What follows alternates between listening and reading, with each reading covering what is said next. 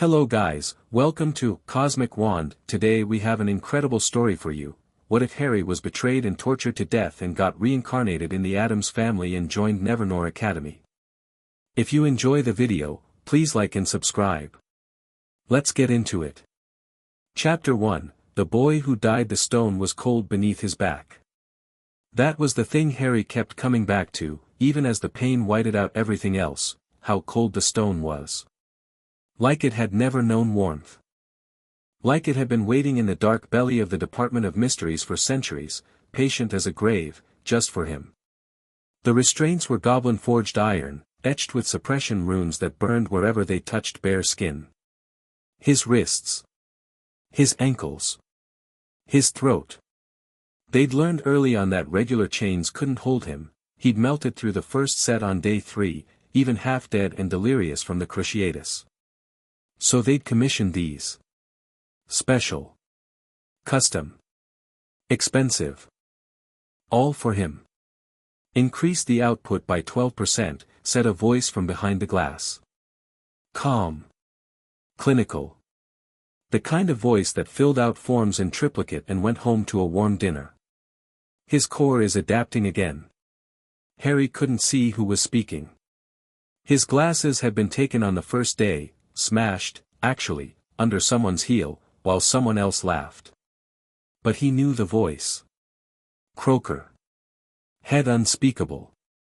The man had shaken his hand once at a ministry gala, told him the wizarding world owed him a debt it could never repay. Funny how that worked out. The pain ratcheted up. Not the cruciatus this time, they'd moved past that weeks ago. This was something worse. Something they'd invented for him. A runic array carved into the stone table itself, designed to pull at the magic inside him like barbed hooks dragging through his veins.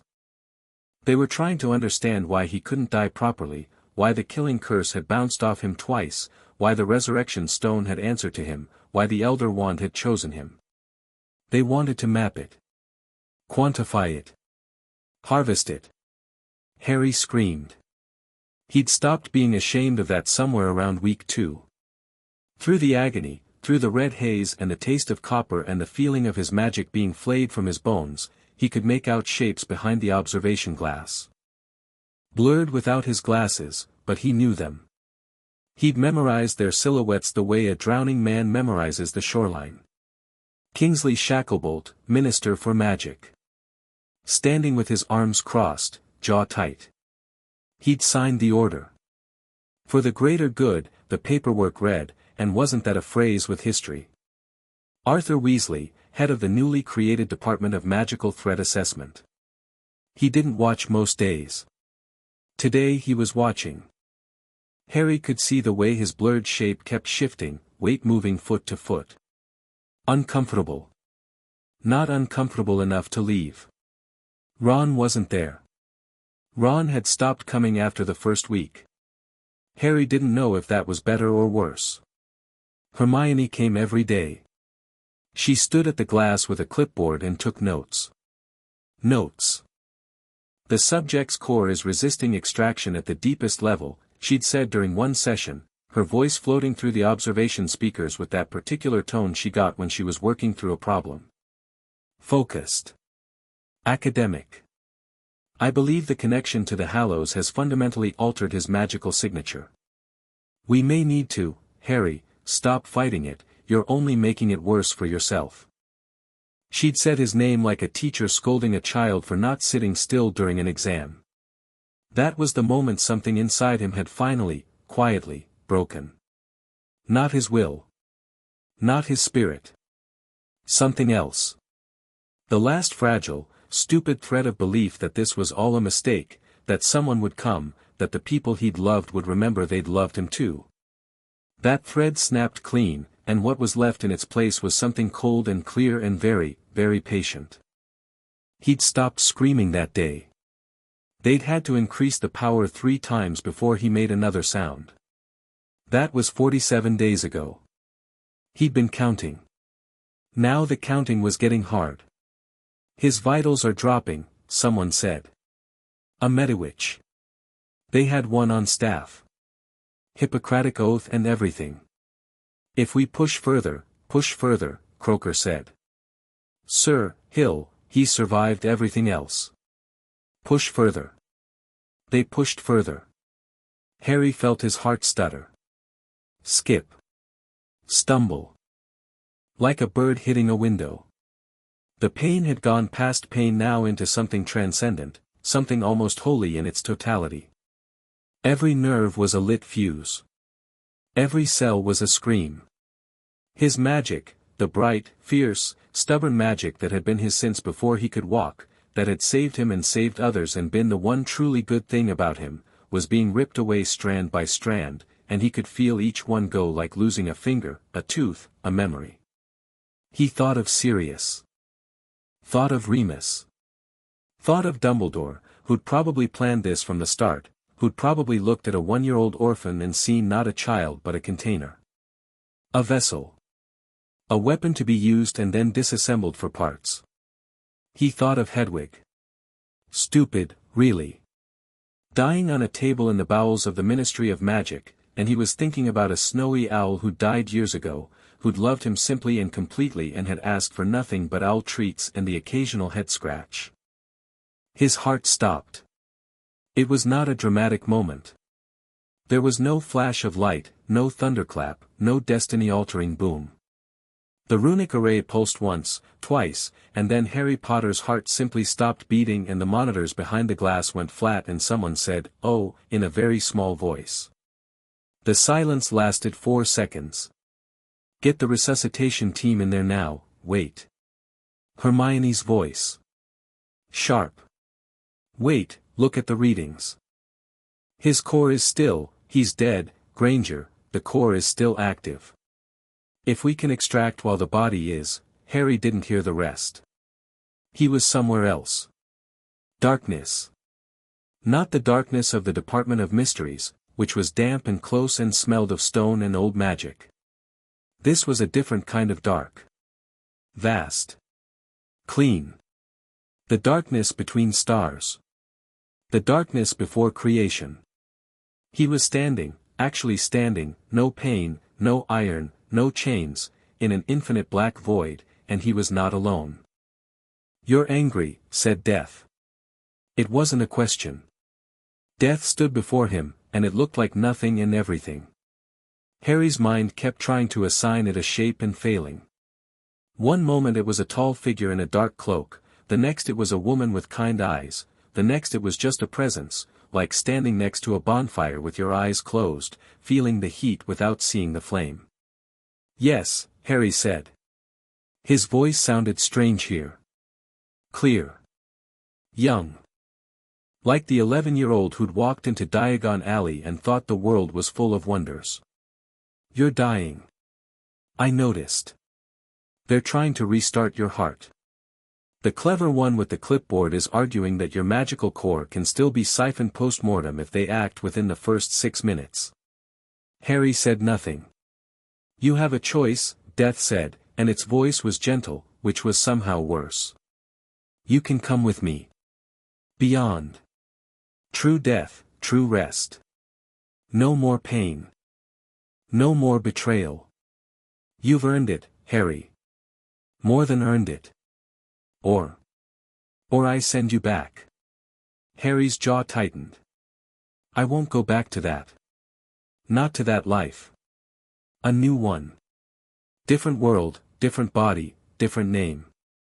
But you'll be you. Your magic, your memories, your power, all of it. More, actually." Death's presence flickered, and Harry got the impression of something vast and ancient leaning forward with interest. "You are the master of the Deathly Hallows." That wasn't a title, Harry. It was never a title. It's a job. And I have been watching them hurt you for 73 days, and I am, I believe the word is, furious. Harry blinked. Death can get furious? You'd be surprised what I can feel when someone tortures my chosen master on a stone table while a girl he once called his best friend takes notes. The darkness rippled, and for a moment Harry felt the weight of Death's anger, cold and fathomless and older than worlds. It passed quickly, but his hands were shaking. A new life, Harry repeated slowly. A family that will love you. Genuinely. Without conditions, without ulterior motives, without ever once looking at you and seeing a tool or a weapon or a sacrifice. They will love you because you are theirs, and they will never, ever betray you. Death paused. They're also deeply strange. Strange how? You'll fit right in. Harry looked down at his hands. 19 years old. Scarred. Thin.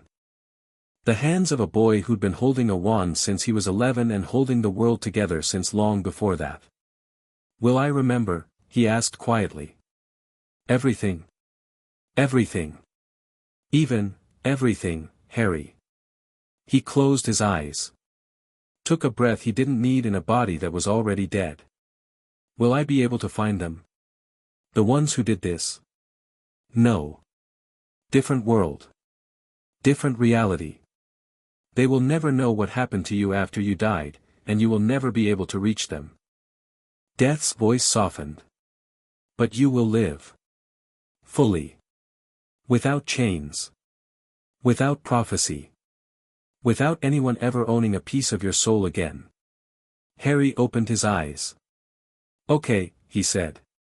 Send me back. Death reached out and touched his forehead, right where the scar used to be, and the void cracked open like an egg, and there was light, and there was sound, and there was the sharp cold shock of air hitting new lungs, and Harry Potter died forever, and Harrison Addams drew his first breath and screamed. He remembered. That was the thing no one warns you about with reincarnation. There's no grace period, no blissful infant amnesia, no gentle fog of new baby ignorance. Harrison Addams came into the world with 19 years of memories crammed into a brain the size of a walnut, and for the first 3 months of his new life, he did nothing but cry. Morticia Addams, his mother, held him through all of it. She held him at 2 a.m. when he screamed himself hoarse from nightmares he couldn't articulate. She held him at 4 p.m. when the colic, which wasn't really colic, it was his magical core restructuring itself inside a body far too small to contain it, turned his nursery into a light show of accidental magic. She held him when the mobile above his crib burst into flames for the 3rd time that week, and she'd simply looked at the burning remnants with calm dark eyes and said, "Gomez, darling, he's done it again," with a voice so warm and untroubled that something in Harry's ancient, battered soul nodded by a fraction of a degree. No one had ever held him like that. Not in 19 years of a previous life. Not once. Wednesday, his twin, born 7 minutes before him, a fact she would lord over him for the rest of their lives, watched him from her crib with huge dark eyes that were far too knowing for an infant. She didn't cry much. She observed. She catalogued. And when Harry's accidental magic set the nursery curtains on fire for the first time, she'd laughed. It was the last time anyone in the family could confirm hearing Wednesday Addams laugh, and they treasured it accordingly. He was 2 years old when he raised his first dead thing. It was a crow. It had flown into the conservatory window, the one with the stained glass depicting Great-Aunt Calpurnia's famous poisoning of the Duke of Devonshire, and broken its neck. Harry had toddled over to it on unsteady legs, sat down on the cold stone floor, and picked it up in his chubby hands. He remembered death. He remembered the void, the vast clean darkness, the presence that had spoken to him with such unexpected tenderness. He remembered being dead. And he looked at this small broken bird with its glossy black feathers and its lolling head, and he thought, very clearly, with a precision that no 2-year-old should possess, "No. Get up." The crow twitched. Its head snapped back into position with a tiny, audible crack. Its eyes opened, black, then green, then black again. It ruffled its feathers. It looked up at Harry with an expression of deep avian confusion, as if to say, "I was somewhere else and now I'm here and I'm not sure how I feel about this." Harry stroked its head with one small finger. "Bird," he said. Because he was 2. Morticia found him 20 minutes later, sitting cross-legged on the floor with a dead crow that was no longer dead perched on his knee, and her reaction was to clasp her hands together and say, "Oh, Harrison. How wonderful, with such genuine delight that Harry's eyes burned and he didn't know why. The crow never left. They named it Lazarus. It lived in the rafters of the Addams mansion and occasionally brought Harry dead mice, which he accepted with the gravity such gifts deserved. Gomez Addams, Harry's father, a man whose love was a physical force, a tidal wave, a bonfire that warmed everything it touched, picked Harry up that evening and held him above his head and said, "My son. A necromancer at 2. Mama, did you hear? A prodigy." Grandmama, who was stirring something toxic in the kitchen, cackled and said the boy took after her side. And Harry, 2 years old with the soul of a dead man inside him, had thought, so this is what it feels like. Family. Not the Dursleys' starvation and locked cupboards. Not the Weasleys' conditional warmth. Not Dumbledore's chessmaster affection. Just, love. Unearned. Unquestioned. Given freely because he existed and was theirs. He held on to it like a drowning man holds on to driftwood, and he swore, with all the cold clarity of the thing that had been forged on a stone table in the Department of Mysteries, that he would die a third time before he let anyone take this from him. He told Wednesday when they were 7. They were in the graveyard behind the house. It was their favorite place. They'd spent countless afternoons among the headstones, Wednesday practicing her crossbow aim on squirrels and Harry sitting with his back against Great-Uncle Fester's mausoleum, reading books that were far too advanced for a 7-year-old's hands but perfectly suited to the mind behind the eyes. "I need to tell you something," he said. No preamble. He'd been rehearsing this for 2 years, turning the words over in his mind, trying to find the right way to explain the impossible. In the end, he'd decided that Wednesday didn't do preamble. She did facts. Wednesday lowered her crossbow. She'd been aiming at a particularly smug-looking garden gnome. "You're not dying, are you? Because that would be inconvenient. I haven't finished teaching you to fence. I've already died. That's what I need to tell you." She set the crossbow down. Sat on the grass across from him, her black dress pooling around her, her dark braids perfectly even. She folded her hands in her lap and looked at him with those steady, unblinking eyes, and said, "Tell me everything." So he did. He told her about Harry Potter. About Hogwarts, about magic, real magic, wand magic, wizard magic.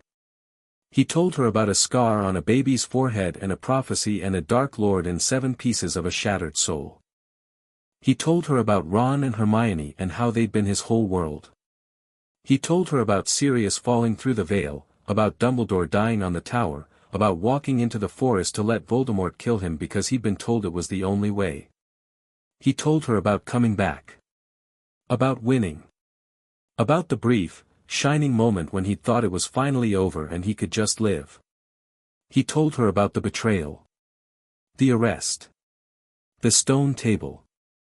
He told her about Hermione's clipboard. He was dry-eyed through all of it. 7 years old and narrating his own murder with the flat effect of a coroner's report. Wednesday listened without interrupting, without moving, without so much as blinking. When he finished, the graveyard was quiet except for the wind. "The torture," Wednesday said. "Describe the runic array." Harry blinked. "What?" "The array they used to extract your magic. You said it was carved into the stone." "Describe the configuration." Why? "Because I want to understand exactly what they did to you, so that if I ever find a way to reach that world, I can do it back to them." She said this the way other children might say "I want ice cream." Flat. Certain. Inarguable. Harry stared at his twin sister, 7 years old, sitting in a graveyard in a black dress, and something in his chest cracked open, not the bad kind of breaking, not the kind he'd felt on the stone table. The other kind.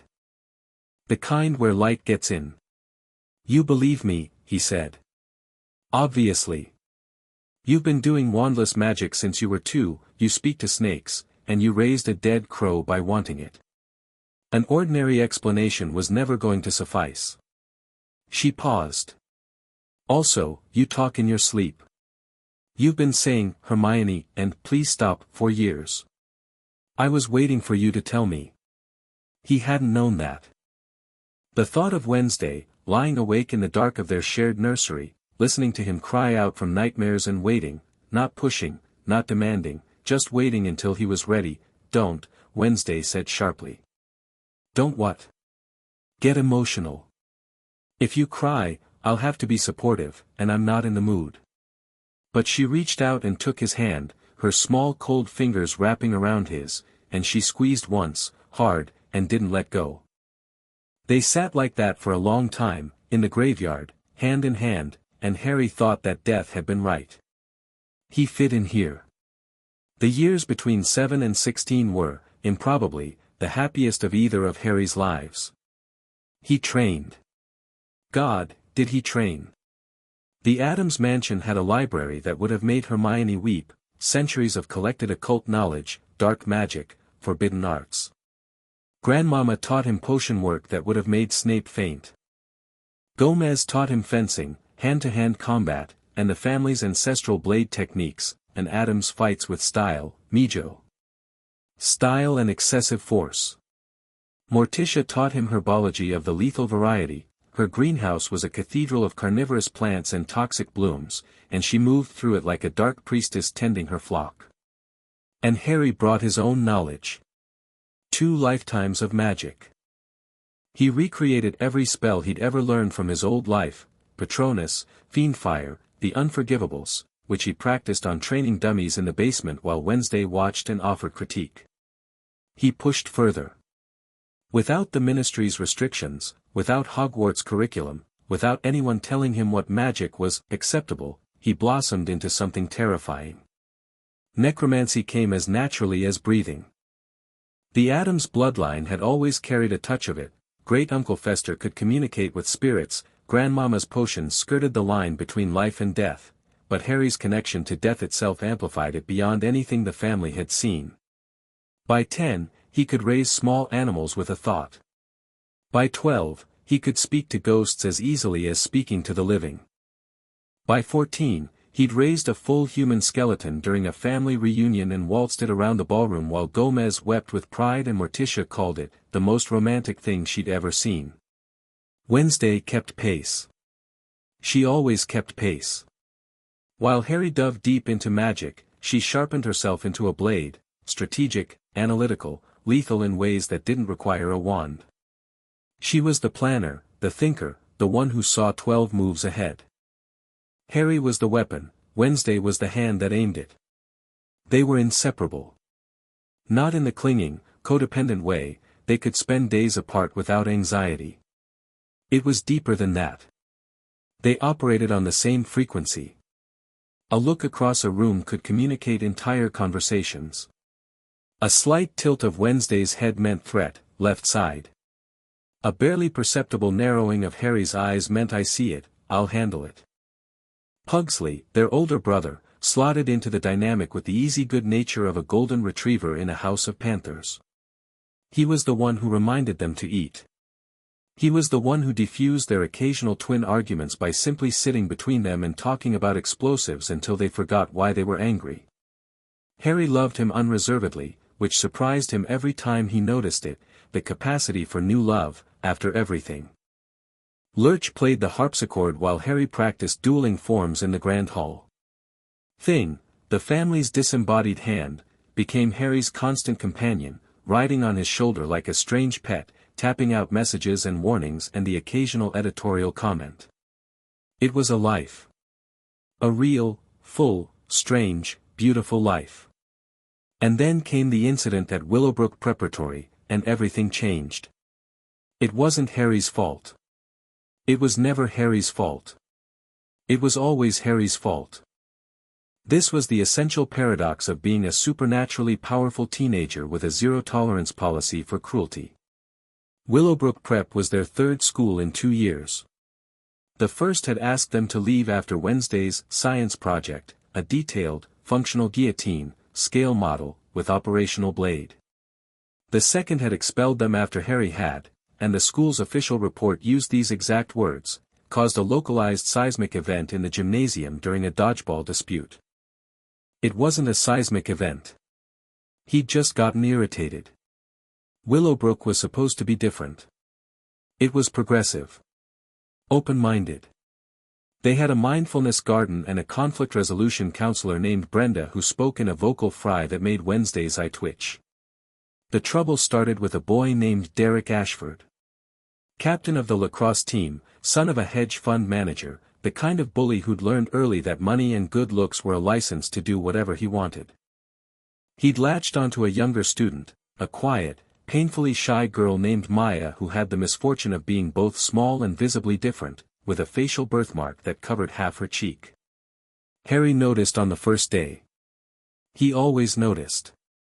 19 years of his first life had given him an unerring radar for cruelty, the casual kind, the systematic kind, the kind that hid behind plausible deniability and boys will be boys shrugs.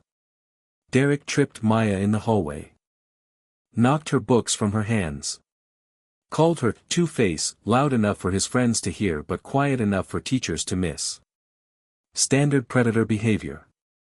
Testing boundaries. Escalating slowly. Harry watched for a week. Wednesday wanted to act on day 2, but Harry had learned patience on a stone table, and he told her, wait.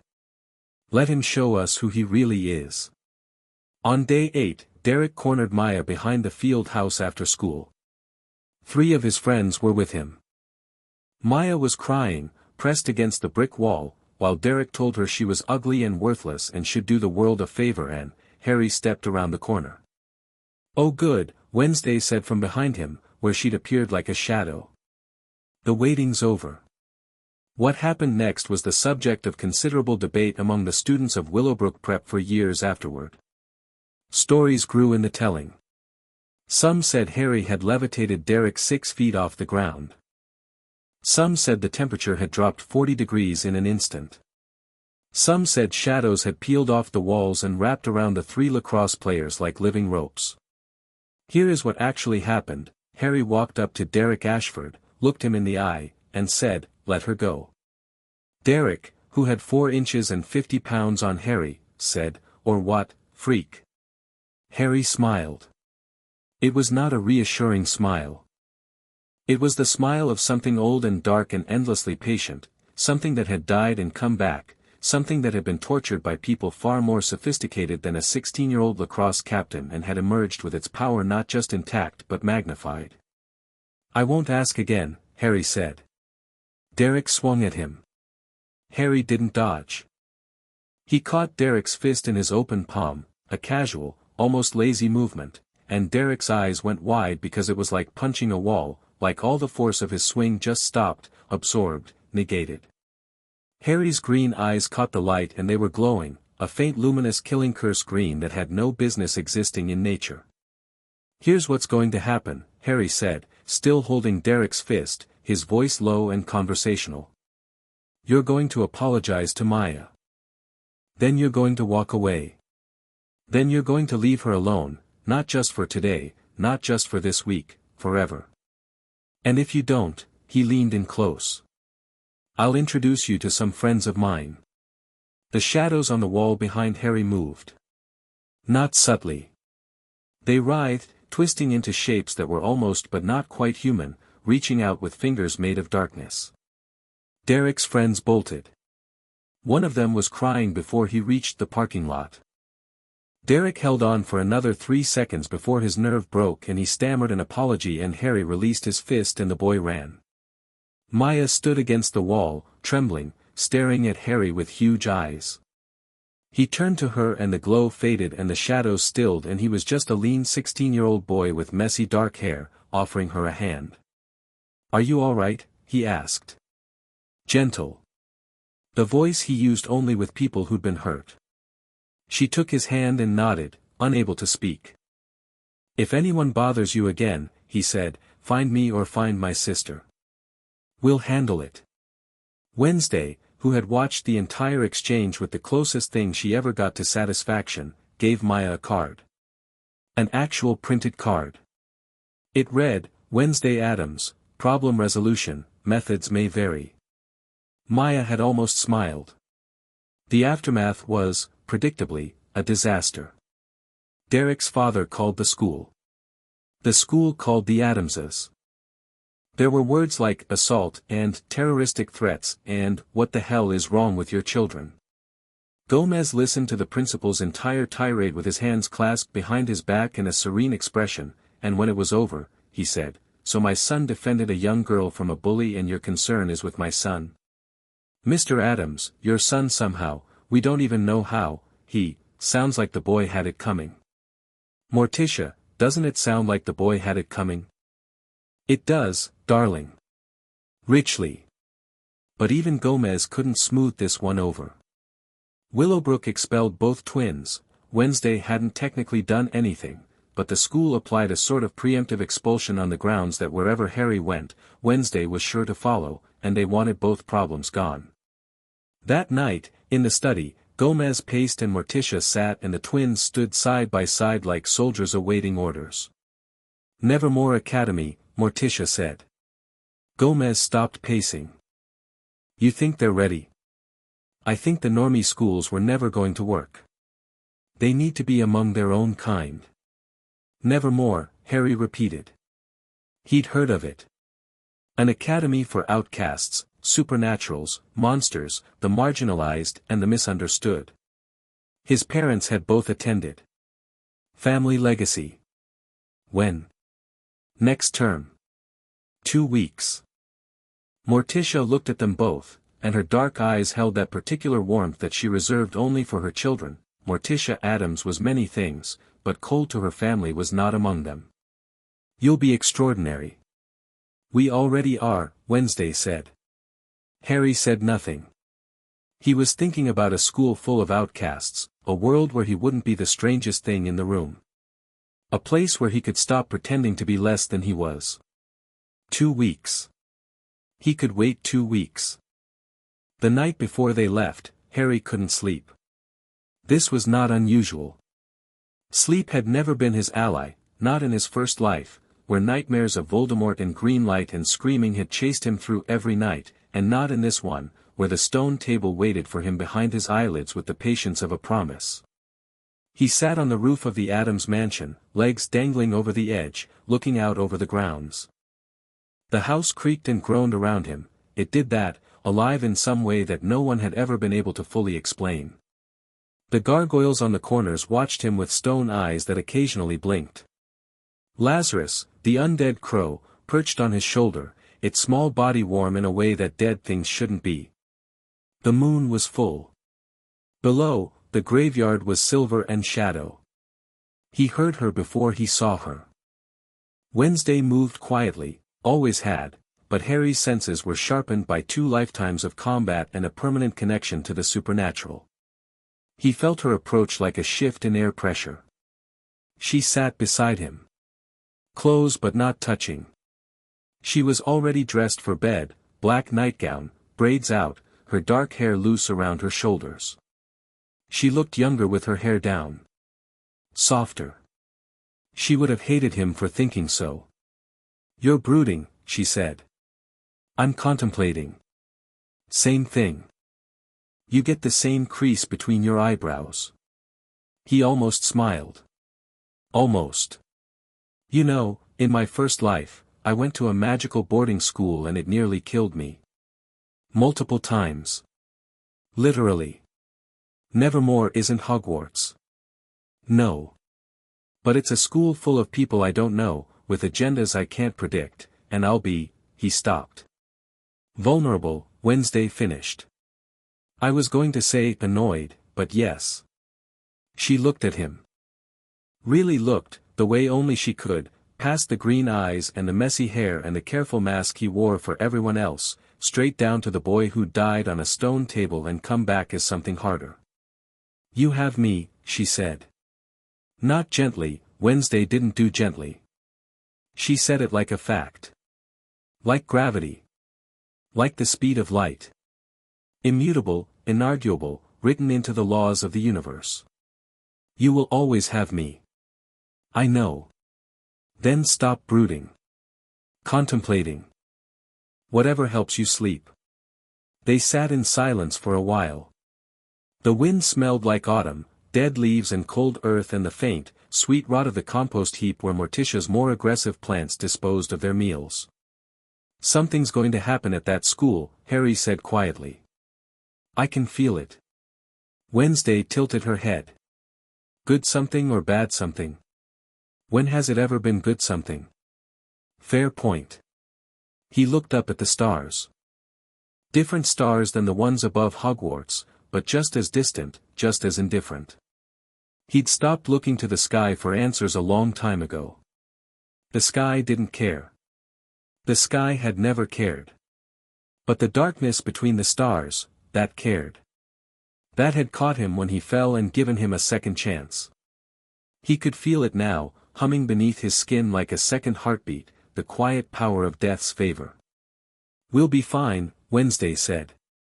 She stood, brushing off her nightgown. "We're Addams." "We're Addams," Harry agreed. She went inside. He stayed a while longer, Lazarus warm on his shoulder, the night vast and dark around him. Then he closed his eyes, reached down into the cold core of his power, and let it pulse once, a wave of necromantic energy that rippled outward through the graveyard, and every spirit resting beneath those old headstones stirred and whispered and settled back to sleep. A hello. A reassurance. "I'm still here. I'm still yours." Death whispered back. Not words, exactly. More a feeling, vast, ancient, almost amused. "Go to school, master. Try not to burn it down on the first day." Harry opened his eyes and almost smiled. Gomez Addams wept openly at the train station. This was not unusual, Gomez wept openly at most things. Sunsets. Morticia's smile. A particularly well-executed sword thrust. The man felt everything at maximum volume, and the sight of his twins leaving home for the first time hit him like a freight train of paternal emotion. "My children," he cried, sweeping both Harry and Wednesday into a crushing embrace that lifted them both off the ground. "Off to Nevermore. Where your mother and I fell in love. Where I fought 17 duels in a single semester. Where, Gomez, darling, they need to breathe. Right, right." He set them down, straightened his impeccable pinstriped suit, and made a valiant attempt to compose himself. It failed. His eyes were waterfalls. "If anyone gives you trouble, we'll handle it," Wednesday said. "Call me and I'll sue them into oblivion." Lurch. The bags. Lurch materialized with their luggage, 2 identical black suitcases and a trunk that occasionally rattled. He groaned, which might have been, "have a good term," or might have been, "my back hurts." With Lurch, it was hard to tell. Morticia glided forward. She was a vision in black, as always, her pale face luminous beneath a gauze of dark hair. She took Harry's face in her hands and looked at him, and he saw in her eyes something he'd never once seen in Mrs. Weasley's or McGonagall's or any other maternal figure from his first life, complete, unshakable faith. "Be exactly who you are," she said. "Don't dilute yourself for anyone." "I won't. And keep an eye on your sister." "I heard that," Wednesday said. "I know, darling. That's why I said it." Morticia kissed Harry's forehead, right where the scar used to be in another life, and stepped back. She turned to Wednesday and did the same, and the twins exchanged a glance that said, "We are loved and it is still bizarre and wonderful." Pugsley tackled them both from behind. "Bring me back something cool. Like a cursed artifact or a teacher's skull." "We'll see what we can do," Harry said, and he meant it sincerely. Things scurried from Gomez's coat pocket onto Harry's shoulder, tapped his cheek twice, "I'm coming with you, deal with it," and disappeared into Harry's jacket. And then they were on the train. And then the train was moving. And Harry watched the Addams mansion shrink in the distance, that glorious, crumbling, haunted pile of stone and history that had been the first real home of either of his lives, and he turned to Wednesday, who was already reading a book about poisonous fungi, and he settled into his seat and let the rhythm of the rails carry them north. Toward Nevermore. The town of Jericho looked like a postcard from a New England tourist board, quaint streets, colorful storefronts, a church steeple poking up above the tree line. Pretty. Wholesome. Harry mistrusted it immediately. It looks like a town that's hiding something, he murmured as their car, sent by the school, driven by a man who kept glancing nervously in the rearview mirror at the pale, dark-haired twins in his back seat, wound through the main street. All towns are hiding something, Wednesday said without looking up from her book. Fair point. Nevermore Academy revealed itself around a bend in the road, and Harry's first thought was, Hogwarts. Not literally.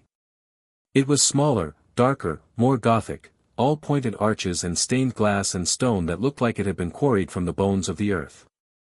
But it had that same feeling, the hum of gathered magic, the weight of history, the sense of a place that was more than just a building. It was an institution. An idea. A promise that somewhere in the world, there was a place for the things that didn't fit. His second thought was, something is wrong here. It hit him as they passed through the front gates, a pulse of wrongness that ran up his spine like cold water. Faint. Buried. Like a body hidden under floorboards, not yet found but already beginning to smell. Something dark was at Nevermore, something that didn't belong, something that was hiding. He reached across the seat and touched Wednesday's wrist. 2 taps. Their code since childhood. Danger. Be alert. She closed her book. The car pulled up to the main entrance, where a tall, elegant woman stood waiting. Blonde hair. Impeccable posture. A smile that was precisely calibrated to convey warmth without vulnerability. Principal Weems, Wednesday said flatly. You know her. She was Mother's roommate at Nevermore. They have history. The way Wednesday said history suggested a story that was long, complicated, and likely involved property damage. They got out of the car. Weems' smile flickered as she took in the twin pillars of darkness emerging from the back seat, Harrison Addams, green-eyed and lean and moving with the controlled grace of someone who knew exactly how many ways he could kill you, Wednesday Addams, braided and expressionless and already cataloging every exit. Welcome to Nevermore Academy, Weems said. I'm Principal Larissa Weems. We're so glad to have you both. Are you? Harry asked. Weems' smile held, but her eyes sharpened. Your mother was one of our most memorable students. I have no doubt you'll follow in her footsteps. We intend to surpass them, Wednesday said. Weems led them inside. The entrance hall was all dark wood and vaulted ceilings, lined with portraits of past students and faculty. Harry felt their eyes follow him, not figuratively, like Hogwarts portraits, but in that prickling, instinctive way that told him he was being watched by something more than paint and canvas. You'll each be assigned a room. Wednesday, you'll be in Ophelia Hall with a roommate, Enid Sinclair, a very enthusiastic young, I don't do roommates, Wednesday said. And Harrison, you'll be in, Weems paused. She looked at a clipboard, frowned, looked at Harry, frowned again. We've had some difficulty with your placement, actually. Your file indicates, well, it's rather unusual. Unusual how? Harry said, not because he didn't know, but because he wanted to hear how she'd phrase it. Your abilities don't align neatly with any of our established outcast categories. You're not a shifter, not a siren, not a gorgon. Your file says, she turned a page. Necromancy. Telekinesis. Parselmouth abilities. Various, unclassified manifestations. We've provisionally placed you with the psychics, but, that's fine. It's not a perfect fit, and if you feel, it's fine, Principal Weems. Harry met her eyes. His gaze was steady, even, unreadable. I don't need a perfect fit. I just need a room. Something passed across her face, not quite unease, not quite respect. Something in between. She nodded once and led them on. The school was alive with students. Harry felt them staring as he and Wednesday passed through the corridors, the whispers preceding them like a bow wave. Addams. The Addams twins. Did you hear what happened at Willowbrook? Did you hear what the boy can do? A girl with scales shimmering beneath her skin pressed herself against the wall as Harry walked by. A boy with eyes that were solid black stopped mid-conversation to watch them pass. A group of sirens in the courtyard fell silent, their supernatural beauty sharpening with interest. Harry catalogued all of it. Filed it away. In his first life, he'd been the boy who lived, stared at and whispered about and never left in peace. In this life, he'd learned to make the staring work for him. Let them look. Let them whisper. Fear was a form of respect, and respect was a form of safety. Wednesday's room was first. Weems opened the door to reveal a space that had been aggressively decorated in shades of pink, purple, and sunshine. One half was an explosion of color, posters, fairy lights, stuffed animals, a rainbow rug. The other half was bare. Standing in the colorful half was a girl who seemed to be composed entirely of enthusiasm. Blonde hair with streaks of color. Bright eyes. A smile so wide it looked like it might achieve orbit. "Oh my God, hi," she said, bouncing forward. "You must be Wednesday." "I'm Enid. I'm a werewolf. Well, technically I haven't wolfed out yet, but my family says it'll happen. I just need to. I want a transfer," Wednesday said to Weems. Denied, Weems replied with visible satisfaction. "Harrison, your room is down the hall. I'll have someone show you."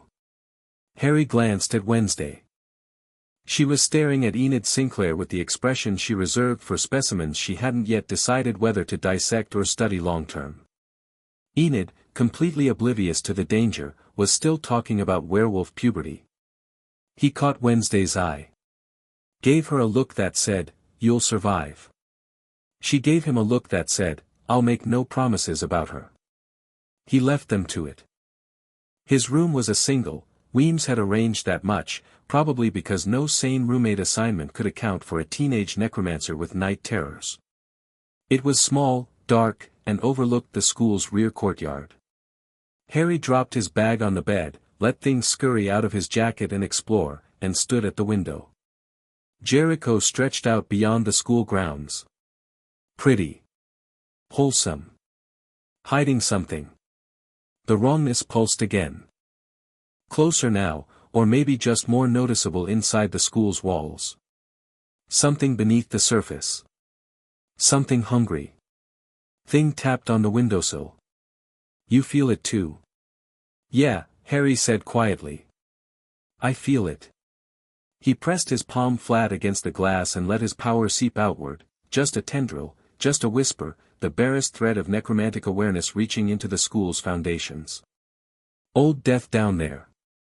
Layers of it. People had died on this ground, going back centuries, and their echoes were still trapped in the stone. But there was something else. Something newer. Something that stank of violence and hunger and wrong. He pulled his power back. Closed his fist. Not yet. He needed more information. He needed to understand the board before he started moving pieces. But soon. The rooftop was easy to find. Harry had a talent for finding the highest point of any building, some leftover instinct from a childhood spent locked in a cupboard, maybe, or from a war spent fighting in towers and parapets and the crumbling upper floors of a burning castle. Height meant perspective. Height meant advantage. Height meant you could see them coming. He was leaning against a gargoyle when Wednesday appeared through the access door, silent as a shadow, her face unreadable. "Survived, Enid?" he asked. She showed me her sticker collection. All 400 of them. Individually. That bad? Wednesday considered. She's genuine. It's unsettling. Coming from Wednesday, this was practically a declaration of fascination. Harry filed it away. She stood beside him at the roof's edge. Below, the campus was settling into nighttime, lights winking on in dormitory windows, the distant sound of laughter from a courtyard, the dark line of the forest beyond the grounds. "So," Wednesday said. "Something's here." In the school. Or near it. He kept his voice low, though the rooftop was empty and the wind would scatter his words before they reached any ears. Something dead that should be dead, or something alive that smells like death. I can't tell yet. That's frustratingly vague. I know. I need time to narrow it down. But Wednesday, he turned to face her, and in the moonlight his green eyes held a steady, cold fire. Something here wants to kill. She didn't flinch. She didn't gasp. She looked out over the darkened campus with an expression of focused interest, like a surgeon studying an X-ray, and said, "Then we'll find it before it does. And when we find it, we do what Addamses do." Which is? Her lips curved. Not quite a smile. Something sharper. Whatever we want. The wind picked up. Below, Nevermore Academy slept, unaware that the two most dangerous students in its history were standing on its roof, watching, waiting, already beginning to hunt. Harry's power hummed beneath his skin. Lazarus circled overhead, a dark shape against the darker sky. Thing tapped quietly on the rooftop tiles, keeping watch. A new school. A new game. And somewhere in the shadows, something monstrous was stirring. Harry leaned against the gargoyle and closed his eyes. Something here wants to kill, he'd said. What he hadn't said, what he didn't need to say, because Wednesday already knew, was the rest of it, and so do I. Chapter 2, First Blood. Harry woke at 4:47 a.m. because that's when they used to come for him. Not here. Not in this life. But the body remembers what the mind tries to bury, and every morning at 4:47, the exact time the unspeakables had begun their daily sessions, punctual as bankers, his eyes snapped open and his hands reached for a wand that wasn't under his pillow anymore. He lay still in the narrow dormitory bed, breathing slow and deliberate, counting the cracks in the ceiling until his heartbeat settled. Thing was asleep on the nightstand, fingers curled in a loose fist. Lazarus was on the windowsill, head tucked under one wing, dead and dreaming whatever dead crows dream about. 3 breaths. 5. 10. The stone table faded. The observation glass faded. Hermione's clipboard faded. He was Harrison Addams. He was at Nevermore Academy. He was safe. Safe was a relative concept, of course. The wrongness he'd felt last night was still there, a low, persistent hum beneath the school's foundations, like a bass note too deep to hear but felt in the teeth and the bones. Something was very, very off about this place, and the fact that no one else seemed to notice told him either the outcasts here were less perceptive than he'd expected, or they'd grown so accustomed to the hum that they'd stopped hearing it. Harry got up. Showered in cold water, always cold, always, the heat of the extraction array had left him with a permanent aversion to warmth on his skin. Dressed in the Nevermore uniform, black slacks, white shirt, dark blazer with the school crest. He left the tie loose. He was an Addams, not a choirboy. Thing woke as he was lacing his boots, scrambled across the nightstand, and tapped urgently on the wood. "I know," Harry said. "First day. Try to stay hidden.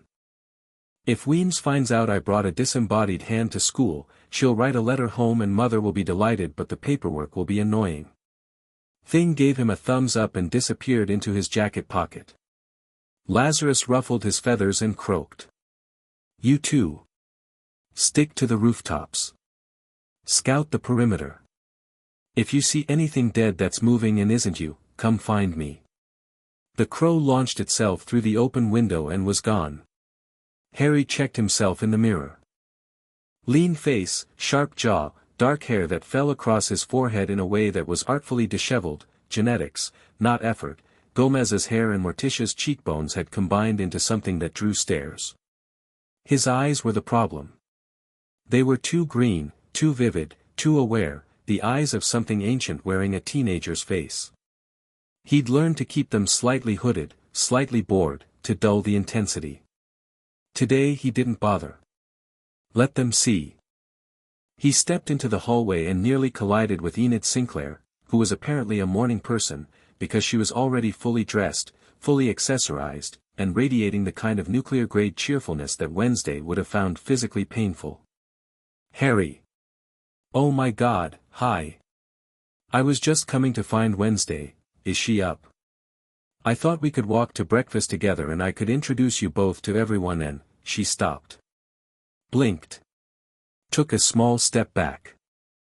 He'd looked at her without dulling his eyes, and something in her werewolf instincts had fired: prey response, danger assessment, the lizard brain recognition of a predator. Her pupils dilated. Her nostrils flared. Then he dialed it back, just a notch, and offered her the closest thing he had to a non-threatening expression. "Morning, Enid." She recovered fast. He gave her credit for that. Most people who caught a flash of what he really was either ran or froze. Enid just shook it off like a dog shaking off water, and her smile came back only slightly dimmer. "So, breakfast? I can show you the dining hall. The food's actually decent, I mean, for an institutional kitchen, and they have this amazing, lead the way." Wednesday was waiting at the end of the hall, dressed in identical black, her braids mathematically precise. She fell into step on Harry's left side, always the left, so his wand arm was free, and Enid chattered between them like a bright, oblivious bird flitting between two ravens. The dining hall was a grand, high-ceilinged room with long wooden tables and the kind of stained-glass windows that turned morning sunlight into colored knives. Students filled it in loose clusters. Harry's trained eye immediately mapped the social geography. Sirens in the center, because of course they were. Werewolves near the windows. Gorgons and other shifters scattered along the periphery. Psychics in the far corner, quieter, more self-contained. Every head turned when the Addams twins walked in. Every conversation hitched. Harry ignored it completely. He picked up a tray, examined the breakfast options with mild suspicion, and selected coffee, black, and toast. Wednesday took coffee and nothing else. "You should eat more," Enid said. "Both of you. You're going to waste away." "We're Addamses," Wednesday said. "We thrive on deprivation. That's not how nutrition works." They sat at the end of a table. Enid sat with them, which Harry noted with interest. She was either very brave or very oblivious to the social risk of associating with the new, weird twins. Within seconds, the whispering started. He let it wash over him like background noise. A girl approached their table. Tall, beautiful in that sharp-edged way that came with supernatural enhancement, dark hair, dark eyes, a confidence in her walk that said she owned every room she entered. The conversations around them quieted further. "Bianca Barkley," Wednesday murmured, barely moving her lips. "Siren. Runs the school." "Not anymore," Harry said, just as quietly. Bianca stopped in front of them. Her smile was perfect, warm, welcoming, and completely calculated. Harry could feel the edges of her power even before she opened her mouth. Siren song, that insidious frequency that burrowed into the mind and rewired desire. She wasn't using it yet. She was testing the waters. "You must be the Addams twins," she said. "I'm Bianca. I head up the student social committee. If you need anything, orientation, club information, someone to show you around, we're fine," Wednesday said.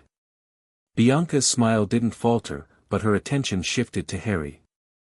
She met his eyes and held them, and he felt it, the gentlest push. A siren's greeting. Not an attack, not yet, more like a handshake that happened to be psychic. She was reading him, testing his defenses, seeing what she had to work with. She found nothing. The push hit his acclimacy shields and slid off like water off glass. Bianca blinked. The first crack in her composure, tiny, quickly sealed, but Harry caught it. She hadn't expected resistance. She certainly hadn't expected the absolute void she'd encountered where a malleable teenage mind should have been. "Nice to meet you, Bianca," Harry said. He kept his voice pleasant, his expression neutral, his eyes steady on hers. Quick piece of advice, though. Oh. Don't do that again. The temperature around their section of the table dropped by 2 degrees. Not metaphorically. The students nearest them shivered. Frost crept along the edge of Harry's coffee mug, tiny crystals forming and dissolving. Bianca stared at him. For a moment, the mask slipped, underneath was something sharp and wary and recalculating. "I don't know what you mean," she said. "Sure you do." Harry lifted his coffee. Sipped it. The frost vanished. "Have a good morning." She left. The whispers erupted like a dam breaking. Enid stared at Harry with her mouth slightly open. Did she just try to, oh my God, did you just shut down Bianca Barkley? I asked her politely not to use her powers on me. That's not, nobody does that. Nobody can do that. She's the strongest siren in school. That's unfortunate for her. Harry bit into his toast. Wednesday was watching Bianca retreat across the dining hall. She'll be back. Sirens don't handle rejection well. She can handle it however she likes. She just can't handle it inside my head. A boy slid into the seat across from them. Tall, dark-haired, with the kind of angular handsomeness that suggested good genetics and bad sleep. He had paint stains on his fingers and the slightly unfocused look of someone who spent more time in his own mind than in the real world. Xavier Thorpe, he said, by way of introduction. Psychic. I draw things and they come to life. Fair warning, I couldn't help but notice, he glanced toward where Bianca had gone. Bold move, new kid. Harrison Addams. And it wasn't a move. It was a boundary. Xavier studied him with the penetrating gaze of someone who perceived more than the visible spectrum. Harry could feel the boy's psychic awareness brushing against his aura, not invasive like Bianca's probe, more like a moth circling a flame. Your energy is. Xavier trailed off. Frowned. Intense. What are you? An Addams. That's not an answer. It's the only one you're getting over breakfast. Xavier looked at Wednesday, who looked back at him with the warmth of a meat locker, and then back at Harry. He seemed to reach some internal decision. Fair enough. I'll see you in class. He left, taking his paint-stained fingers and his curiosity with him. Popular this morning, Wednesday observed. It's the eyes.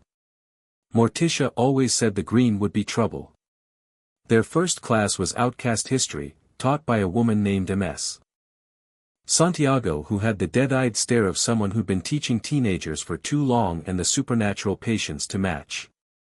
Harry settled into a seat near the back, old habit from Hogwarts, where the back row had afforded the best view of exits and the clearest shot at anyone who came through the door. Wednesday sat beside him. Enid took the seat in front of them and immediately turned around to whisper a running commentary on their classmates. That's Ajax, Gorgon, super sweet, wears the beanie to keep from petrifying people. Next to him is Kent, shapeshifter, kind of annoying but harmless. And over there, she nodded toward a boy sitting alone near the window. Brown hair, ordinary features, a smile that seemed designed to put people at ease. Tyler Galpin. He's not technically a student, his dad's the sheriff. He volunteers sometimes. Harry looked at Tyler Galpin and something cold shifted in the pit of his stomach. He could smell it. Not literally, not a physical scent. But the necromantic awareness that lived in his bones like a second skeleton reacted to Tyler the way a compass reacts to north. There was death on that boy. In him. Woven through him like a parasite through healthy tissue. Something monstrous was coiled inside Tyler Galpin's skin, sleeping or hiding or waiting, and it reeked of the same wrongness Harry had felt pulsing through the school's foundations. He didn't react. Didn't stiffen, didn't stare, didn't do anything that would alert a predator that it had been spotted. He simply filed the information away and turned back to the front of the room. Under the desk, he pressed 2 fingers against Wednesday's knee. Their code. Not the two-tap alert from last night, a different pattern. 3 short, 1 long. Found it. Wednesday didn't look at him. Her expression didn't change. But her hand dropped below the desk and she tapped his wrist once. Understood. MS.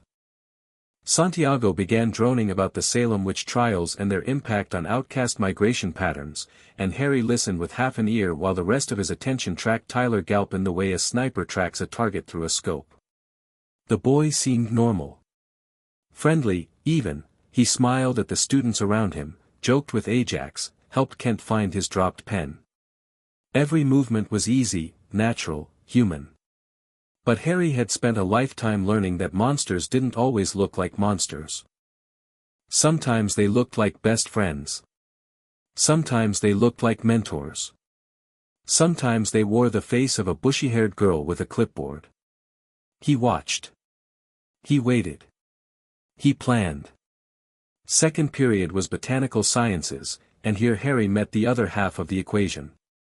The greenhouse was smaller than Hogwarts but better maintained. Rows of supernatural flora arranged with a taxonomist's precision, each specimen labeled and categorized. Carnivorous plants snapped at passing students. Bioluminescent moss cast a faint blue glow from the corners. Something in a terrarium pulsed rhythmically, like a vegetable heartbeat. The teacher was already at the front when they arrived. Blonde, pretty in a soft and approachable way, with a smile that invited trust. She wore a floral print dress and practical gardening gloves and looked, in every conceivable way, like someone who had stumbled into a school for outcasts by accident and decided to make the best of it. Welcome, welcome. I'm Ms. Thornhill, Marilyn Thornhill. I teach botanical sciences. I'm one of the few normie staff members here, so I'm the token human, I suppose. She laughed. It was a good laugh. Warm. Self-deprecating. Designed to make outcast students feel superior and therefore safe. Harry looked at her and every alarm in his body went off. It wasn't like Tyler. Tyler's wrongness was something inside him, a passenger, a parasite. Ms. Thornhill's wrongness was something she was. It radiated from her in waves that she buried under layers of warmth and normality, but Harry's senses cut through the camouflage like a blade through gauze. She was hiding something. Something enormous. Something with teeth. He took a seat near the middle of the greenhouse and began examining the nearest plant specimen with feigned interest while his mind raced. 2 threats. The boy with a monster inside him and the teacher with a monster's purpose. Connected? Almost certainly. But how? Thornhill moved through her introductory lecture with practiced ease, the properties of nightshade, the uses of wolfsbane, the care and feeding of Venus flytraps.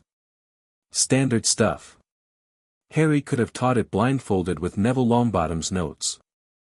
Then she noticed him. It was subtle. Mid-sentence, her gaze snagged on him and held for a fraction of a second too long. The kind of look a cat gives a bird it hasn't decided to chase yet. Assessing. Calculating. And you must be one of our new Addams twins, she said brightly, drifting toward his workstation. Harrison, is it? Harry. Harry. Love the name. Tell me, Harry, do you have much experience with botanical sciences? Some. His mother's greenhouse has 14 species of carnivorous plants and a vine that's eaten 3 mailmen, Wednesday said from the next station over. Thornhill laughed again.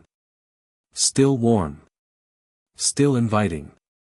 Well, you'll fit right in here then. I'm always excited to meet students with a natural affinity for the darker side of botany. She moved on. But Harry had seen what he needed to see, the flash of genuine interest beneath the performance. She wasn't interested in his knowledge of plants. She was interested in him. In what he could do. In what he might be useful for. He recognized the look. He'd seen it in Dumbledore's eyes. He'd seen it in Croker's. The look of someone evaluating a tool. Not this time, he thought, and the thought was cold and clean and carried the weight of a promise. Never again. But he didn't shut her out. That was the old Harry's mistake, running from manipulation, hiding from it, pretending it wasn't happening until it swallowed him whole.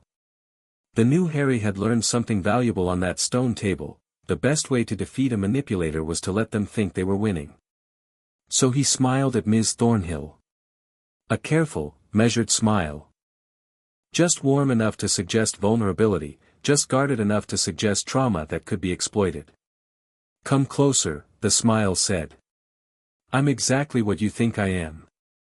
Keep coming." Wednesday saw the smile and said nothing, but under the worktable her fingers tapped his wrist. "Careful." He tapped back. "Always." Third period was the one that mattered. It was called Practical Abilities, the class where outcast students learned to use and control their supernatural powers under faculty supervision. Harry and Wednesday were both assigned to the same session, which was taught by a broad-shouldered man named Professor Dunn who had the look of someone who'd seen too many teenagers accidentally set things on fire. "Right," Dunn said, surveying the class. 12 students, varied abilities. Sirens, psychics, a Gorgon, 2 shifters, and the Addams twins. For those who don't know me, I'm Professor Dunn. I teach you how to use what you've got without killing yourselves or anyone else. We start with assessments." He consulted his clipboard. "New students first. Wednesday Addams." Wednesday stepped forward into the practice ring, a circular area marked on the floor with runes that Harry recognized as basic containment wards. Simple, effective, designed to protect observers from errant power. "Your file says psychic visions," Dunn said. "Triggered or spontaneous?" "Touch-based. Usually triggered by contact with objects connected to violence or death." "Can you demonstrate?" "I'd need something to touch. Something with history." Dunn produced a small wooden box from his desk and offered it. Wednesday took it, held it in both hands, and went still. Her eyes unfocused. Her jaw tightened. For 3 seconds, she was somewhere else, seeing something no one else could see. Then she set the box down and said, flatly, "This was used to store arsenic. The woman who owned it poisoned her husband in 1897. He took 3 days to die. She wasn't caught." Dunn stared at her. The class was silent. "That's remarkably specific." "I'm a remarkably specific person." "Right. Good. Thank you, Wednesday." He made a note on his clipboard. "Harrison Addams." Harry stepped into the ring. Dunn looked at his file, then at Harry, then back at the file. "Your abilities list is extensive. Is that a problem?" "It's unusual. Most outcasts have a single primary ability, maybe a secondary one. You've got," he counted, 7 listed here, 3 marked as unclassified, and a note from your previous school that just says, "Exercise extreme caution," underlined twice. He looked up. "What's your primary?" "Necromancy." The word landed in the room like a stone in still water. Ripples of reaction, a sharp inhale from a siren, a muttered, "Holy shit," from Ajax, Xavier Thorpe leaning forward in his chair with naked curiosity. Necromancy wasn't common. Necromancy wasn't rare either, it was something else entirely.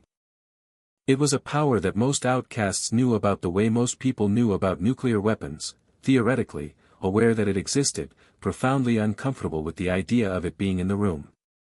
"Can you demonstrate?" Dunn asked.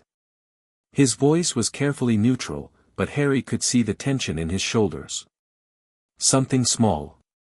Harry looked around the practice room. Stone floors, stone walls, the usual institutional architecture. His power reached out instinctively, feeling for what was nearby, and there was plenty. The school was built on old ground, layered with death, and the earth beneath the floor was rich with the residue of centuries. He could have done something small. A parlor trick. Rattling bones, a whisper from beyond, a cold spot in the air. The kind of thing that would satisfy Dunn's curiosity without making anyone too uncomfortable. But Harry was done being comfortable. He was done being palatable. Morticia had told him, be exactly who you are.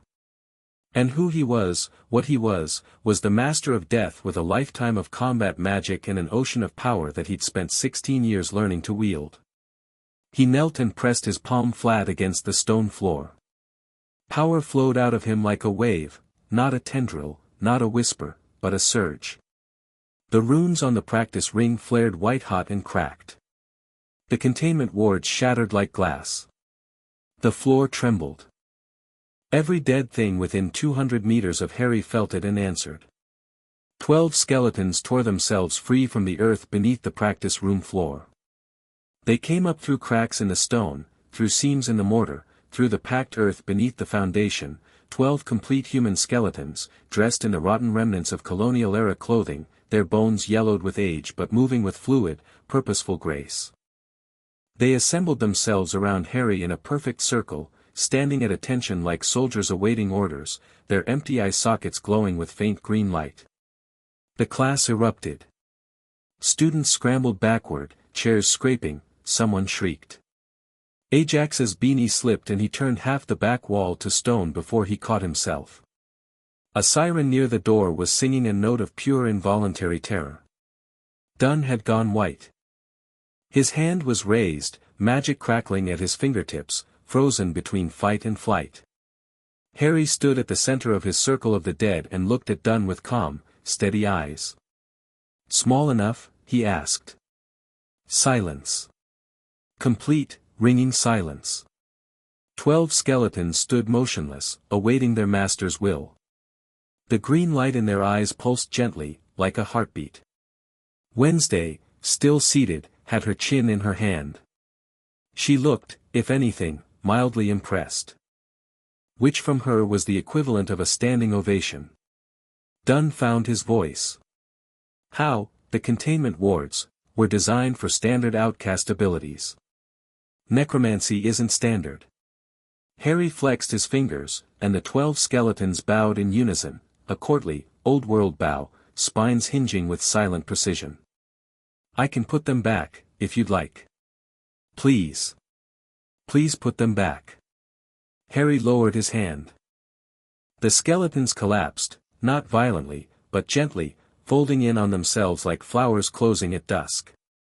They sank back through the cracked floor, bone by bone, vertebra by vertebra, until the stone sealed over them and the room was still. The cracks in the floor remained. So did the shattered containment runes. Harry stepped out of the broken ring and returned to his seat beside Wednesday. Thing, hidden in his jacket, gave his collarbone a congratulatory pat. Nobody spoke for a long time. Well, Dunn finally said, his voice slightly strangled. That's a strong primary. Does anyone else need to use the restroom before we continue? Because I certainly do. By lunchtime, the entire school knew. Harry could track the spread of the story by the reactions he got in the hallways. First period, curious stares, whispered speculation. By third period, open gawking, wide berths, a first-year Gorgon who literally turned and walked the other direction when she saw him coming. He didn't mind.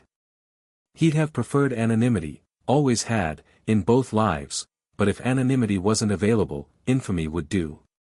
Fear was a wall, and walls kept things out. Wednesday joined him in the courtyard for lunch.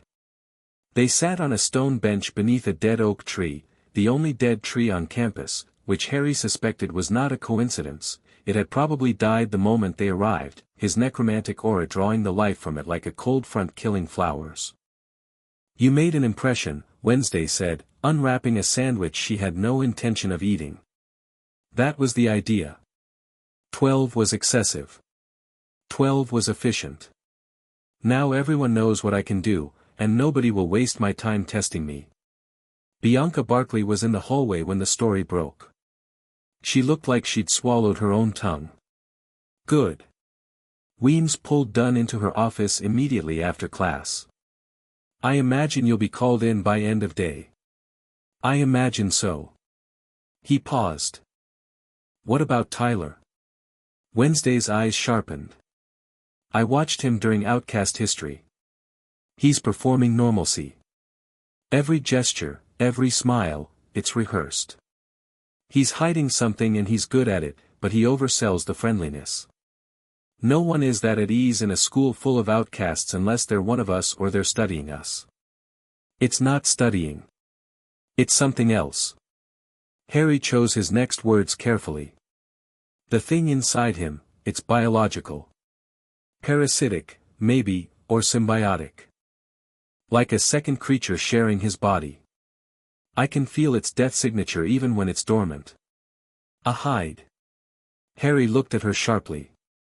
You know about hides? I read Grandmama's bestiary on the train.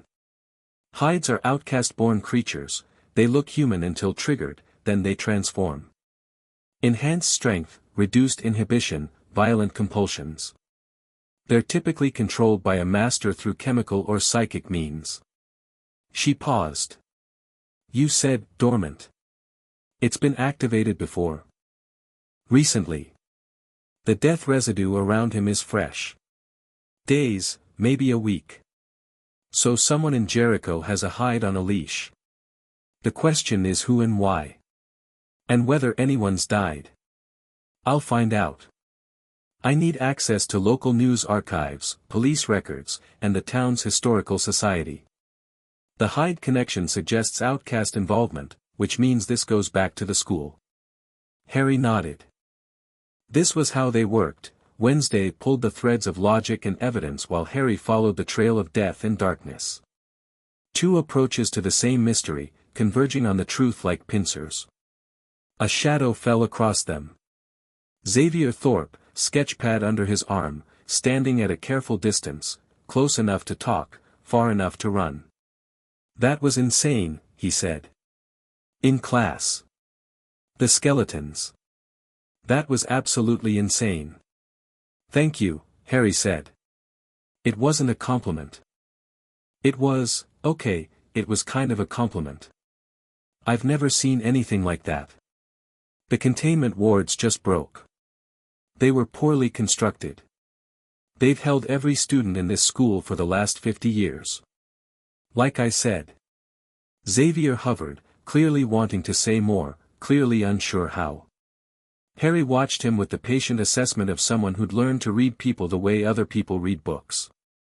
Xavier Thorpe was genuine. That much was clear. His curiosity was real, his unease was real, his reluctant admiration was real. There was no calculation behind his eyes, no hidden agenda in his approach. Harry didn't trust him. Harry didn't trust anyone outside his family. But he filed Xavier in a category slightly above stranger, something like person worth watching for reasons other than threat assessment. Your art, Harry said. You said you draw things and they come to life. How does that work? Xavier blinked, caught off guard. Yeah. I sketch something, and if I focus enough psychic energy into it, it manifests. Like, physically. Temporarily. Interesting. What's the upper limit? I don't know. I've done animals, small creatures. Nothing as dramatic as, raising the dead.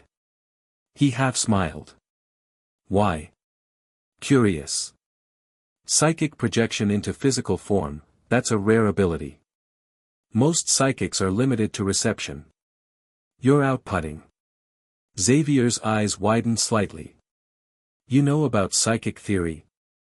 I know about a lot of things. Harry stood, brushing off his trousers. We should go. Wednesday has research to do and I have a principal to terrify.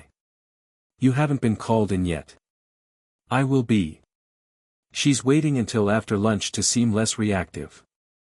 She'll send a student to fetch me during 5th period, something public, to remind me that she controls the school and I'm on her territory. He paused. She's wrong about that, but I'll let her have the moment. Xavier stared at him, then at Wednesday, then back at him. You two are terrifying. You have no idea, Wednesday said, and it was not a joke. Harry was right. The summons came during fifth period, conflict resolution, a class so aggressively inane that Wednesday had already begun composing a formal petition to have it removed from the curriculum. A nervous-looking prefect appeared at the door and asked Harry to come with her to the principal's office. He followed without hurry. The hallways were quiet during class periods, just the echo of his boots on stone and the distant murmur of lessons behind closed doors. Things shifted in his pocket, tapping out a question. "Stay hidden," Harry murmured. "But listen." Weem's office was exactly what he'd expected, elegant, controlled, every surface curated to project authority. Dark wood, leather chairs, diplomas and awards arranged with mathematical precision. The woman herself was behind her desk, hands folded, expression composed. She was good at this. Harry had to give her that. She'd had years to perfect the balance between approachable and intimidating, and she wore it like armor. "Please, sit down," she said. He sat. Crossed one ankle over the other.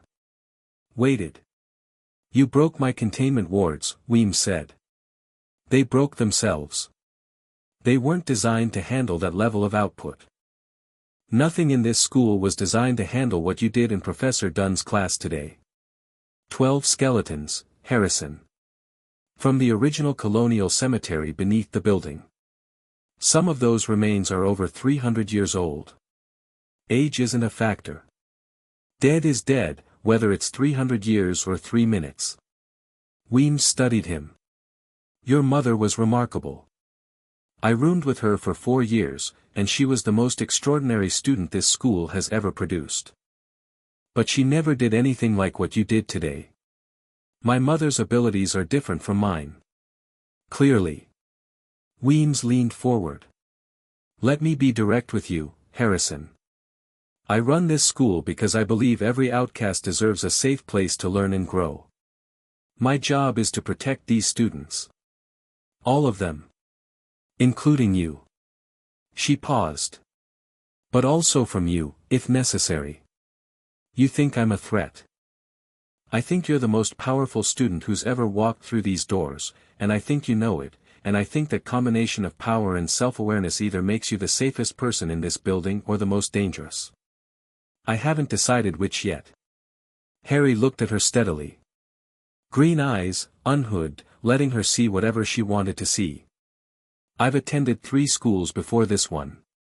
At all 3, I intervened when students were being hurt. At all 3, I was punished for it.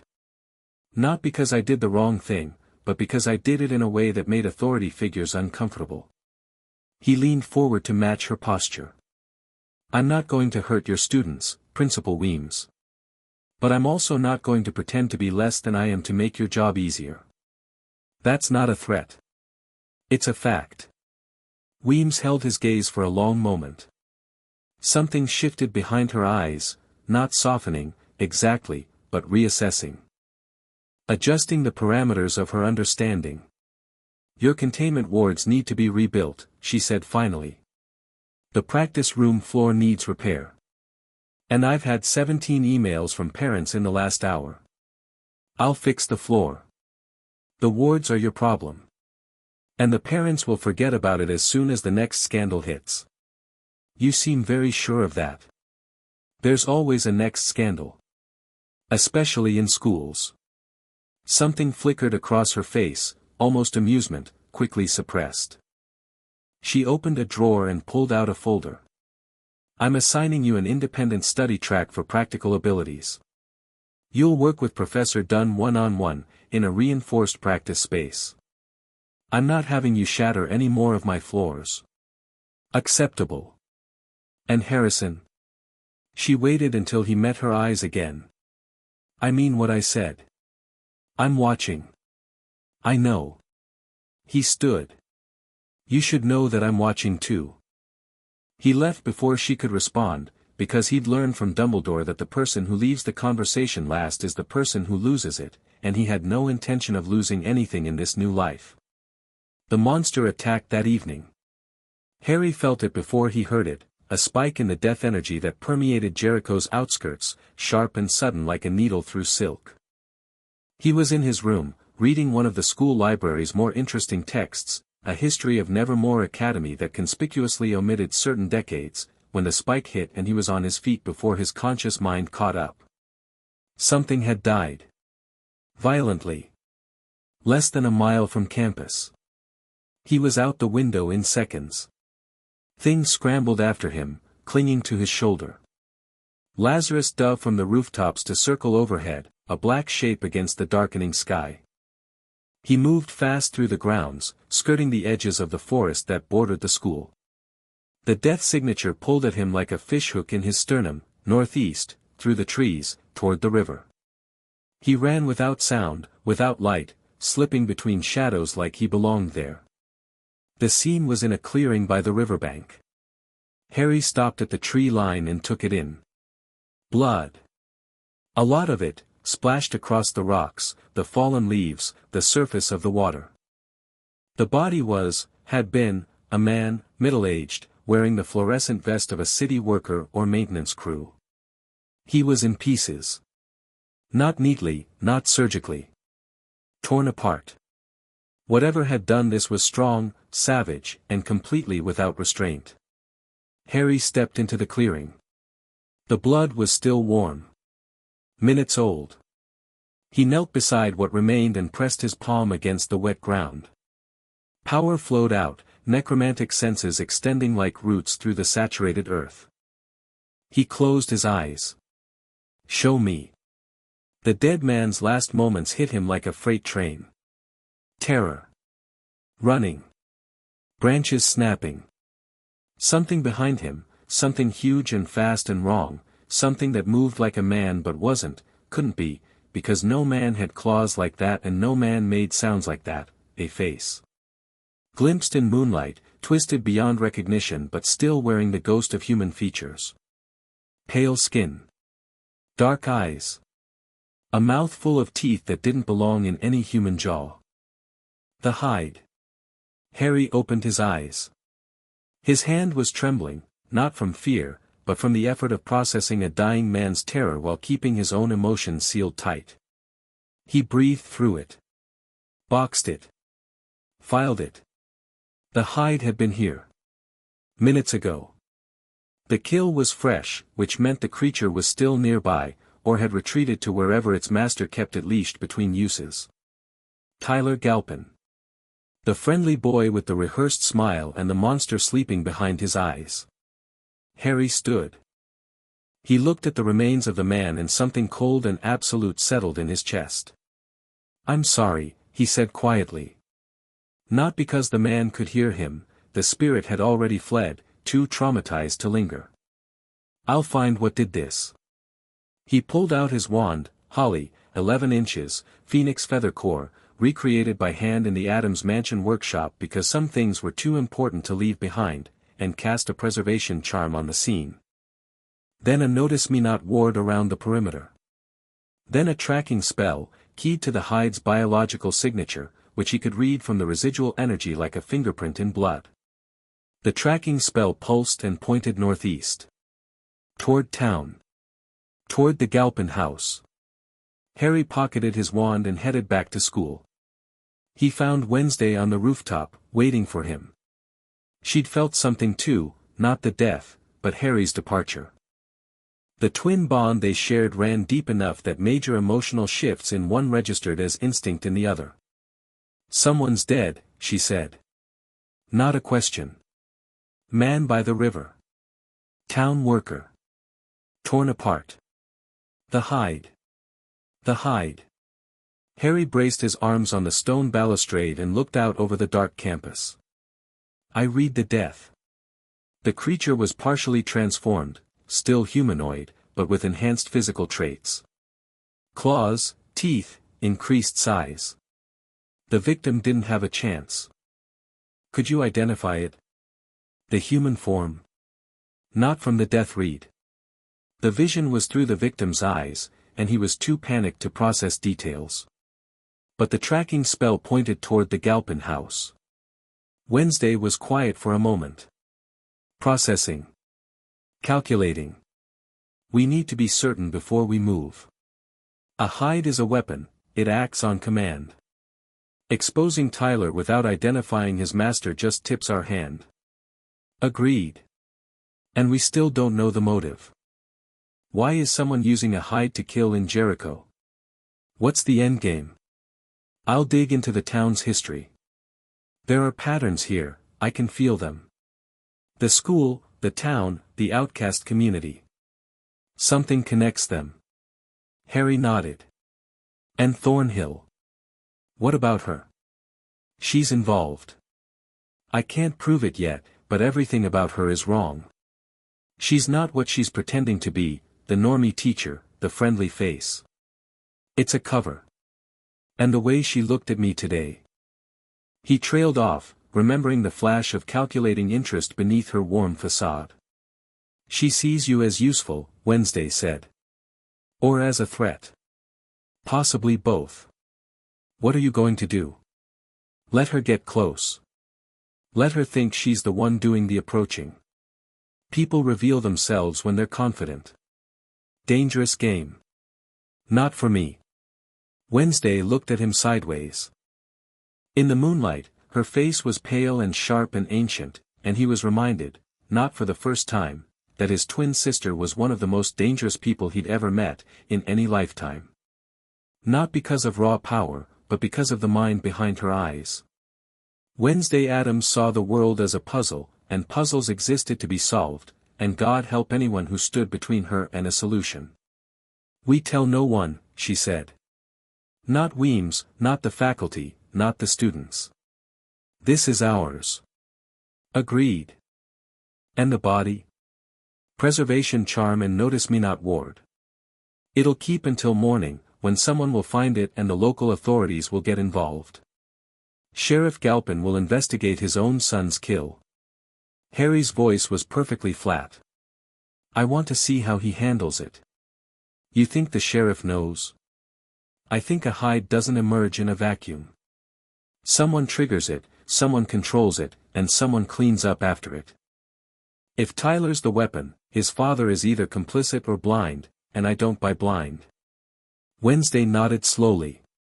This is going to get complicated. It already is. They stood together on the rooftop, twin pillars of darkness against the night sky, and somewhere below them Nevermore Academy slept on, blissfully unaware that two of its newest students were already unraveling a conspiracy that went to the school's very foundations. The next 3 days were an exercise in controlled patience. Harry went to classes.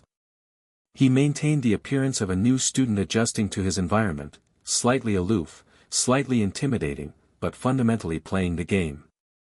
He answered when called on, did his assignments, flawlessly, without effort, because he'd spent a previous lifetime as a wizard and the outcast curriculum was remedial by comparison, and maintained a carefully calibrated social distance from everyone who wasn't Wednesday or Enid. Enid had attached herself to both twins with the tenacity of a golden retriever who'd decided you were her person, and neither Addams had the heart to fully rebuff her. She was genuine in a way that Harry found almost painful, no guile, no calculation, no hidden agenda. She liked them because she liked them. That was it. That was the whole reason. Harry found himself softening toward her despite his best instincts. She reminded him of no one from his first life, not Luna, not Neville, not Ginny. She was entirely herself, and her warmth was offered freely and without expectation, and some small wounded part of Harry that he thought was dead responded to it like a plant turning toward sun. He didn't trust her. But he didn't not trust her either, and for Harrison Addams, that was practically a declaration of friendship. Meanwhile, he and Wednesday worked the investigation from opposite ends. Wednesday dove into Jericho's history. She commandeered a corner of the school library and disappeared into archives, old newspapers, town records, and the sort of dusty genealogical documents that only obsessives and detectives ever touched. She was looking for patterns, deaths, disappearances, anything that connected the town to the school to the outcast community. Harry worked the supernatural angle. Every night after curfew, he slipped out of his room and walked the grounds, extending his necromantic awareness into the earth, the walls, the air. He was mapping the school's death history, every person who died on this land, every act of violence, every buried secret. The picture that emerged was disturbing. Nevermore had blood in its foundations. Literally. The school was built on the site of a colonial-era settlement that had been destroyed in a massacre, outcasts, killed by normies in a purge that predated the Salem trials. The death energy from that event was still embedded in the earth like radiation from a blast, and someone, or something, was drawing on it. He could feel the current. A thin, persistent drain on the residual death energy, like a straw stuck into a reservoir. Something was feeding. Something was growing. On the third night, he followed the current to its source. It led him to a cave. The entrance was hidden behind a wall of ivy on the cliffs northwest of campus, invisible to anyone who wasn't tracking supernatural energy through the landscape. Harry pushed through the ivy and stepped into the darkness, wand in hand, power coiled and ready. The cave was old. Older than the school, older than the settlement, old in a way that had nothing to do with geology and everything to do with magic. The walls were covered in symbols that Harry recognized with a jolt, not outcast symbols, not witch symbols. Pilgrim symbols. Puritan iconography, carved into the stone with obsessive precision, surrounding a central symbol that made his blood run cold. A resurrection seal. He'd seen these in Grandmama's grimoire, theoretical constructs for raising the truly dead, not as zombies or spirits but as themselves, restored to full life and power. They were considered impossible by modern magical standards. The energy required was astronomical, the risks were catastrophic, and the moral implications were. Harry didn't care about moral implications.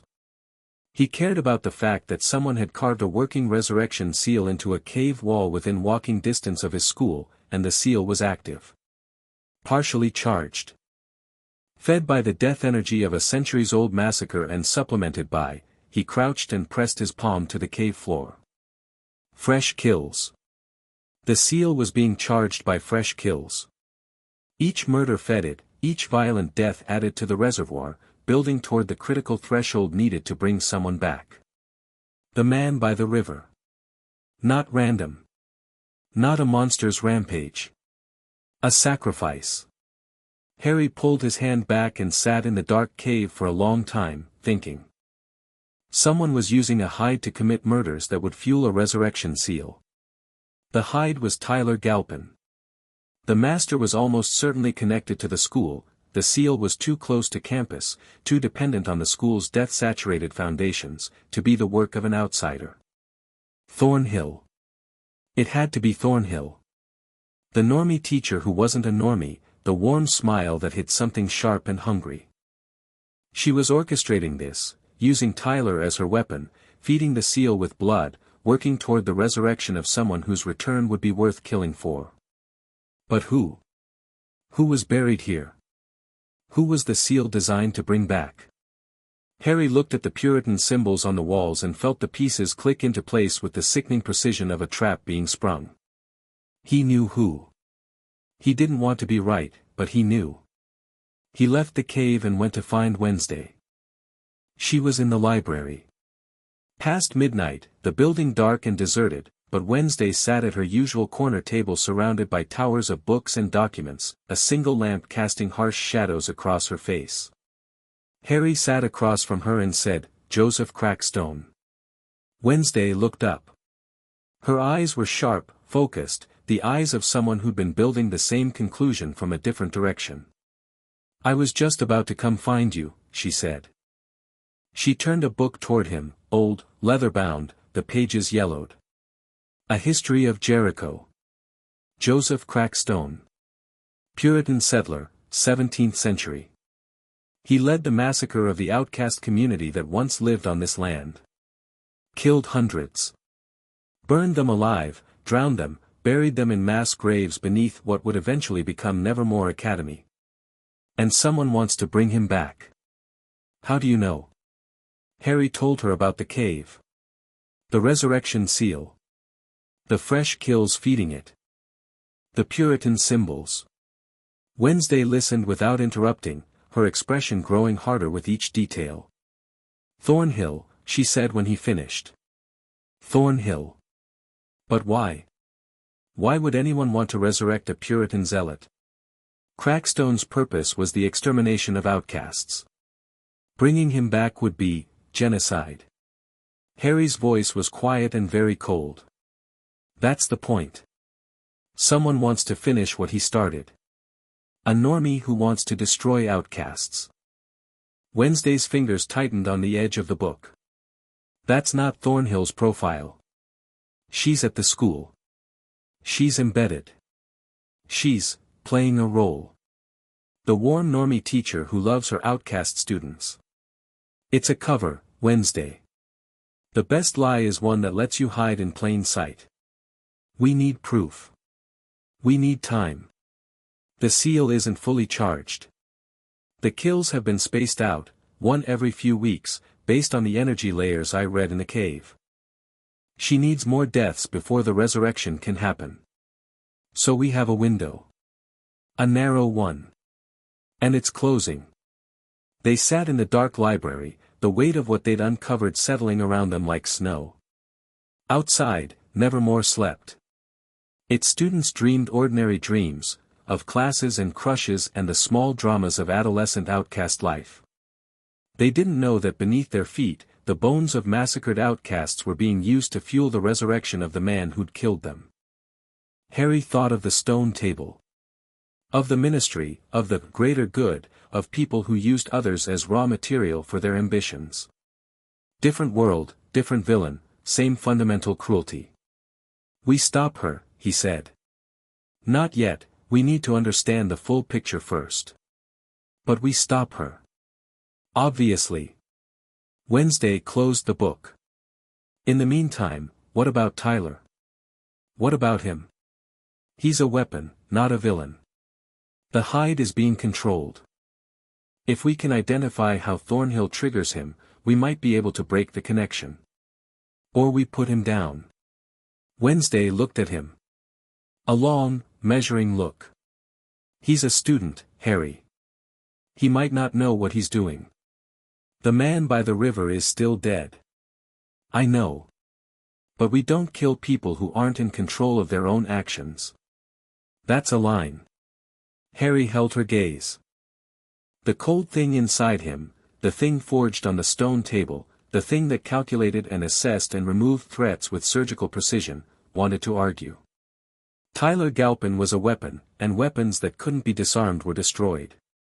That was logic. That was survival.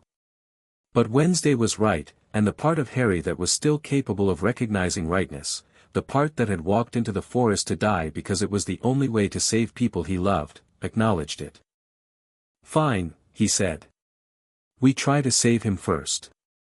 But if he transforms, if he threatens anyone at this school, then we do what we have to do. Wednesday stood. Get some sleep. Tomorrow's the Po Cup, and I intend to win. Harry raised an eyebrow. The what?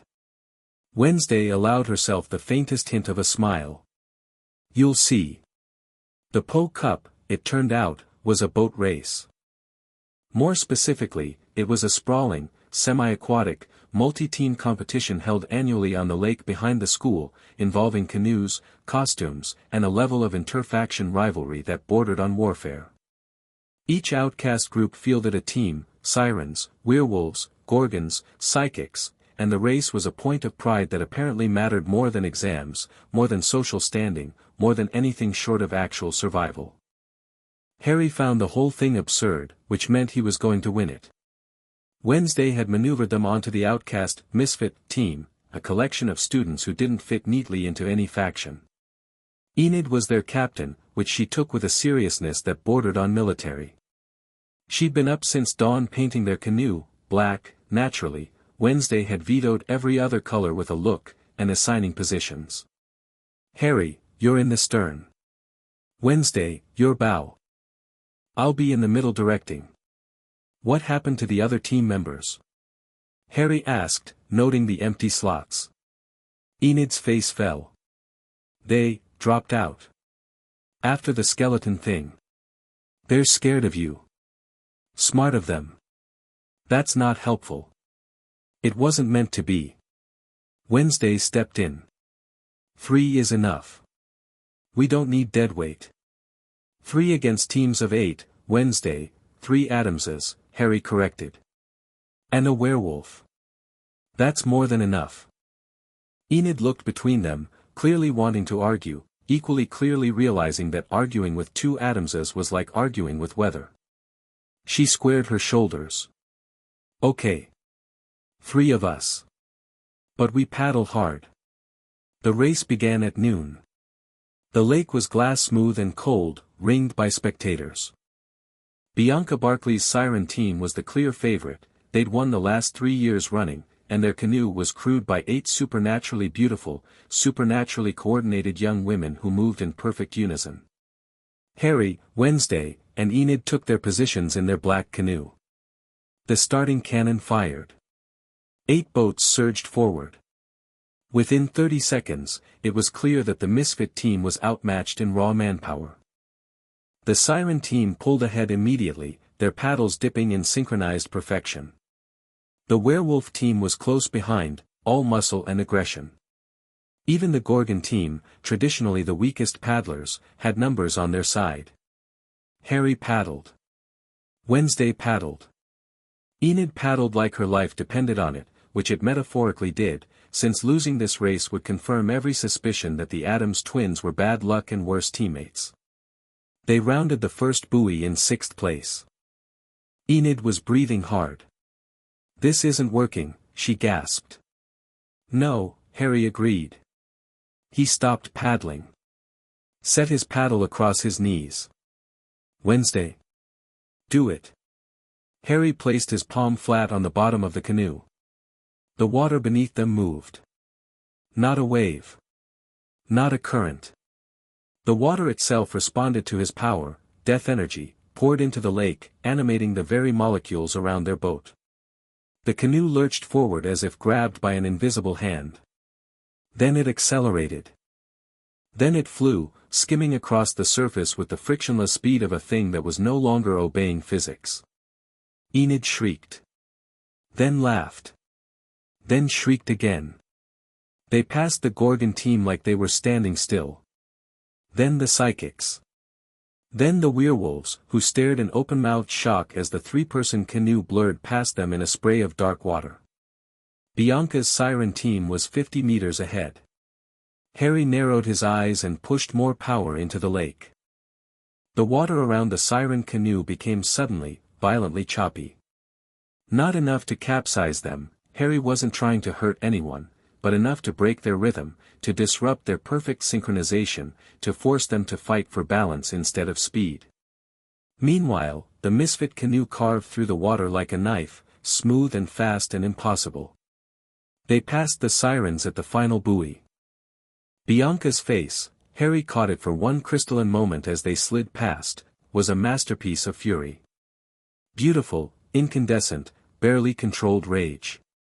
He met her eyes and nodded once, courteously, as his canoe crossed the finish line a full boat length ahead. The crowd erupted.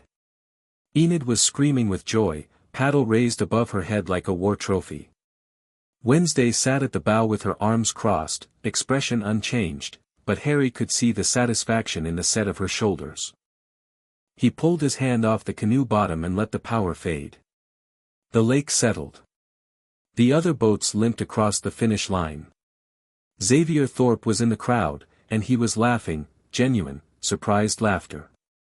Ajax was beside him, beanie slightly askew, applauding. Even a few of the werewolves were cheering, swept up in the sheer audacity of what they'd just witnessed. Bianca Barclay climbed out of her canoe, soaking wet, and stared at Harry across the dock. He met her stare. Held it. Let her see that he wasn't gloating, wasn't preening, wasn't interested in rubbing her face in her defeat. He'd won because he could, and that was all there was to it. Something in her expression shifted. The fury was still there, but underneath it, respect. Grudging, unwilling, hard-won respect.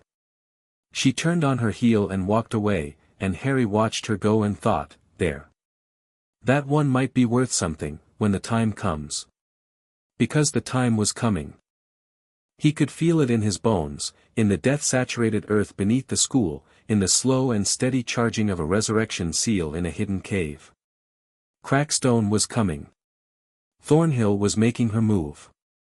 The hide was loose in Jericho, and people were dying. And when the time came, Harry was going to need allies. Not because he couldn't handle it alone, he could.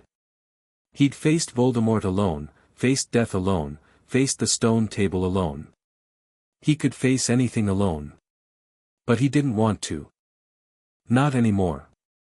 That was the difference between Harry Potter and Harrison Addams. Harry Potter had been alone because he had no choice. Harrison Addams was choosing, carefully and deliberately, to let people in. Not many. Not easily. But some. He stepped off the canoe and Enid tackled him in a hug that nearly sent them both into the lake. Thing crawled out of his jacket and high-fived Enid's fingers, which made her shriek and then laugh and then insist that she was going to knit Thing a tiny sweater. Wednesday stood at the dock's edge, watching the lake, and Harry saw her eyes go distant and her body go rigid and he was at her side in a heartbeat, hand on her arm. Vision, she whispered.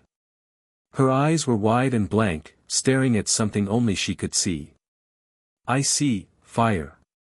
The school. Bodies on the ground. Something rising from the earth, something old, something, she gasped and came back, blinking, swaying. Harry steadied her.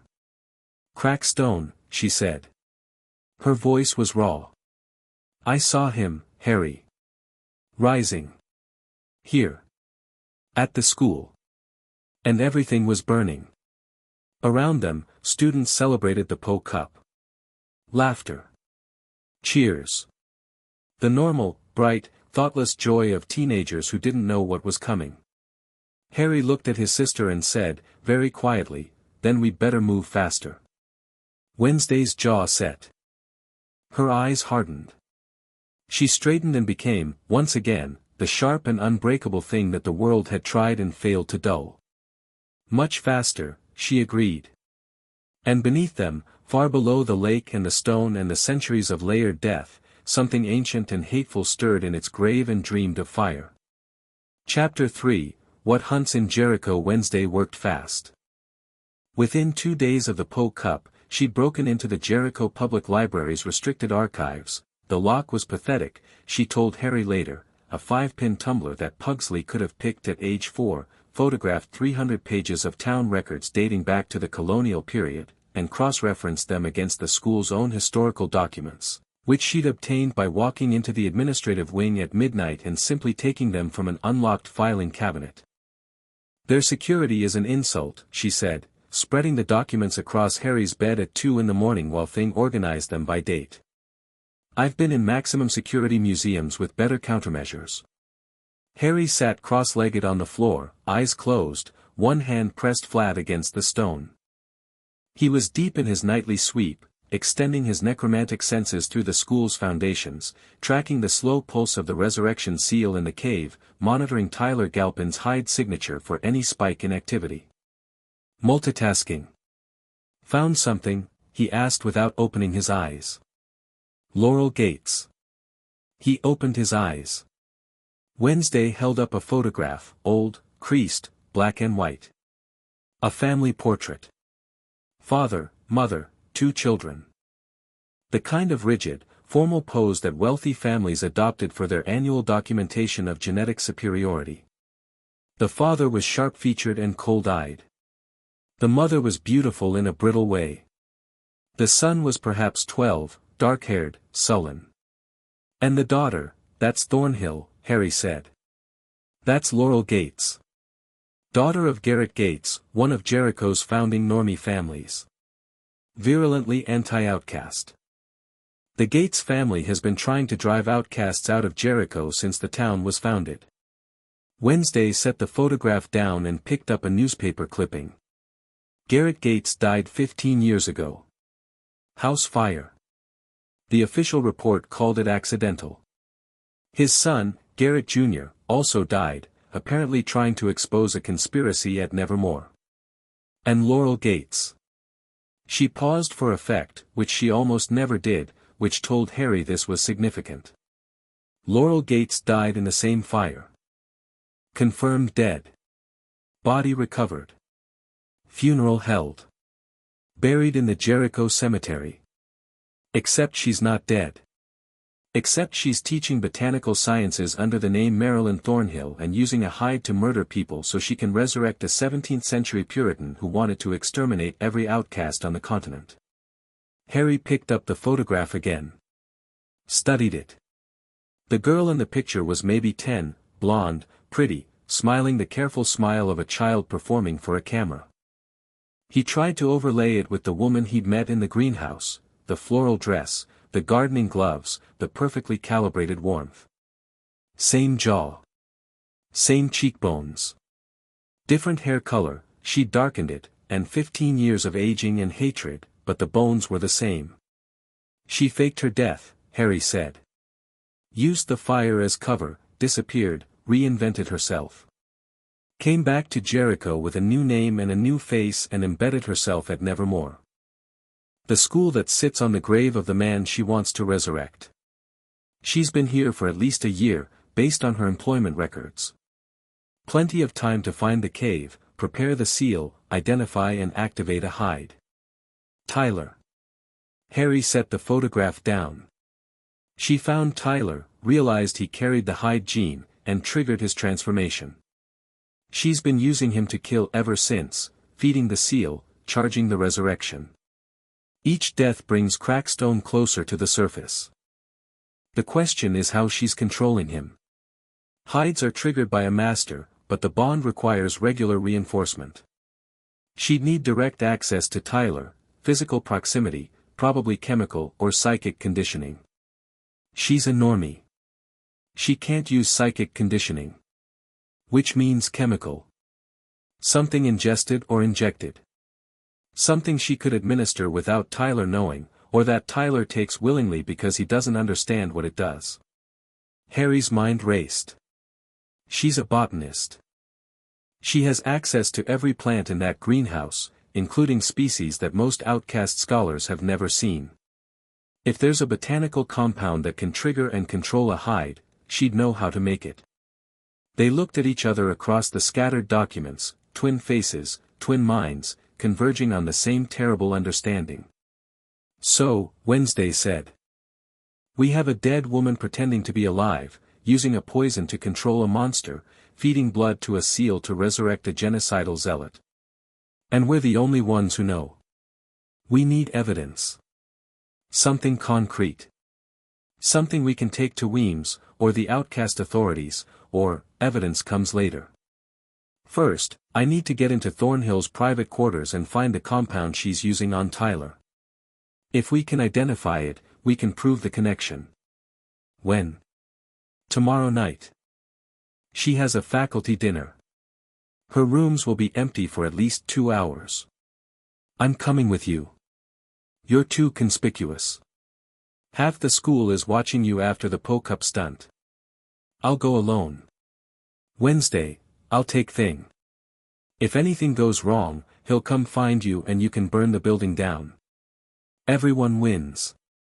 She said it with such flat certainty that arguing felt pointless. And she was right, Harry's presence drew attention like a bonfire drew moths. Wednesday was a shadow. She could slip in and out of places without leaving a trace. He didn't like it. The protective fury that lived in his chest, forged in a first life of watching people he loved die because he wasn't fast enough, strong enough, there enough, roared at the idea of Wednesday walking into danger alone. But she wasn't serious. She wasn't Remus. She wasn't a sacrifice waiting to happen. She was the sharpest person he'd ever known, in any lifetime, and treating her like she needed protection would be an insult she wouldn't forgive. Fine, he said. But if you're not back in 2 hours, I'm coming to find you, and I won't be subtle about it. I'd expect nothing less. She gathered the documents into a neat pile, tucked them into a folder, and stood. Get some sleep. You look terrible. I always look terrible. No, you always look like a brooding Gothic protagonist. Tonight you look like a brooding gothic protagonist who hasn't slept in 3 days. She paused at the door. We're close, Harry. I can feel it. I know. She left. Harry sat in the silence of his room and pressed his palm against the floor one more time, feeling the pulse of the school beneath him, the layered death, the hidden seal, the slow and terrible drumbeat of Crackstone's approaching resurrection. Close. Yes. But to what? The next day was a lesson in performance. Harry attended classes with the attentive disinterest of someone who already knew everything being taught but was too polite to say so. He answered questions when called on. He took notes. He played the part of a powerful but fundamentally cooperative new student who was settling into the Nevermore routine. It was exhausting. Not the classes, those were trivial. The acting. The constant calibration of how much to show, how much to conceal, how to project dangerous but manageable, rather than existential threat to the established order. In his first life, he'd never been good at this. He'd been transparent, emotional, easy to read. The stone table had burned that out of him. Now he could wear any face he needed. He just hated that he had to. Botanical sciences was the worst. Thornhill, Laurel Gates, taught her class with the same warm, disarming competence as always, and Harry sat in his seat and watched her and knew exactly what she was and had to smile and nod and pretend he didn't. She lingered at his workstation again. Harry, your work on the nightshade extraction is excellent. You have a real intuitive understanding of alkaloid chemistry. Thank you, Miss Thornhill.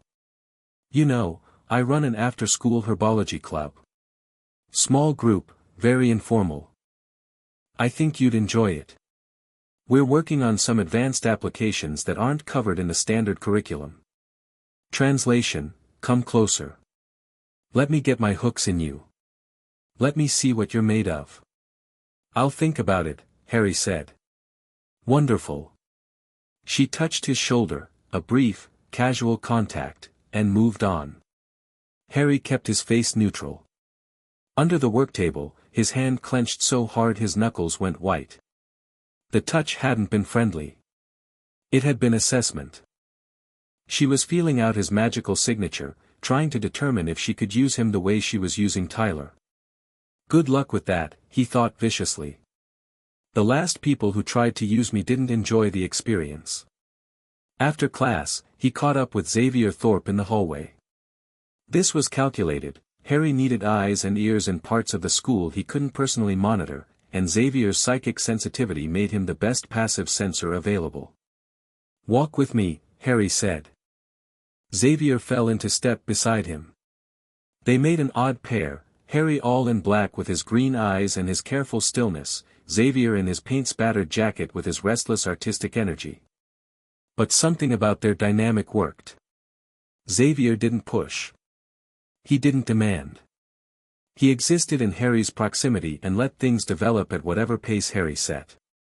Harry appreciated that more than Xavier knew. You're a psychic, Harry said as they crossed the courtyard. You perceive emotional and supernatural energy. Can you sense anything unusual about the faculty? Xavier glanced at him. Unusual how? Deceptive. Something that doesn't match the surface. You're asking me to psychically evaluate the teachers. I'm asking if you've noticed anything that felt off. Xavier was quiet for a few steps. Thinking. Harry let him think. Thornhill, Xavier said finally. I don't know how to describe it. She's smooth. Like, everyone has psychic texture, right? Emotional peaks and valleys. Thornhill's is flat. Perfectly flat. Like she's trained herself to project a specific emotional frequency and suppress everything else. What frequency? Warmth. Safety. Trust. Xavier shook his head. It's creepy when you notice it. It's like the psychological equivalent of a deepfake. Harry filed this. Xavier's psychic perception was confirming what his own senses had told him. Thornhill's warmth was manufactured, a mask maintained with the discipline of someone who'd been living a lie for years. "Have you told anyone?" "Who would I tell?" "Hey, Principal Weems, the botany teacher feels psychically wrong. She'd think I was having a paranoid episode." "You're not paranoid. You're perceptive. There's a difference." Xavier looked at him, really looked, with that penetrating psychic gaze that saw more than the physical. Whatever he found made him stop walking. "Harry. What do you know?" "I know that things at this school are not what they appear. I know that people in Jericho are in danger. And I know that when the time comes, I'm going to need people I can trust." He held Xavier's gaze. "Can I trust you?" Xavier stared back. The question hung between them, heavy with implication. This wasn't a casual inquiry. This was an invitation into something dangerous, something real, and they both knew it. "Yeah," Xavier said. "You can trust me. Then keep your senses open. Watch the faculty. Watch the students. If anything changes, anything at all, come find me." Xavier nodded. And something shifted between them, a door opening, a wall coming down by a fraction. Not friendship, not yet. But the possibility of it. The foundation. Harry had almost forgotten what that felt like. Wednesday went in at 9 p.m. Harry tracked her through the school via Thing, who tapped messages against surfaces as he rode on Wednesday's shoulder. Third floor. Corridor clear. Approaching quarters. Harry sat on his bed with his eyes closed, receiving each tapped message through a sympathetic magic connection he'd established with Thing years ago, a pulse of awareness that let him feel what the hand felt, a kind of long-distance Morse code. Door locked. Standard tumbler. Opening now. He breathed. Inside. Beginning search. Silence. Long minutes of silence while Wednesday moved through Thornhill's private rooms with the methodical precision of a crime scene investigator. Harry kept his necromantic senses extended, monitoring the school for any sign of Thornhill returning early or Tyler's Hyde signature flaring. The campus was quiet. Faculty dinner in the East Wing. Students in their dormitories or common rooms. The night was still. Found something. Harry sat up straighter. Locked drawer in desk. Thing picking lock now. More silence. Harry's jaw tightened. Drawer open. Vials. 6 of them. Liquid, green, luminescent. Labels in code. That was it. The compound. The botanical mixture Thornhill was using to trigger and control Tyler's Hyde transformation. Coded labels meant she was paranoid about discovery, which meant she knew the substance was incriminating. Taking 1 vial. Replacing with decoy. She won't notice immediately. Smart. Classic Wednesday. Don't just find the evidence, steal it without alerting the enemy. Every move a chess move. Every decision 3 steps ahead. Exiting now. 2 minutes. Harry exhaled. Almost done. Almost, his necromantic senses screamed. The Hyde. Awake. Active. Right now. Not at the school, in town, half a mile south, but the signature was blazing like a flare. Tyler had transformed, and the monster was hunting, and Harry was pinned here waiting for Wednesday when someone in Jericho was about to die. He was at the window in a heartbeat. Could he reach the town in time? Could he stop the kill, save whoever was in the Hyde's path? The math was brutal. Half a mile through dark terrain. Even running flat out, even using magic to enhance his speed, he was looking at 3 minutes minimum. A Hyde could kill in seconds. Thing tapped frantically. Wednesday returning. 1 minute. He made the decision. Thing, tell Wednesday, Hyde active, I'm going to town. Meet me on the roof when she's clear. He was out the window before the message finished transmitting. Harry ran. Not like a normal person, he poured magic into his legs, his lungs, his heart, burning energy like rocket fuel. The ground blurred beneath him. Trees whipped past in the dark. He vaulted a stone wall without breaking stride, hit the road into town, and pushed harder. The death signature was southeast. Moving. The Hyde was chasing someone through the streets of Jericho, and the gap between predator and prey was closing fast. Harry cut through an alley between two darkened storefronts and emerged onto a residential street. Middle-class houses, porch lights, parked cars. A normal American town on a normal weeknight. The scream shattered the normalcy like a rock through glass. A woman. Running down the middle of the street in a bathrobe and bare feet, eyes wild with terror, mouth open in a continuous shriek. Behind her, 30 feet, 20, closing, a shape that was almost human but wrong in every dimension. Too tall. Too broad. Limbs too long, joints bending at angles that hurt to look at.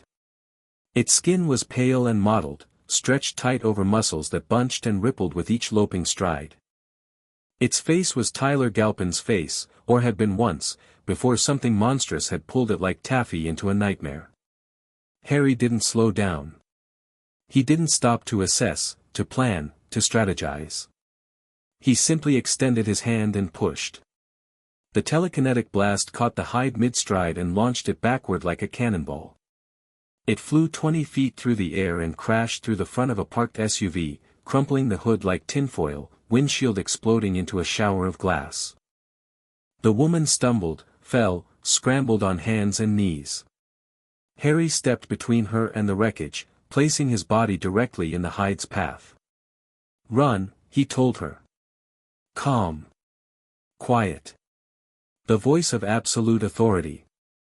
"Get inside. Lock your doors. Don't come out until morning." She ran. He heard a door slam somewhere behind him. Good.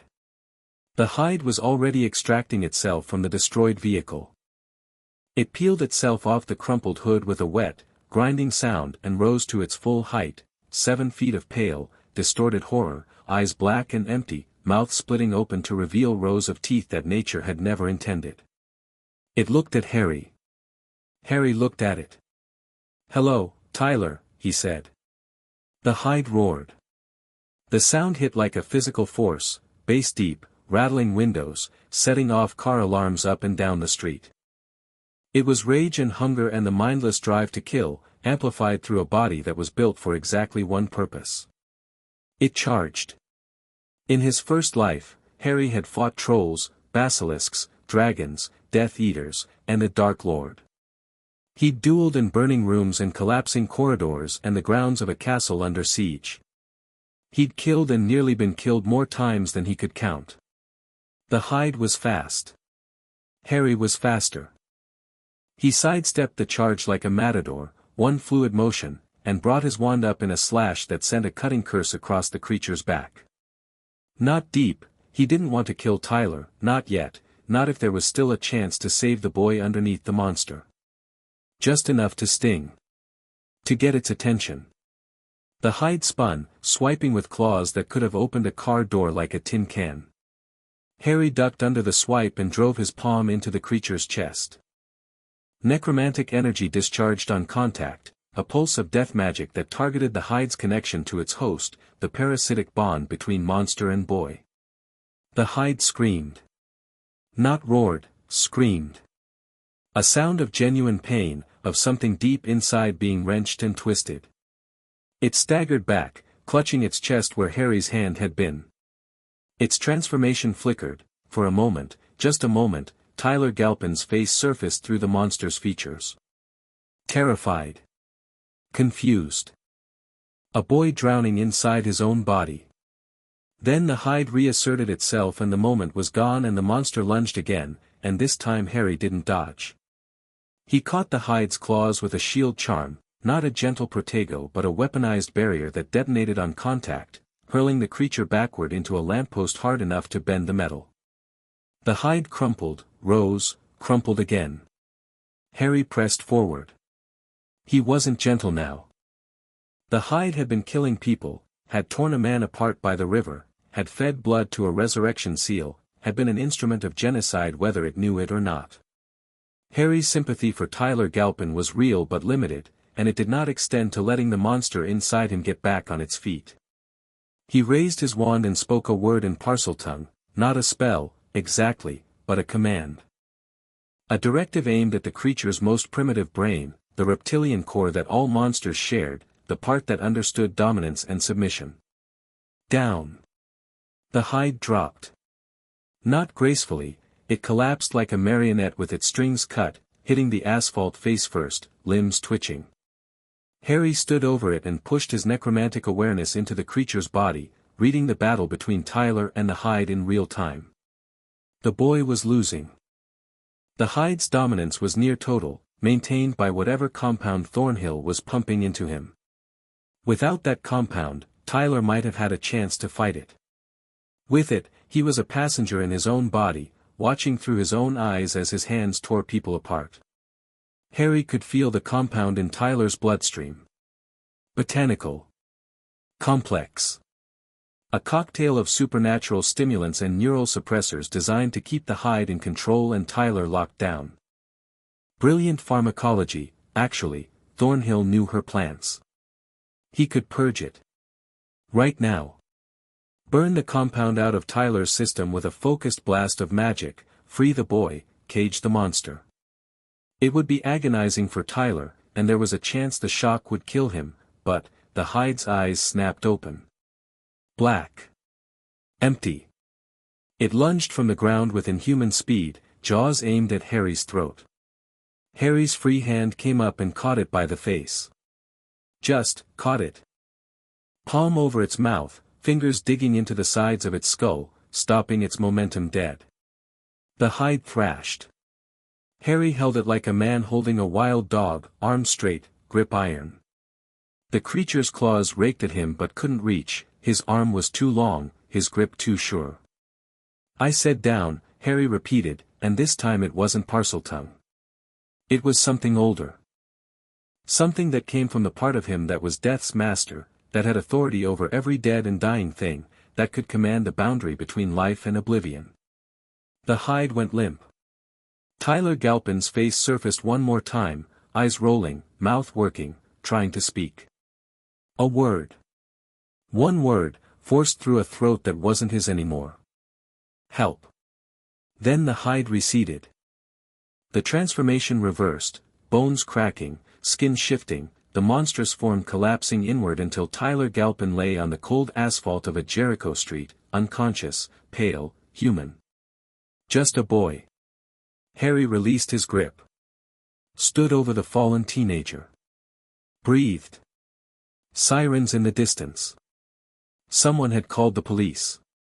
Of course they had, the noise, the destroyed car, the screaming. He couldn't be here when they arrived. Sheriff Galpin would respond, and the last thing Harry needed was to explain to Tyler's father why he'd found his son unconscious and half-naked on a residential street at 10 p.m. on a school night.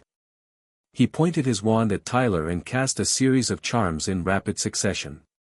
Obliviate, targeted, precise, removing only the last hour. A warming charm, so the boy wouldn't freeze. A compulsion charm, feather light, that would make him seek shelter when he woke.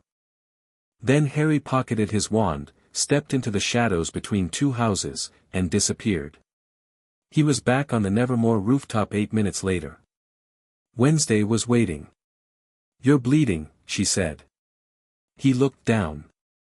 The hide's claws had caught his forearm during one of its lunges, 3 parallel gashes, shallow but bloody, soaking through his sleeve.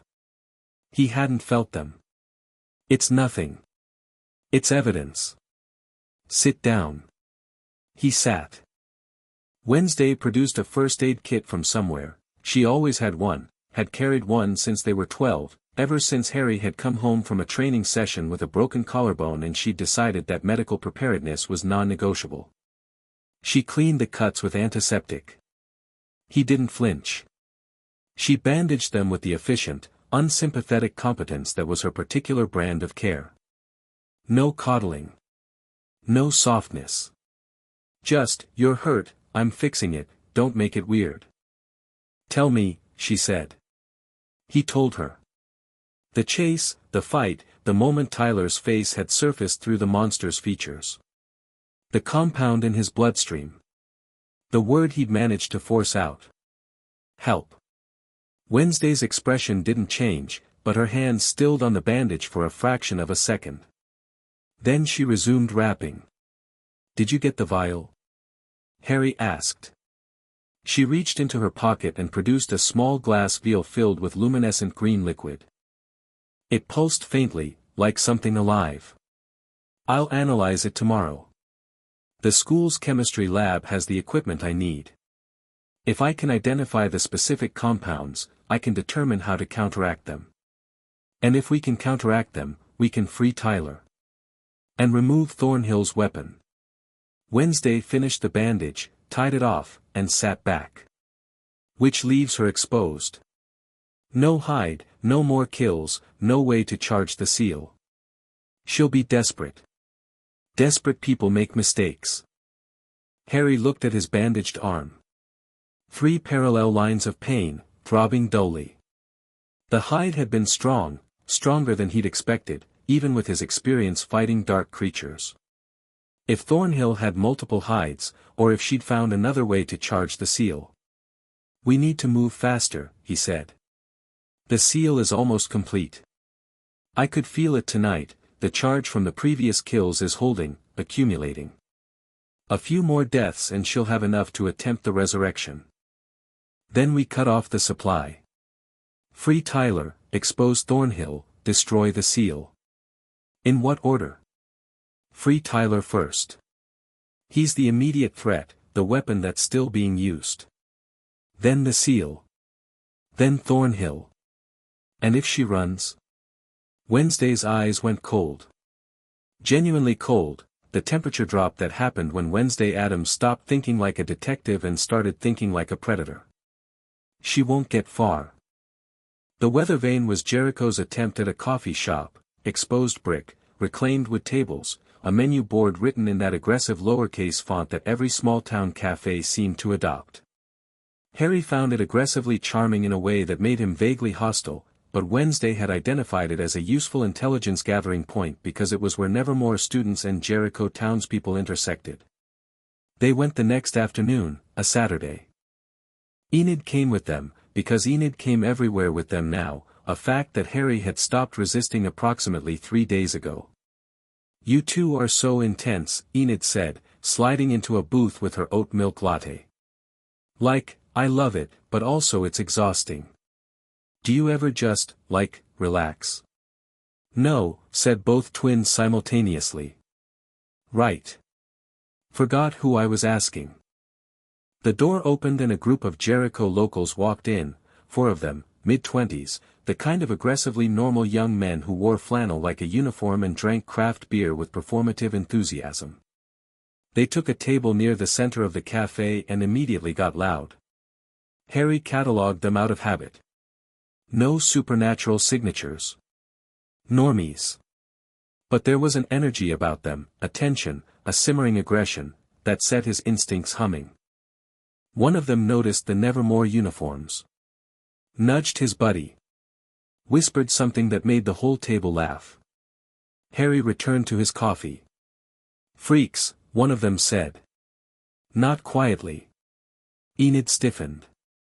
Wednesday didn't react. Harry sipped his coffee. Can you believe they let those things into town? My dad says they should have shut that school down years ago. Dude, my uncle's on the town council.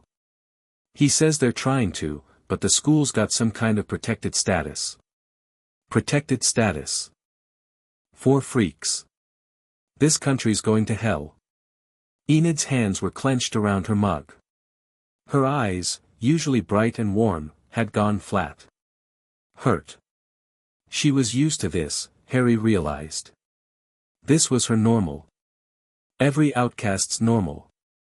The casual cruelty of people who feared what they didn't understand and hated what they feared. Ignore them, Wednesday murmured. I am ignoring them. You're crushing your mug. Enid looked down. Her fingers had dented the ceramic. Werewolf strength, activated by distress. She loosened her grip with a visible effort. The loudest of the four, a big, red-faced man with a goatee that was doing nothing for him, stood up and walked to their table. He planted his hands on the surface and leaned in close. His breath smelled like stale beer and poor decisions. "You kids from that freak school up the hill." Harry looked up at him with the blank, patient expression of someone assessing a threat and finding it negligible. "Can I help you?" he asked. "Yeah, you can help me by taking your freak friends and getting out of our town. We don't want you here. Nobody wants you here." "Noted. Is that all?" The man's face reddened further. He wasn't used to being dismissed.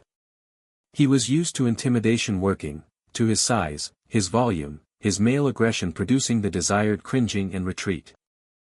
"Listen, you little, I would advise you," Harry said, still perfectly calm, still perfectly seated, his green eyes fixed on the man's face with an intensity that made the air between them feel solid, "to go back to your table.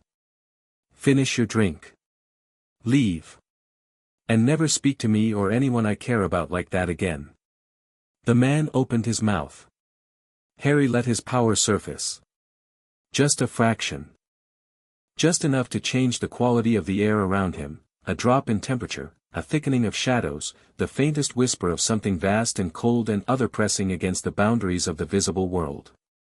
The man's mouth closed. His pupils dilated. Every survival instinct in his normie brain fired at once, screaming at him that the lean, green-eyed teenager in front of him was not what he appeared to be, was something old and dangerous and fundamentally wrong, something that the deepest parts of his primate brain recognized as apex predator. He stepped back. His hands were shaking. "Whatever, man," he muttered. "Freaks." But the word had no conviction. He retreated to his table, gathered his friends, and they left the cafe with the hurried, jerky movements of animals fleeing a territory. The door swung shut behind them. Enid stared at Harry. "What did you do?" "Nothing." I looked at him. "That wasn't, you did something." The room went cold. "Did it?" Harry sipped his coffee. "Hadn't noticed." Wednesday kicked him under the table. He almost smiled. The barista, a girl about their age, dark-haired, with the wary eyes of someone who'd grown up in a town that hated her customers, came to their table. "Sorry about them," she said. "They're regulars. They come in just to start trouble with Nevermore kids." "Charming town you've got," Wednesday said. "Yeah, well. Not everyone here is like that." She glanced at Harry. Something in her expression shifted, curiosity, maybe. Or recognition.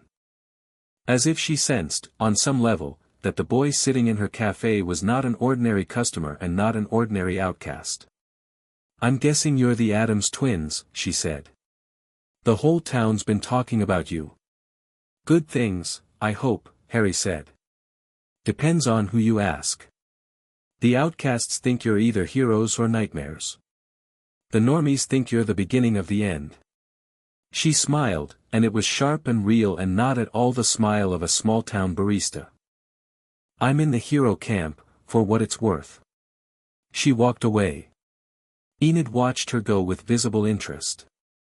"She seemed nice," Enid said. "She seemed observant," Wednesday corrected.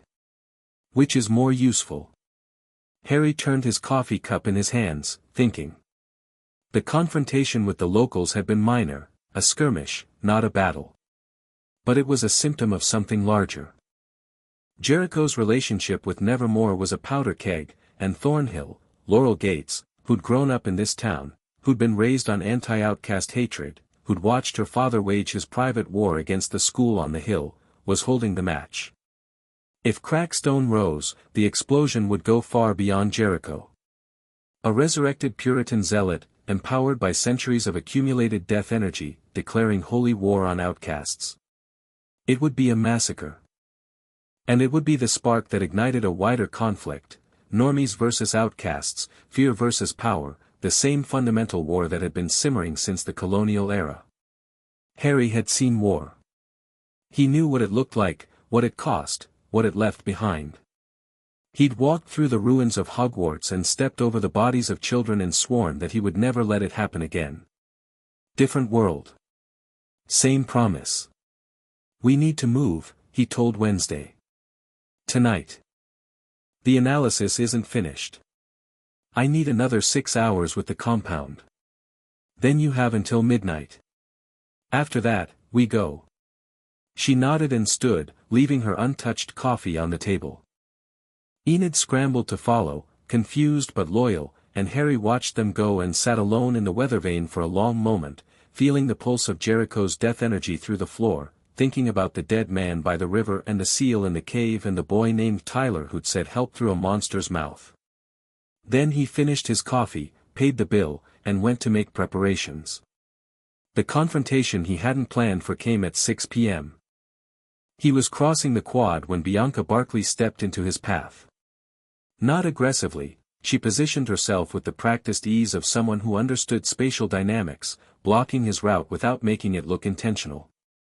"We need to talk," she said. Harry stopped.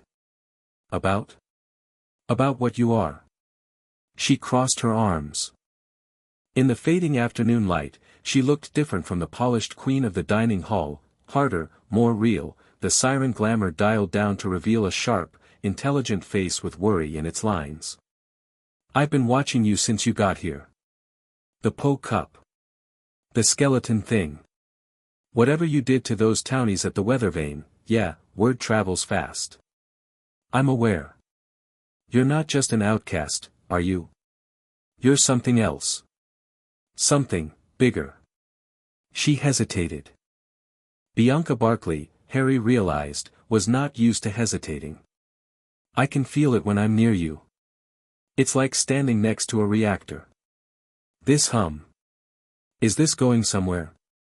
Something's wrong at this school. I can feel that too." She dropped her arms. Her voice lowered. "I've been having dreams. Bad ones. Fire. Screaming. The school burning. I wake up and I can still smell the smoke." Harry's attention sharpened. Siren dreams weren't ordinary dreams, sirens had a latent precognitive ability tied to their emotional sensitivity. If Bianca was dreaming of fire and destruction, she was picking up the same threat that Wednesday had seen in her vision. "How long?" he asked. 3 weeks.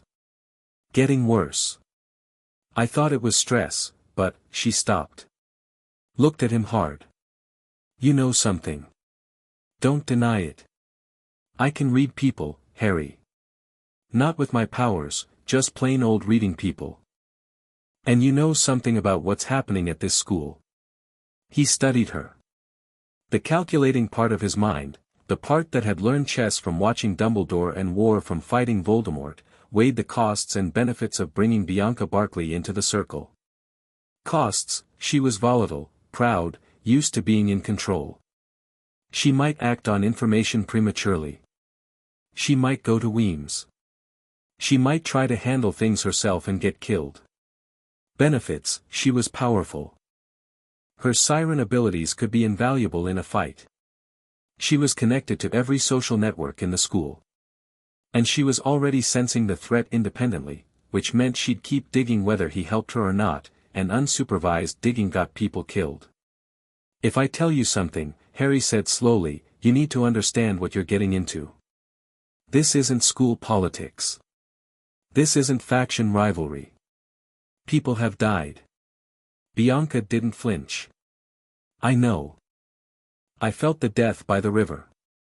I thought I was imagining it, but I felt it. Like something inside me screaming. That's your siren sensitivity. It's not imagination. It's real. Then tell me. Because I'm not going to stand around waiting for whatever's coming to arrive." Harry made his decision.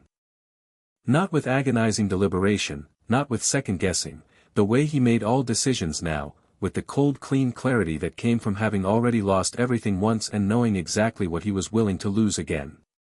Not here, he said. Tonight. Rooftop. Midnight. Bring no one, tell no one. You sound like a spy movie. I wish it were that simple. He walked past her and kept walking, and Bianca Barkley stood in the quad watching him go, and the sunset painted the sky in shades of blood and fire. At midnight, 3 people stood on the Nevermore rooftop. Harry. Wednesday. Bianca. Wednesday had finished her analysis of the compound 2 hours ahead of schedule because she was Wednesday and deadlines were suggestions she improved upon. She'd laid out her findings with characteristic precision while Harry paced and Thing kept watch at the roof access door. The compound is a hybrid botanical formula, Wednesday said. 3 primary ingredients: extract of nightshade, not common nightshade, but a rare outcast world variant with psychotropic properties. Powdered wolfsbane root. And a third component I had to run twice to confirm. She paused. Dried extract of a plant called tears of crackstone. It's native to exactly one place in the world, the Jericho Forest. I've never heard of it, Bianca said. You wouldn't have. It's not in any standard text. I found a reference in one of Grandmama's restricted grimoires. It was used by colonial-era witch-finders as a tool for identifying outcasts. It causes a violent reaction in outcast biology. In a hide specifically, it would act as a trigger, activating the transformation and suppressing the human consciousness. So someone is drugging a student to turn them into a murder weapon, Bianca said flatly. Someone is drugging Tyler Galpin to turn him into a murder weapon, yes. Tyler? Sheriff's kid Tyler? Friendly, harmless, volunteers at the school Tyler. The same. He's a hide. Born with it. Probably doesn't even know what he is, or didn't, until someone started pumping him full of this. Wednesday held up the vial. The green liquid pulsed sickly in the moonlight. Bianca looked at the vial, then at Wednesday, then at Harry. Who? Marilyn Thornhill, Harry said. Whose real name is Laurel Gates. He told her everything. The Gates family. The faked death. The resurrection seal. Crackstone. The murders feeding the seal. The endgame, the resurrection of a Puritan zealot who would finish the massacre he started 300 years ago. Bianca listened with the focused intensity of someone whose entire worldview was being rearranged. To her credit, she didn't interrupt, didn't question, didn't waste time on denial. She processed it the way a general processes battlefield intelligence, quickly, ruthlessly, with immediate tactical application. When Harry finished, she was quiet for a long moment. She's been here a year, Bianca said. A year. Right under our noses. Feeding us botany lessons while she built a machine to exterminate us. Yes. And the faculty? Weems. Oblivious. Thornhill's cover is excellent. Without our specific abilities, Harry gestured between himself and Wednesday. There'd be no reason to suspect her. So what do we do? We free Tyler first, Wednesday said. I've synthesized an antidote based on the compound's composition. If we can get Tyler to ingest it, it should purge the formula from his system and sever Thornhill's control over the hide. That doesn't put the hide back in the box, Bianca pointed out. It just means Tyler's in the driver's seat. What if the hide takes over on its own? Then I handle it, Harry said. Simply. Without bravado. Bianca looked at him and something in her expression solidified. She'd seen what he could do at the Po Cup. She'd felt his power in the dining hall, felt the absolute void where her siren song should have found purchase. She believed him. Then we destroy the seal, Harry continued. I can do that alone. The cave is accessible and the seal is runic, vulnerable to targeted disruption. And then Thornhill. And then Thornhill. We expose her. Real identity, real plan, everything. We take it to Weems, to the outcast authorities, to anyone with the power to ensure she never threatens another outcast again. And if she runs? Bianca asked. Harry and Wednesday exchanged a look. She won't, they said together. Bianca stared at them. Then she laughed, a short, sharp, surprised sound. You two really are something, you know that? I've spent 4 years running this school's social hierarchy, and in 2 weeks you've made me feel like I've been playing checkers while you're playing three-dimensional chess. We're playing chess, Wednesday confirmed. You were playing checkers. Okay, that's rude, but also fair. Bianca straightened. What do you need from me? Your connections, Harry said. When the time comes, and it will come fast, we'll need the student body organized. Sirens, werewolves, gorgons, psychics. Everyone. If Thornhill gets desperate, if Crackstone somehow rises before we can stop it, this school will be ground zero. The students need to be ready. Ready for what? War. The word settled over them like a shroud. Bianca looked out over the campus, the beautiful Gothic buildings, the neat grounds, the dormitory windows warm with light. Students lived here. Studied here. Fell in love and made friends and navigated the ordinary catastrophes of adolescence. And beneath it all, a dead man was climbing toward the surface with genocide in his heart. I'll do it, Bianca said. I'll start tomorrow.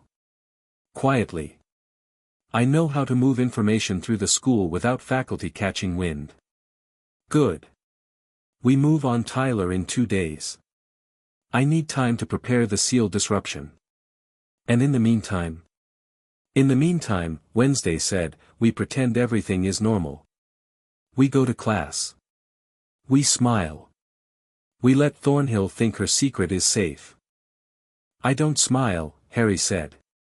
We know, said both women simultaneously, and for one disorienting moment they looked at each other and something that wasn't quite animosity passed between them, acknowledgement, maybe.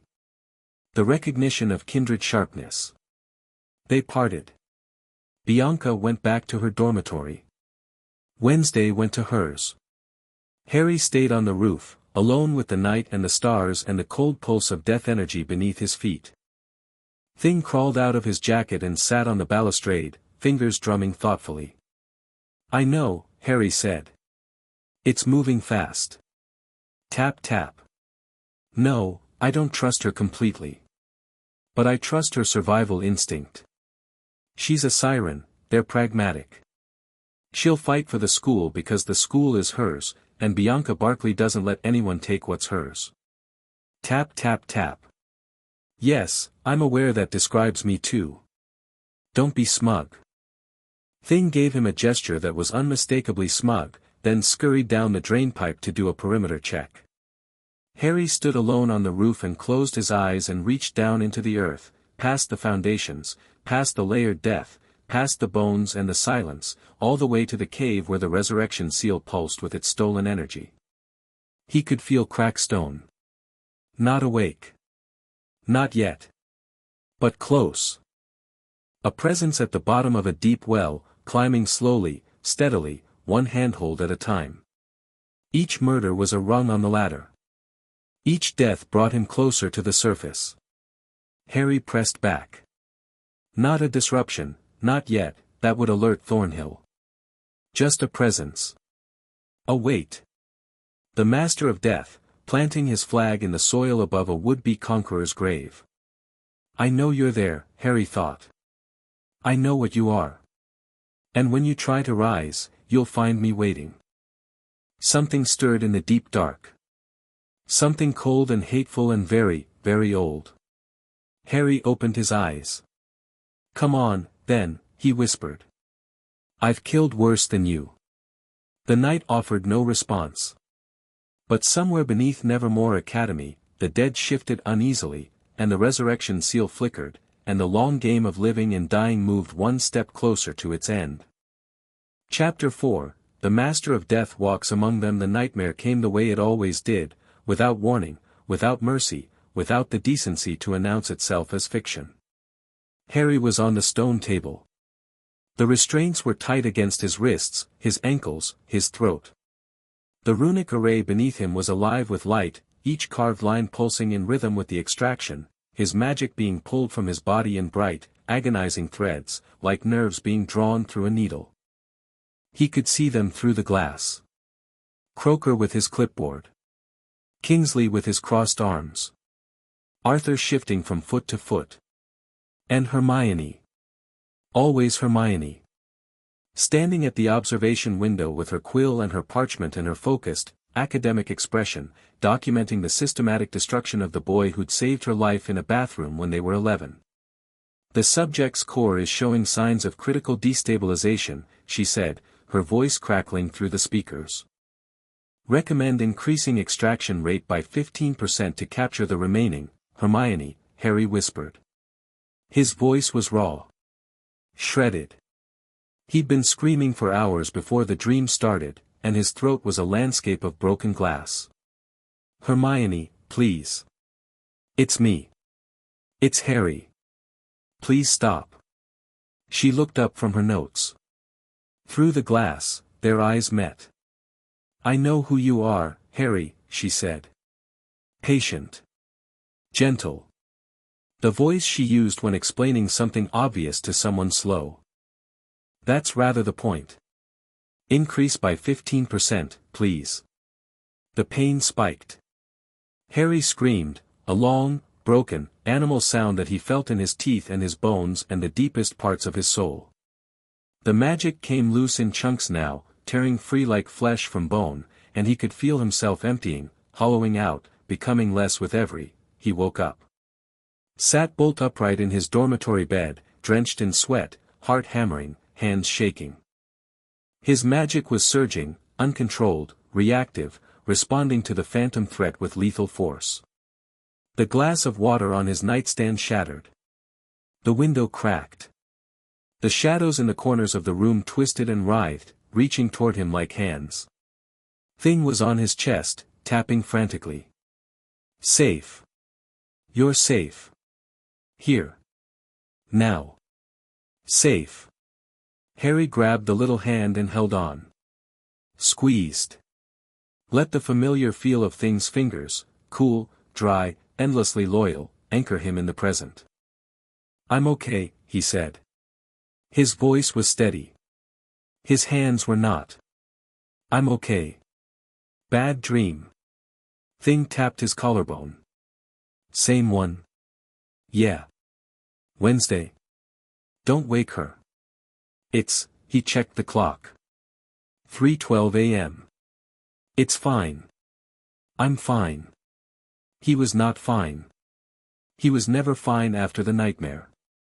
But he'd learned, over years of practice, how to box the pain, to take the screaming, bleeding, broken thing inside him and fold it small and slide it into a compartment in his mind where it couldn't touch the rest of him. A clemency, Snape had called it. Survival, Harry called it. He got up. Went to the window, the cracked window, which he repaired with a murmured spell and a wave of his hand. The campus was dark and quiet. 3 a.m, the dead hour, the time when the world held its breath. He pressed his forehead against the cold glass and closed his eyes and breathed. The stone table was 15 years and an entire universe away. The people who'd hurt him were unreachable, unpunishable, permanently beyond his grasp. He would never get justice. He would never get closure. He would never stand in front of Hermione Granger and ask her why, and hear an answer that made any kind of sense, because there was no answer that could make sense of what they'd done. This was the wound that wouldn't heal. Not the torture itself. Pain was finite, pain ended, pain could be endured. The betrayal was the wound. The knowledge that love was conditional, that loyalty was transactional, that the people you trusted most in the world could watch you die on a table and take notes. He'd built his new life on the foundation of that knowledge. Every relationship, every alliance, every cautious step toward trust, all of it was built on the bedrock understanding that people could betray you. That love was not armor. That the only person who would never, ever let Harrison Addams down was Harrison Addams. And Wednesday. Wednesday was the exception. Wednesday was the bedrock beneath the bedrock, the certainty beneath the doubt. She'd known his secret since they were 7 and she'd never once, not in a decade of shared life, used it against him, doubted him, pulled away from him. She was his twin, his mirror, his anchor. But even Wednesday couldn't fix this. Some things were broken at a depth that love couldn't reach. Harry opened his eyes. The night stared back at him, vast and indifferent. Tomorrow, he told it. Tomorrow we start ending this. The night said nothing. Harry went back to bed. He did not sleep. Dawn brought clarity, as it usually did. He met Wednesday at their corner of the dining hall at 6:30 a.m., both of them running on too little sleep and too much purpose. Wednesday had the antidote, a small glass vial filled with amber liquid, synthesized in the school's chemistry lab using ingredients she'd sourced from Thornhill's own greenhouse. The irony was not lost on either of them. The delivery method is the problem, Wednesday said, turning the vial between her fingers. Tyler needs to ingest this. We can't inject it, the compound interacts with gastric enzymes, oral absorption is the only effective route. So we need to get it into something he'll drink. Without him knowing. If he's aware he's being dosed, the hide's defensive instincts might trigger a transformation. Coffee, Harry said. He comes to the Weathervane every afternoon. The barista knows us. We slip it into his order. Too public. Too many variables. What if he doesn't finish the drink? What if someone else picks it up by mistake? Then we do it here. The school has a common room. Tyler volunteers, he's on campus regularly. We engineer a situation where he's offered a drink and we control the preparation. Wednesday considered this. Enid. What about her? Enid is pathologically friendly. She'll talk to anyone. If we ask her to offer Tyler a drink, something casual, something social, he won't be suspicious. You want to use Enid as a delivery system. I want to use Enid's natural warmth as camouflage for a targeted pharmacological intervention. There's a difference. There really isn't. Do you have a better idea? He didn't. And the clock was ticking, the seal in the cave was approaching critical charge, and every day they waited was a day Thornhill might orchestrate another kill. Fine. But we tell Enid what she's doing. I'm not manipulating her blind. Wednesday paused. Something flickered across her face, not quite guilt, Wednesday didn't really do guilt, but something adjacent. Awareness, maybe. The recognition that using a friend without her knowledge was something that belonged to Dumbledore's playbook, not theirs. Agreed, she said. We tell her. But only what she needs to know. They found Enid in her room, halfway through her morning routine, surrounded by enough hair products to stock a small salon. She listened to their request with wide eyes and a gradually deepening frown. So let me get this straight, she said, putting down her curling iron. Tyler Galpin is a Hyde, like, a literal monster, and someone's been drugging him to turn him into a weapon, and you want me to give him a drink with an antidote in it so he stops being a murder machine. That's the summary, yes, Wednesday said. And you're sure he's a Hyde? Tyler? Smiley, puppy dog Tyler. The puppy dog is a disguise, Harry said. What's underneath is something else entirely. Enid looked between them. She was scared, Harry could see it in the tension around her eyes, the way her hands had stilled mid-routine. But underneath the fear was something harder. Something wolfish. He's been killing people, Enid said. Not a question. Under compulsion. He may not even remember. But people are dead. Yes. She picked up her curling iron again. Set it down. Picked it up. Set it down. Okay, she said. I'll do it. But if anything goes wrong, I'll be there, Harry said. Close. Invisible. If the hide surfaces, I'll put it down before it takes a step. You can do that? Just, put it down. I did it 2 nights ago. Enid stared at him. Then she laughed, a short, startled, slightly hysterical sound. Of course you did. Of course. You know, when I got a roommate assignment, I was hoping for someone who liked rom-coms and midnight snack runs. Instead I got Wednesday Addams and her necromancer twin brother and a plot to stop a resurrecting Puritan from destroying the school. Life is full of surprises, Wednesday said. Yeah. Great. Wonderful. Enid squared her shoulders. When? Today. This afternoon. Tyler's on campus for his volunteer shift. You'll catch him in the common room. Offer him tea, I'll prepare the cup. Tea. Got it. Just, nobody die, okay? I really don't want to deal with that today.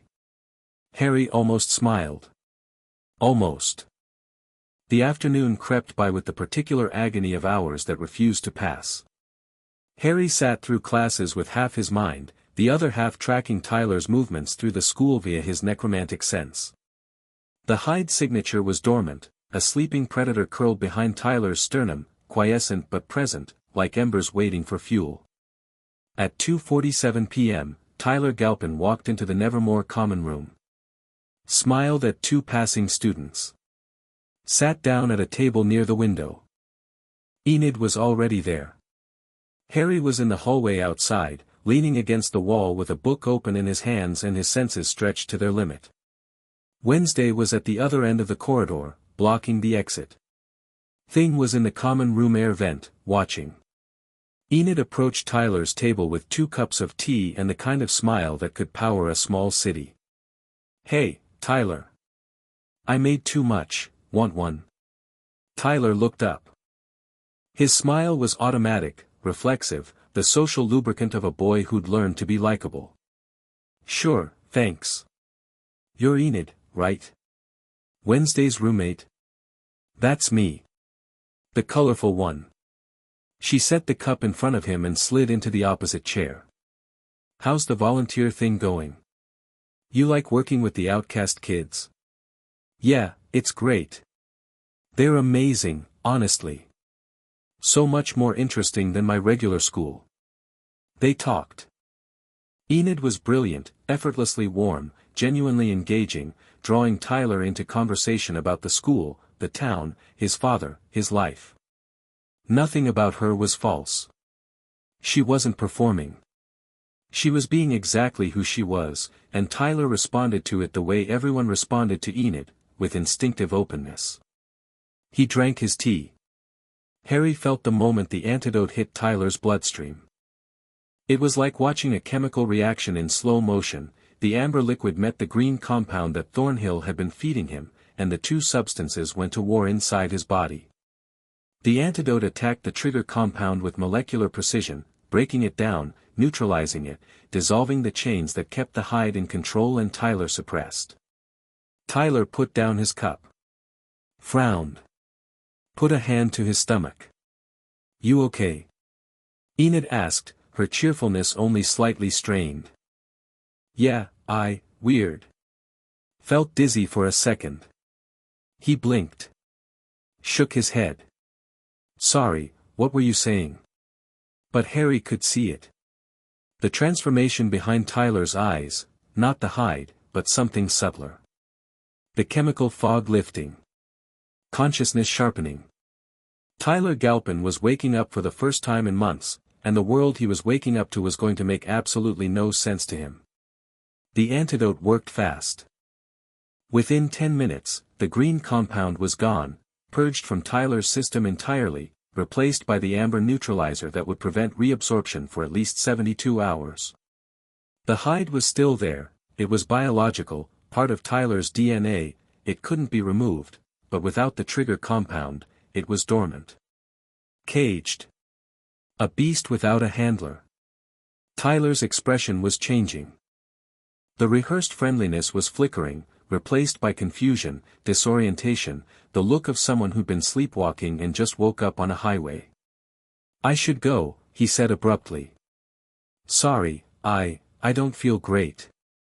Sure, of course, Enid said. Feel better. Tyler left the common room. Harry tracked his signature, human, fully human, the hide quiet as a held breath, as he walked through the school and out the front entrance, heading toward town. Enid appeared in the hallway.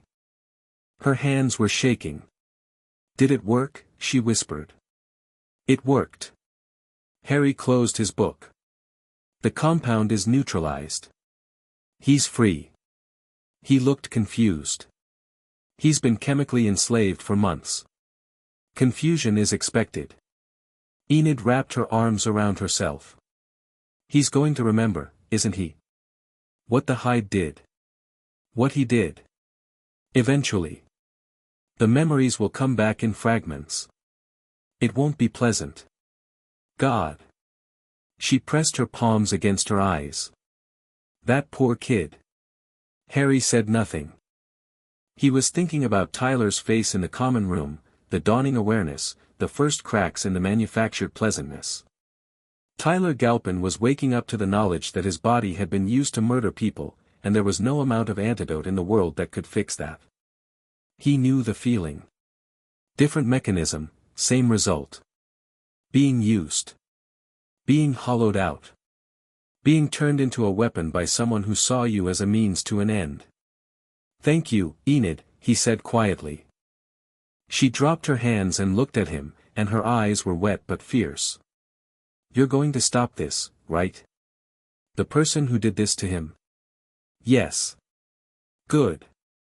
She wiped her eyes with the back of her hand and straightened up to her full height, which was considerable. Good. Because if you don't, I will, and I don't have your restraint. She walked away. Harry watched her go and thought, there's wolf in her after all. Wednesday materialized beside him. Phase 1 complete, she said. Tyler's free. Thornhill loses her weapon. She'll notice. The next time she tries to dose him and the compound doesn't take, she'll know something's changed. Which is why we moved to Phase 2 tonight. The seal. Harry nodded. The cave. The resurrection array. The engine of Crackstone's return. It had to be destroyed before Thornhill could find another way to charge it. Midnight, he said. Midnight, she confirmed. The cave was different at night.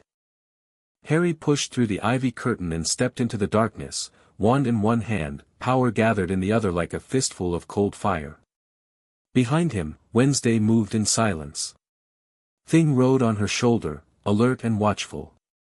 The symbols on the walls seemed to breathe in the torchlight, Puritan iconography writhing with stolen death energy, each carved line pulsing with the accumulated charge of months of murder. The resurrection seal at the center of the cave floor was almost beautiful in its complexity, concentric rings of runic text, layered geometric patterns, all converging on a focal point that pulsed with a deep, arterial red. Almost fully charged. Another kill or two and it would reach critical mass. Harry knelt at the edge of the seal and pressed his palm against the stone. Closed his eyes. Let his necromantic awareness sink into the array like water into soil. The seal was a masterwork. He'd give Thornhill that much, whoever had taught her runic theory had been exceptional. The array drew on 4 separate power sources, the death energy of the colonial massacre buried in the earth, the fresh kills fed to it through the hide, the ambient supernatural energy of Nevermore Academy itself, and, Harry's jaw tightened, a 5th source he hadn't detected before. Blood magic. Thornhill's own blood, woven into the seal's foundation. She'd bound the array to herself, making her both its architect and its anchor. The seal couldn't be activated by anyone else, couldn't be hijacked or redirected. It was keyed to Laurel Gate's biological signature. Which meant that destroying the seal would be felt by Thornhill immediately. The moment Harry disrupted the array, she'd know. She'd feel it like a severed limb. Problem? Wednesday asked, reading his expression. The seal is blood-bound. Thornhill's blood. When I break it, she'll know instantly. Then we need to be ready for her response. She'll panic. She's lost her weapon, and now she's losing her seal. She'll either run or escalate. If she runs, Bianca's network will spot her. If she escalates, then we deal with it. Harry opened his eyes. The red light of the seal painted his face in blood-colored shadows. Stand back. This is going to be loud. Wednesday retreated to the cave entrance. Thing went with her. Harry placed both palms flat on the seal. For a moment, nothing happened. Then he began to push. Not magic. Not necromancy. Something deeper. Something fundamental. The authority of the Master of Death, pressing down on an array designed to cheat death, asserting dominion over a process that fell squarely within his domain. The seal resisted. Of course it did. Thornhill had built it well, reinforced it with blood and sacrifice and centuries of accumulated rage.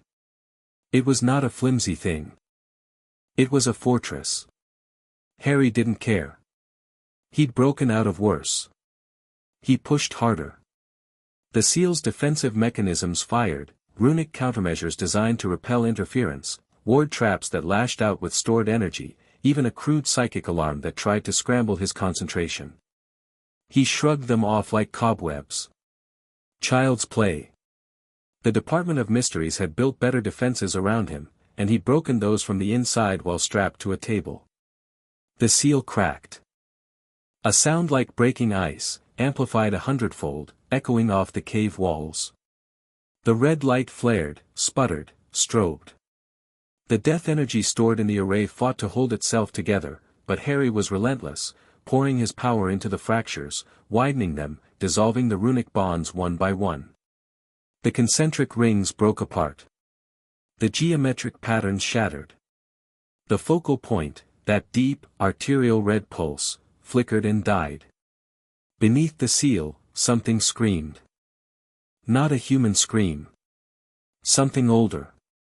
Something that had been dead for 300 years and had been clawing its way back toward the light, inch by inch, murder by murder, and was now feeling the ladder being pulled away. Crack stone. Raging in his grave.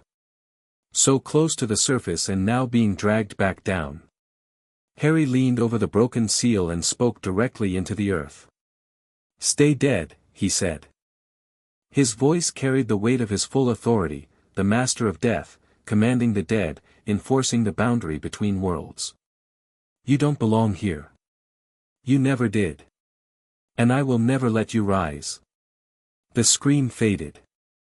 The cave fell silent. The symbols on the walls dimmed and cracked and went dark, empty of the stolen energy that had sustained them. Harry pulled his hands back.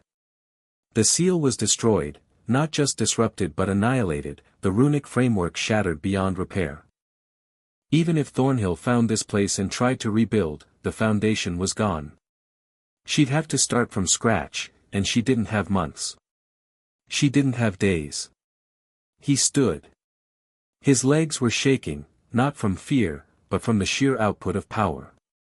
He'd poured more energy into that disruption than he'd used in the fight with the hide, and his body was registering the cost. Wednesday was at his side immediately, steadying him with a hand on his arm. "Done. Done. It's gone. Crackstone isn't going anywhere. And Thornhill?" As if in answer, Harry's necromantic senses flared. A spike of energy from the school, sharp, panicked, furious. Thornhill had felt her seal die. She knew. "She knows," Harry said. "Right now. She's feeling it right now. Then we have minutes before she acts." They moved. Out of the cave, through the ivy curtain, into the night air. The forest was dark around them, the school's lights visible through the trees. Harry pushed through the fatigue and ran, Wednesday matching his pace stride for stride. They were halfway to campus when Harry's senses screamed again. Not from Thornhill this time. From the school itself. From the dormitories, the common rooms, the places where students slept and dreamed and had no idea what was coming. Something had been triggered. A fail-safe.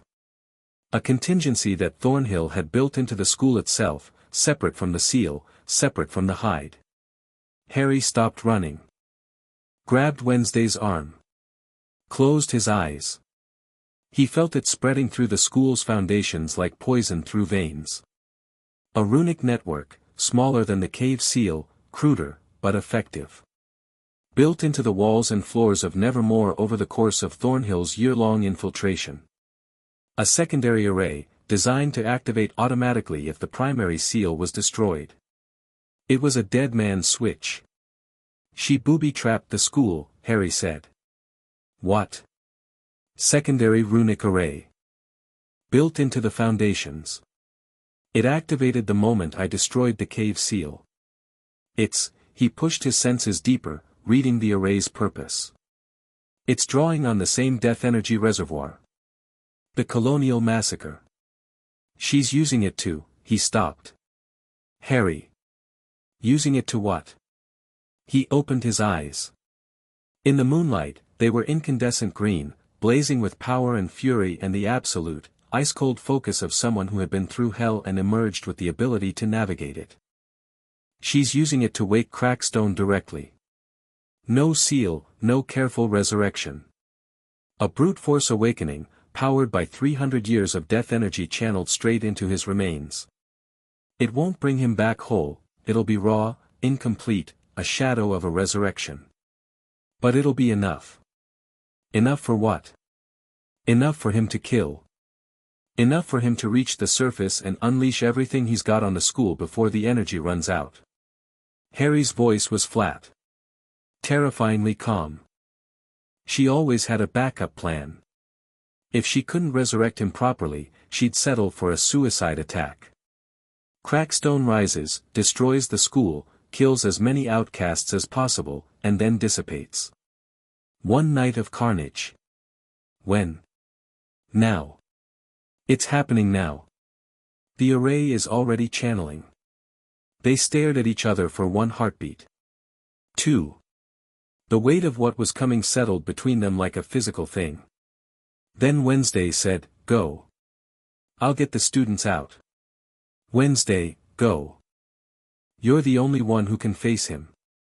I'll handle the evacuation. Bianca's network is already primed. We can move the students to safety. If Thornhill is still in the building, I'll handle Thornhill. She's dangerous, Wednesday. Her eyes were black and cold and certain. So am I. He didn't argue. There was no time to argue, and she was right, and the part of him that wanted to protect her was overruled by the part of him that respected her, the part that knew Wednesday Addams was not a person to be shielded but a force to be unleashed. Be careful, he said. Don't die, she replied. They split. Wednesday ran toward the school's main entrance, already pulling out her phone to call Bianca. Harry turned and ran the other direction, toward the old cemetery behind the school, the one built on top of the original massacre site, the one where 300 years of death were about to come screaming back to life. He felt Crackstone before he saw him. The death energy was colossal, a geyser of power erupting from the earth beneath the cemetery, channeled by Thornhill's secondary array into the remains of a man who'd been dead for 3 centuries. It was raw and chaotic and furious, carrying with it the rage and hatred of a zealot who had believed, truly, fanatically believed, that outcasts were an abomination against God and that their extermination was holy work. The ground was shaking. Headstones toppled. The earth split. And Joseph Crackstone rose. He came up like a nightmare. Bones first, a skeletal hand punching through the soil, then an arm, then a shoulder. The death energy wrapped around him like flesh, building a body from pure supernatural force, pale, gaunt, terrible. He was tall. He wore the remnants of colonial clothing, rotted and earth-stained. His face was a skull wrapped in translucent, luminous skin, and his eyes were pits of black fire. He opened his mouth and spoke, and his voice was the sound of mass graves and burning pyres and the screams of the innocent. Abomination. The word hit like a shockwave. Trees bent. Windows in the nearest school building shattered. The earth cracked in radiating lines from the point of his emergence. Harry stood 20 feet away, watching. He'd seen Dark Lords before. He'd faced Voldemort, the most powerful dark wizard of his age, a man who'd torn his soul apart in pursuit of immortality and commanded an army of fanatics and monsters. He'd faced him in a graveyard, in a government building, in the burning halls of a school full of children. Crackstone was not Voldemort. Crackstone was something older and cruder, a blunt instrument of hatred, fueled by death energy rather than skill, driven by religious mania rather than calculated ambition. He was powerful, yes.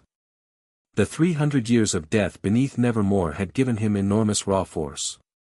But he was dead. And death was Harry's domain.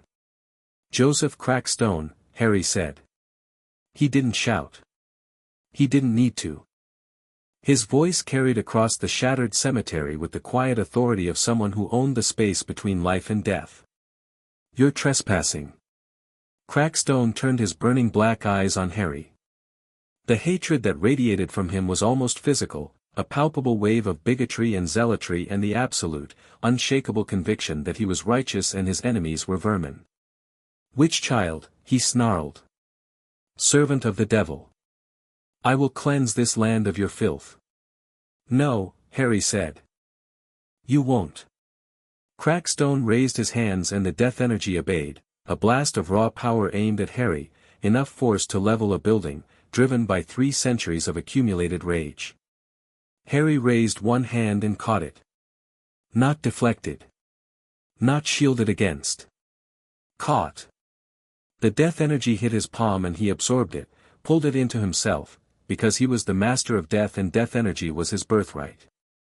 The power that Crackstone was throwing at him was the same power that flowed through Harry's veins every moment of every day. It was like trying to drown a fish. Crackstone stared. For the first time in his undead existence, something like confusion crossed his cadaverous face. I'm going to explain something to you, Harry said, closing his fist around the stolen energy. Once. Because I believe in being clear. He stepped forward. The ground beneath his feet responded, the layered death in the soil recognizing its master, the bones of the colonial massacre stirring not in resurrection but in allegiance. You are dead. You have been dead for 300 years.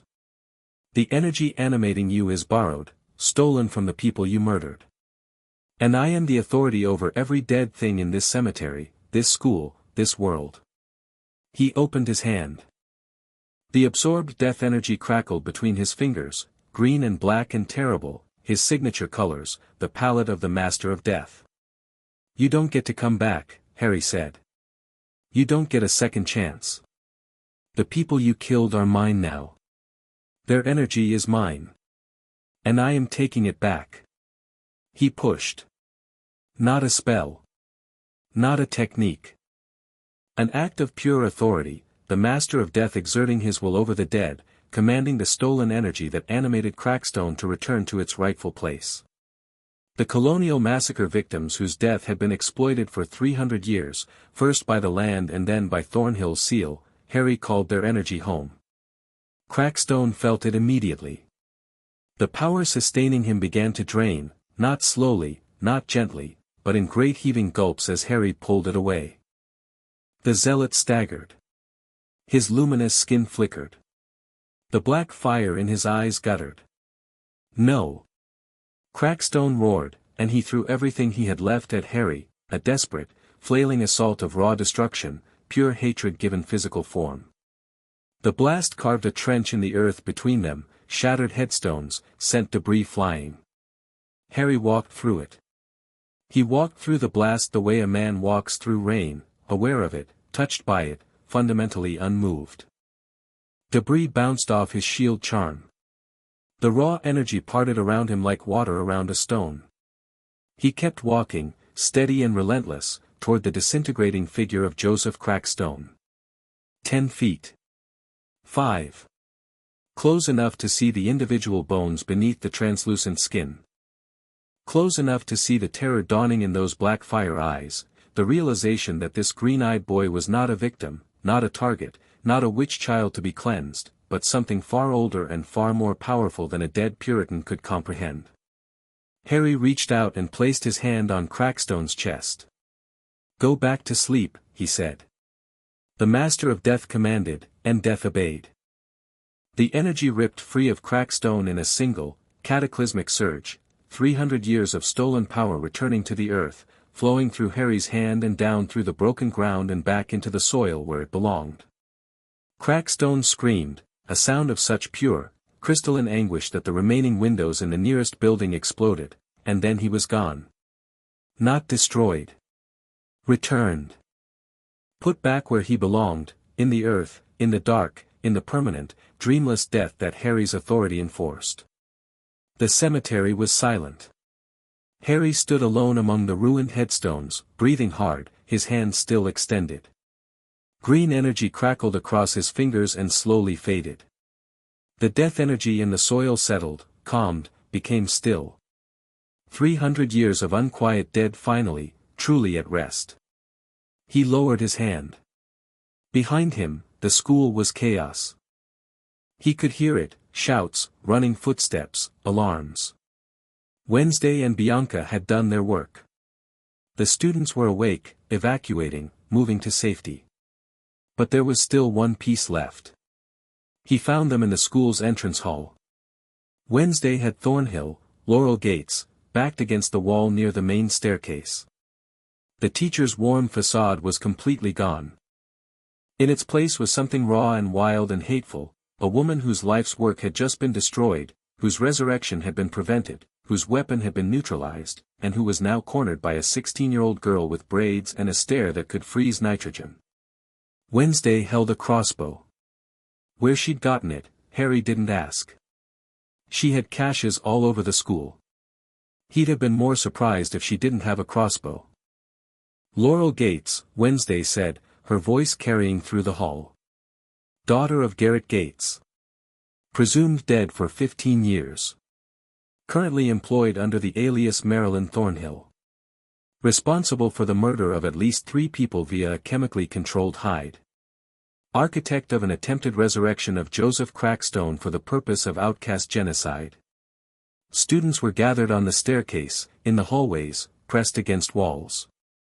Bianca was among them, her siren powers radiating a calming frequency that kept the crowd from panicking. Xavier stood near the front, his sketch pad in hand, his eyes locked on the confrontation. Enid was behind Wednesday, eyes wide but stance firm. Thornhill, Gates, looked at Wednesday with undisguised loathing. "You don't understand," she hissed. "You freaks, you killed my father. You killed my brother. Your kind has been a plague on this town for 300 years, and someone needs to stop you. Your father died because he tried to destroy a school full of children," Wednesday said. "Your brother died because he couldn't accept that outcasts had a right to exist. And you used a teenage boy as a murder weapon to resurrect a dead fanatic, and you're standing here telling me I'm the plague?" Gates' hand moved. Fast, faster than a normie should have been able to move. She had something in her palm. A vial. One of her botanical concoctions. She hurled it at the floor at Wednesday's feet. The glass shattered and green gas erupted, thick, choking, designed to overwhelm outcast senses. A botanical weapon. Wednesday stumbled back, coughing. Gates ran. She made it 4 steps. Harry was in the doorway. He'd been there since Wednesday started talking, leaning against the frame, arms crossed, watching. When Gates ran toward him, he didn't move. He simply looked at her, and the air between them became solid. She hit the wall of force and bounced off like a bird hitting glass. Staggered back. Tried again. Hit the same barrier. And again, each attempt more desperate, more frantic. Harry watched her beat against his barrier with the detached calm of someone watching a moth against a window. "I know what you are," he said. His voice was quiet, but it carried. Every person in that entrance hall heard it. "I know why you did it. I know about your father and your brother and the hatred that's been festering inside you for 15 years. Gates stopped struggling. Stared at him, chest heaving, eyes wild. I even understand it, Harry continued. Loss makes people do terrible things. Grief makes people into weapons. He paused. But you used a child. You took Tyler Galpin and you poisoned him and you turned his body into an instrument of murder and you didn't care that he was a person, that he had a life, that he would have to live with what you made him do. The entrance hall was deathly silent. Students watched from every vantage point, outcasts of every kind, sirens and werewolves and gorgons and psychics, the full spectrum of Nevermore's population, bearing witness. I've met people like you before, Harry said. People who believe they're righteous. People who use others as tools and call it justice. People who torture and murder and tell themselves it's for the greater good. His green eyes blazed in the dim light. In my experience, they never see themselves clearly. They never understand what they really are. He dropped the barrier. Gates stumbled forward. What are you? Principal Weems has been contacted. The outcast authorities are on their way. Sheriff Galpin has been informed of his son's condition and your role in it. You're finished, Laurel. He stepped aside, clearing the doorway. Beyond it, the campus was lit with emergency lights. In the distance, sirens. You can run if you want. I won't stop you. But there is nowhere in this world, I promise you, nowhere, where you will be beyond my reach. Gates stared at him. And in her eyes, Harry saw it, the moment the fight went out of her. Not surrender. Collapse. The structural failure of a woman whose entire identity had been built on a single purpose, and that purpose had been taken away. She sank to her knees on the stone floor. Her hands covered her face. She did not cry, she was past crying, past feeling, past anything recognizable as human emotion. She was simply empty. Wednesday approached, crossbow lowered. She looked down at the woman who tried to destroy her school, her people, her world, and her expression held no triumph, no satisfaction, no pity. Someone restrain her, Wednesday said. And get Professor Dunn. He'll know what to do. Bianca moved forward with two other sirens. They secured Gates with the efficient, practiced motions of people who'd spent 4 years learning to handle threats. Dunn appeared from a side corridor, white-faced but functional, and took custody of the prisoner. The crisis was over. The aftermath was chaos, as aftermaths always are. The outcast authorities arrived within the hour, a response team from the Regional Supernatural Governance Council, grim-faced men and women in dark clothing who moved through the school with the focused efficiency of people accustomed to cleaning up messes. They took Gates into custody. They examined the cave, the broken seal, the damaged cemetery. They interviewed students, faculty, staff. Harry gave his statement once. Wednesday gave hers once. Neither of them embellished. Weems stood in her office at 4 a.m, looking older than Harry had ever seen her. She'd been woken from sleep by the evacuation alarm and had arrived at the entrance hall in time to see the final confrontation. She'd seen everything. Heard everything. You knew, she said to Harry, not accusing. Exhausted. You've known since you arrived. I suspected since my first day. I confirmed it within the week. Why didn't you come to me? Because I didn't know who to trust. Gates had been embedded in your school for a year. She'd passed your background checks, your faculty vetting, your security protocols. If she could fool all of that, then either your systems were compromised or you were. I couldn't risk it. Weems flinched. The implication, that he'd briefly considered her a suspect, hit her like a physical blow. But she was a shapeshifter and a school administrator, and she absorbed the hit and processed it and moved on. The students are safe, she said. That's what matters. The students are safe. They are now. Because of you. And Wednesday. And apparently a network of students who were better informed about the threat to this school than its own principal. She pressed her fingers against her temples. I owe you a debt, Harrison. This school owes you a debt. I don't want your debt. I want your assurance that Nevermore security will be overhauled. Background checks, faculty vetting, campus wards, all of it. Gates was able to operate for a year. That's unacceptable. Agreed. Weems looked at him. Really looked, the way she had on his first day, but with different eyes now. Eyes that had seen a 16-year-old boy walk into a cemetery and face down a resurrected Puritan zealot and win. What are you, Harrison? Really? Harry considered the question. In his first life, he'd hated it, the constant scrutiny, the labels, the definitions that other people tried to impose on him. Boy who lived. Chosen one.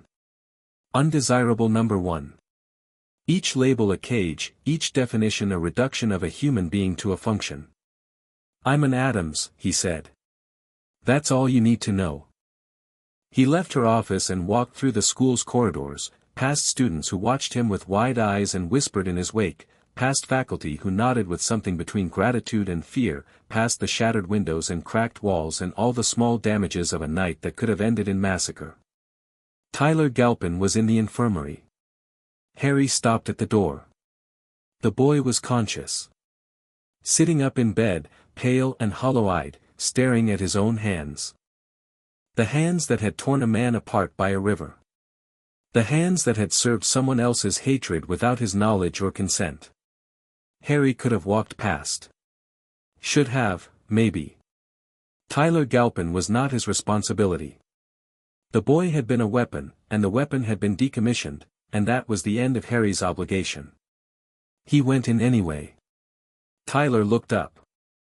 His eyes were red-rimmed and haunted and full of the particular horror of someone who has just learned the worst possible truth about themselves. You're the Addams kid, Tyler said. His voice was raw. They said you stopped it. Crack stone. Everything. I had help. The memories are coming back. Tyler's voice cracked. I can see what I did. What it did. The man by the river. He pressed his palms against his eyes. Oh God. Harry sat in a chair beside the bed. He said nothing for a long time. There was nothing to say, no comfort that wasn't a lie, no reassurance that wasn't hollow. Tyler Galpin had been used, and the using had cost lives, and no amount of, "it wasn't your fault," would bring the dead back or wash the blood from Tyler's hands. But Harry knew something about being used. About waking up to the understanding that your body had served someone else's purpose, that your pain had been someone else's fuel, that the people who were supposed to protect you had instead fed you to a machine. It gets quieter, Harry said finally. Not better. Not for a long time. But quieter. The images lose their edges. The guilt becomes something you carry instead of something that carries you. He paused. You weren't in control. That matters. Hold on to that. Tyler stared at him with something desperate in his eyes. How do you know? How do you know it gets quieter? Harry looked at the boy and thought of the stone table and the observation glass and the sound of a quill on parchment. Experience, he said. He left Tyler in the infirmary and walked out into the pre-dawn dark.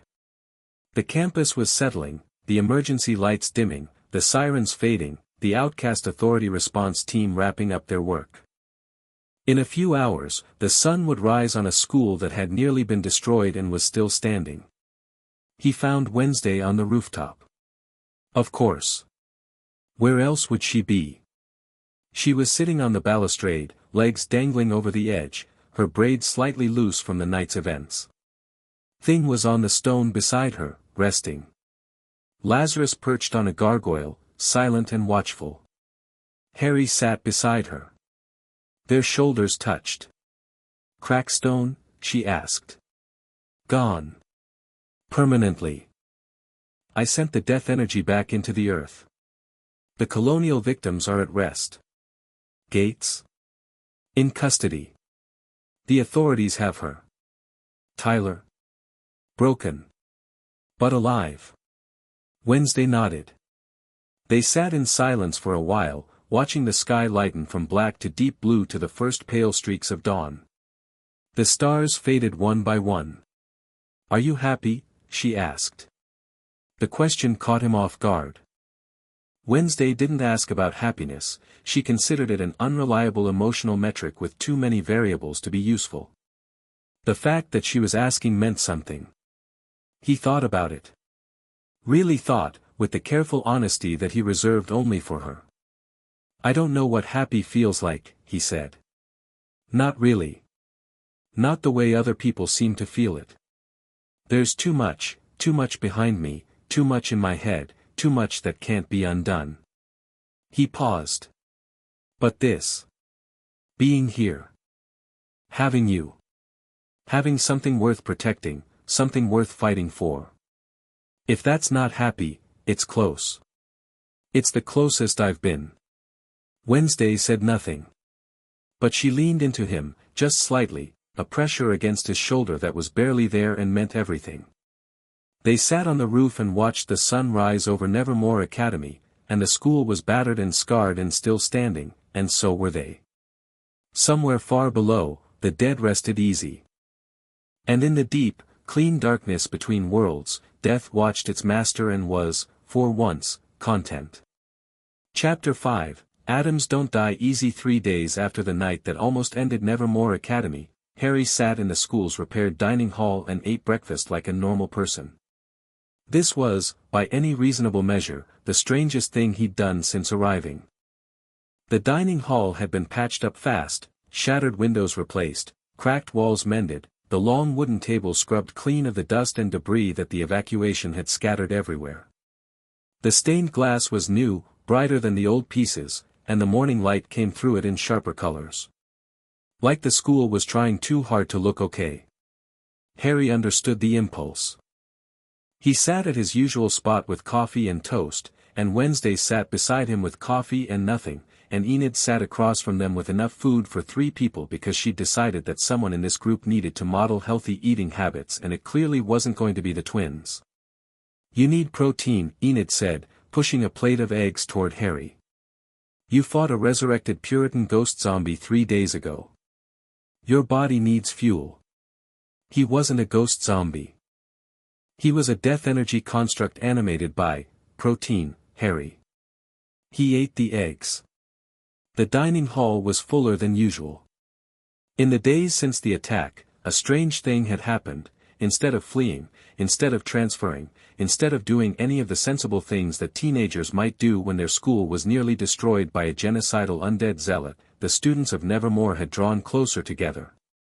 The faction lines that had defined the school's social geography for decades had blurred. Sirens sat with werewolves. Gorgons shared tables with psychics. The invisible walls between outcast groups had cracked along with the physical ones, and nobody seemed interested in rebuilding them. Harry noticed. He noticed everything. And what he noticed most was the way students looked at him now. Not with fear. That had been the dominant expression for his first 2 weeks, the wary, wide-eyed caution of people who'd heard about the skeletons and the Poe Cup and the shattered containment wards. Fear was simple. Fear was distance. This was different. This was something he'd seen before, in another life, in the eyes of DA members who'd followed him into the Department of Mysteries, in the faces of students who'd stayed to fight at the Battle of Hogwarts. It was the look people gave someone who'd stood between them and annihilation and hadn't flinched. It made his skin crawl. "You're making your face," Wednesday said, without looking up from the book she was reading at the table. "What face?" "The one where you're uncomfortable with positive attention and trying to figure out if it's genuine or if everyone's going to betray you." "That's very specific." "It's very accurate." He drank his coffee and said nothing, because she was right and they both knew it. Xavier Thorpe dropped into the seat next to Enid with his usual lanky grace and a sketchpad that he set on the table face down. He looked tired, everyone looked tired, the whole school running on adrenaline fumes and communal trauma, but there was something settled about him. Calmer. "Morning," he said. "Harry, Weems wants to see you after second period. She said it's not urgent, which in Weems speak means it's extremely urgent, but she's trying to seem calm about it. Noted. Also, I drew something. He flipped the sketch pad over. The drawing was Harry. Standing in the cemetery, one hand raised, green energy crackling between his fingers, crackstones disintegrating, form crumbling before him. The school was in the background, windows alight, students visible as small shapes in the doorways and on the grounds. The composition was dramatic, the detail extraordinary. Xavier had captured something in Harry's posture, in the set of his shoulders and the angle of his jaw, that was both powerful and profoundly lonely. Harry stared at it for a long time. "You saw this?" he asked. "I felt it. Psychic impression. It hit me during the evacuation, this image, fully formed, like a photograph being developed in my brain. I've been drawing it since." Xavier watched Harry's face carefully. "Is it accurate?" "Disturbingly. I want to give it to you. If you want it." Harry looked at the drawing again.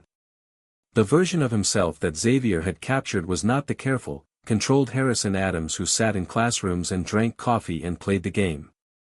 It was the other thing. The real thing. The master of death in the moment of his authority, terrible and beautiful and alone. "Thank you," he said, and meant it. Xavier nodded once. Something passed between them, not a word, not a gesture, just a mutual recognition.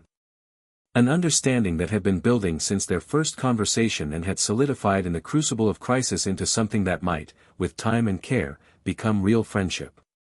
Bianca Barkley appeared at their table. She didn't sit, she stood at the end, arms crossed, looking at each of them in turn with an expression that managed to be both imperious and grudgingly warm. "Student council meeting at noon," she said. "All of you. We're restructuring the social committees to be cross-faction.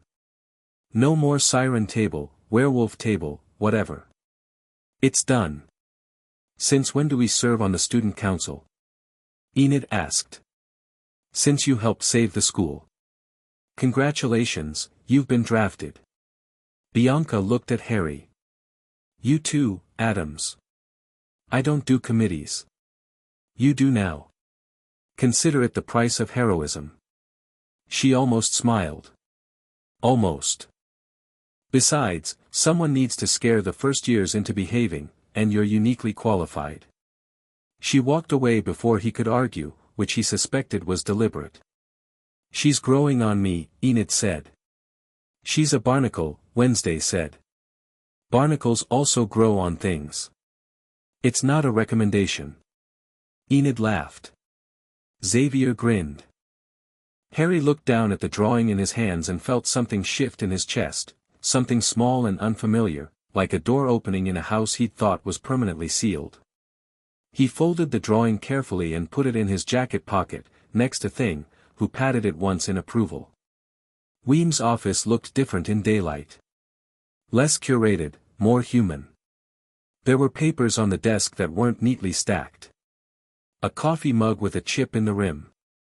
A photograph on the bookshelf that Harry hadn't noticed before, two young women, arms linked, laughing. One was clearly a young Weems. The other, dark-haired and luminous, was unmistakably Morticia. "Sit down, Harrison." He sat. She looked at him across the desk, and the dynamic between them had shifted in ways that neither of them fully acknowledged.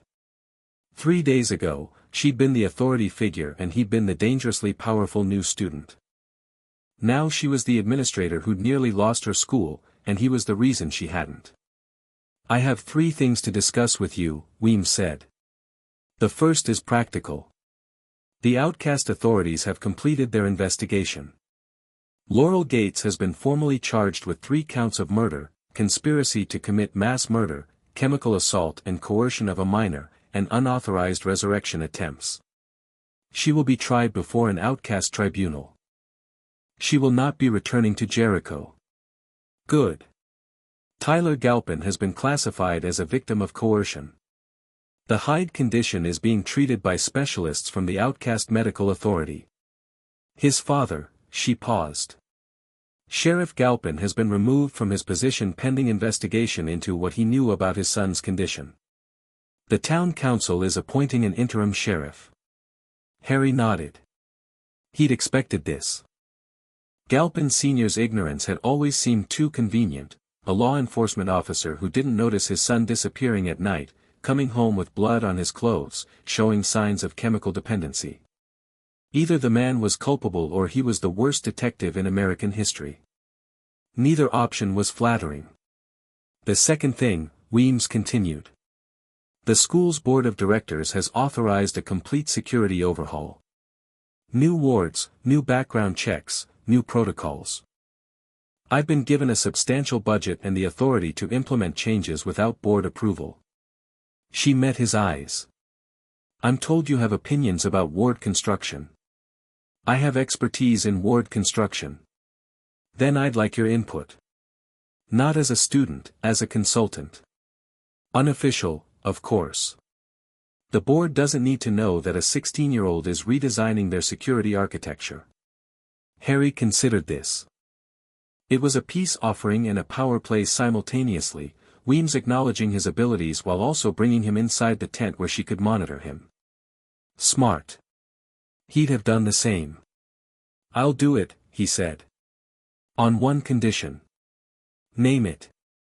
The colonial massacre victims beneath the school. 300 years of unquiet dead, used and exploited first by the land and then by Gates. They deserve proper recognition. A memorial. Something that acknowledges what happened to them and ensures their resting place is protected. Weems was quiet for a moment. That's your condition. Not special privileges, not exemption from rules, not, I don't need special privileges. I need you to honor the dead. They were outcasts. This school was built on their grave. The least Nevermore can do is remember them. She looked at him for a long time. Something shifted in her expression, the last remnant of wariness dissolving, replaced by something that looked dangerously close to respect. Done, she said. I'll commission the memorial myself. Thank you. And the third thing. She opened a drawer and produced an envelope. Cream-colored, heavy stock, sealed with wax. This arrived this morning. For you. Harry took the envelope. The seal was familiar, an ornate A, intertwined with thorns. The Addams family crest. He broke the seal and read. My dearest Harrison and Wednesday, news of your recent adventures has reached us through channels both official and delightfully unofficial. Your mother is bursting with pride. I am weeping as I write this, which is making the ink run, for which I apologize. We are coming to visit. Immediately. Possibly before this letter arrives, as Lurch has been driving at what I can only describe as unsafe but thrilling speeds. Prepare the school. All our love and an unreasonable amount of edged weaponry. Your father. Harry read the letter twice. Then he folded it, put it in his pocket, and looked at Weems. My family is coming. Weems' composure cracked. Just slightly. Just enough to reveal the briefest flash of what might have been panic. When? Based on my father's driving habits, I'd estimate, a distant crash. The sound of a car engine that was being pushed well past its operational limits. Tires screeching.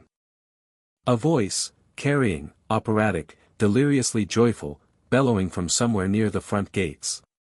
Children. Your father has arrived. Someone direct me to the nearest emotionally significant reunion site. Now, Harry said. Gomez Addams hit Nevermore Academy like a hurricane in a three-piece suit. He came through the front doors at speed, not running, exactly, but moving with the kinetic intensity of a man who experienced all emotions at maximum volume and was currently experiencing approximately 9 of them simultaneously. His suit was immaculate. His mustache was perfect. His eyes were streaming with tears of joy, pride, terror, relief, and what appeared to be sheer parental delirium. Harrison, he bellowed, spotting Harry in the entrance hall. My son. My brilliant, terrifying, death-commanding son. He swept Harry into a hug that lifted him off the ground. Harry, who had fought a resurrected Puritan zealot 3 days ago without flinching, allowed himself to be hugged. He even hugged back. His father smelled like expensive cologne and gunpowder and home. Dad. You raised 12 skeletons. You shattered ancient containment wards. You destroyed a resurrection seal. You faced an undead zealot in single combat and won. Gomez was weeping freely, tears rolling down his cheeks and into his mustache. I have never been prouder. Your mother is composing a sonnet. Pugsley tried to build a commemorative explosive but we confiscated it at the state line. Gomez. Morticia's voice, from the doorway. Cool. Composed. Carrying the effortless authority of a woman who could command a room by existing in it. She glided in. There was no other word for it. Morticia Addams did not walk, she glided, a vision in black silk, her dark hair flowing behind her, her pale face luminous with a warmth that she reserved exclusively for her family and her carnivorous plants. Gomez released Harry and immediately began weeping at the sight of his wife entering the building where they'd fallen in love 30 years ago.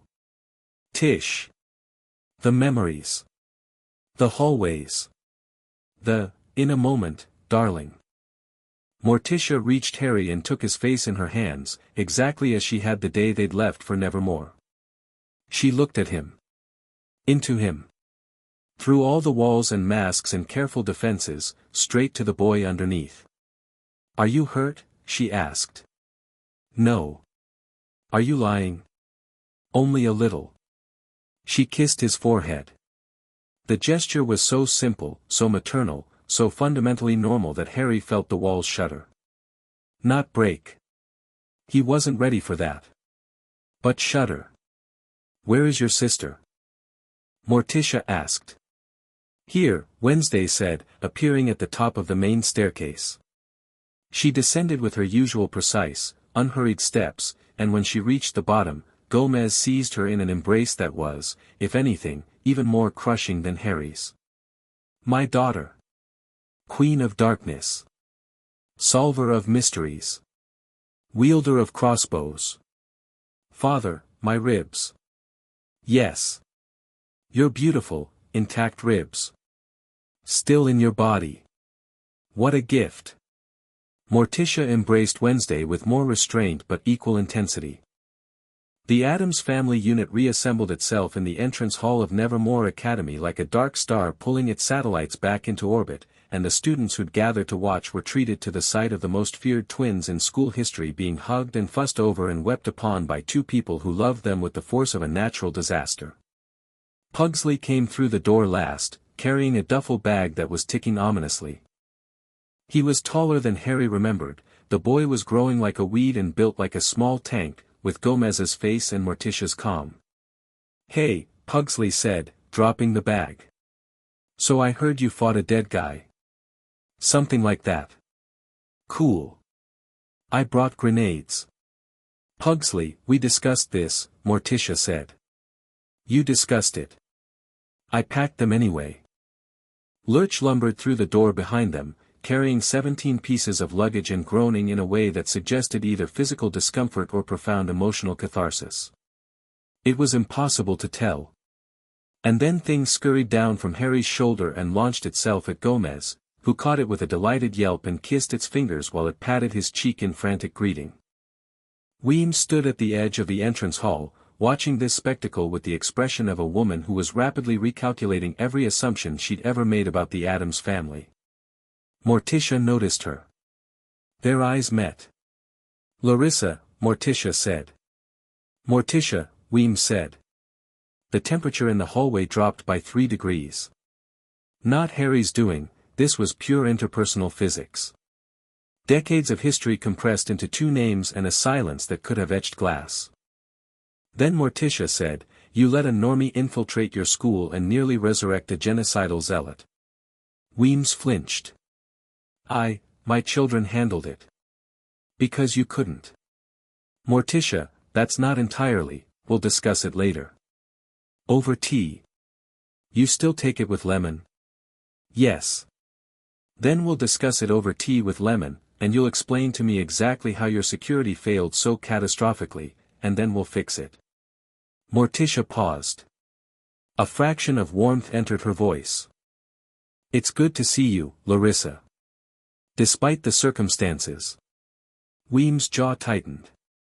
Then loosened. Then settled into something that might have been gratitude. It's good to see you too, Morticia. Despite everything. Gomez, who had been quietly weeping throughout this exchange, blew his nose on a silk handkerchief and declared, "This calls for a celebration. A feast. A gathering of allies and survivors. Lurch, find the kitchen. We're cooking. Gomez, this is a school, not our, cooking, Tish. With fire and passion and an unreasonable amount of garlic." He was already moving, sweeping down the corridor with the unstoppable momentum of a man on a culinary mission. Lurch groaned and followed. Pugsley grabbed his ticking duffel bag and went looking for the nearest open space to conduct experiments. Wednesday looked at Harry. Harry looked at Wednesday. "Home came to us," Wednesday said. "It always does," Harry replied. The feast happened. There was no stopping it. Gomez Addams in a kitchen was a force of nature. He commandeered Nevermore's cafeteria facilities with the cheerful authority of a man who assumed all resources were his to deploy, and within 2 hours he'd produced enough food for the entire student body, assisted by Lurch, who turned out to be an extraordinary pastry chef, and Grandmama, who had apparently been hiding in the car's trunk and emerged like a grinning, slightly feral Jack-in-the-Box, immediately taking over the sauce station. "Is your family always like this?" Enid asked, watching Gomez flambe something while singing an Italian aria at full volume. "This is restrained," Harry said. "You should see Thanksgiving." "I'm scared to ask." Last year, Uncle Fester electrocuted the turkey. It came back to life. We had to chase it around the yard for 20 minutes before Grandmama recaptured it. That can't be true. Wednesday has it on video." Enid looked at Wednesday, who nodded once, solemnly, confirming. "I want to see that video so badly," Enid said. "Come for Thanksgiving," Wednesday said. The words dropped into the conversation like a stone into water. Enid stared. Wednesday stared back, apparently only now processing what she'd said, and the faintest trace of something that might have been surprise crossed her face, as if her mouth had made the invitation before her brain had authorized it. "Did you just invite me to your house for Thanksgiving?" Enid whispered. "I may have." "Don't make it weird." Enid's eyes filled with tears. "That's the nicest thing you've ever said to me." The bar was admittedly very low. Enid hugged her. Wednesday went rigid, she always did with unexpected physical contact, and then, gradually, incrementally, like a glacier calving in slow motion, she relaxed. One arm came up. Patted Enid's back. Twice. Harry watched from across the kitchen and something warm bloomed in his chest.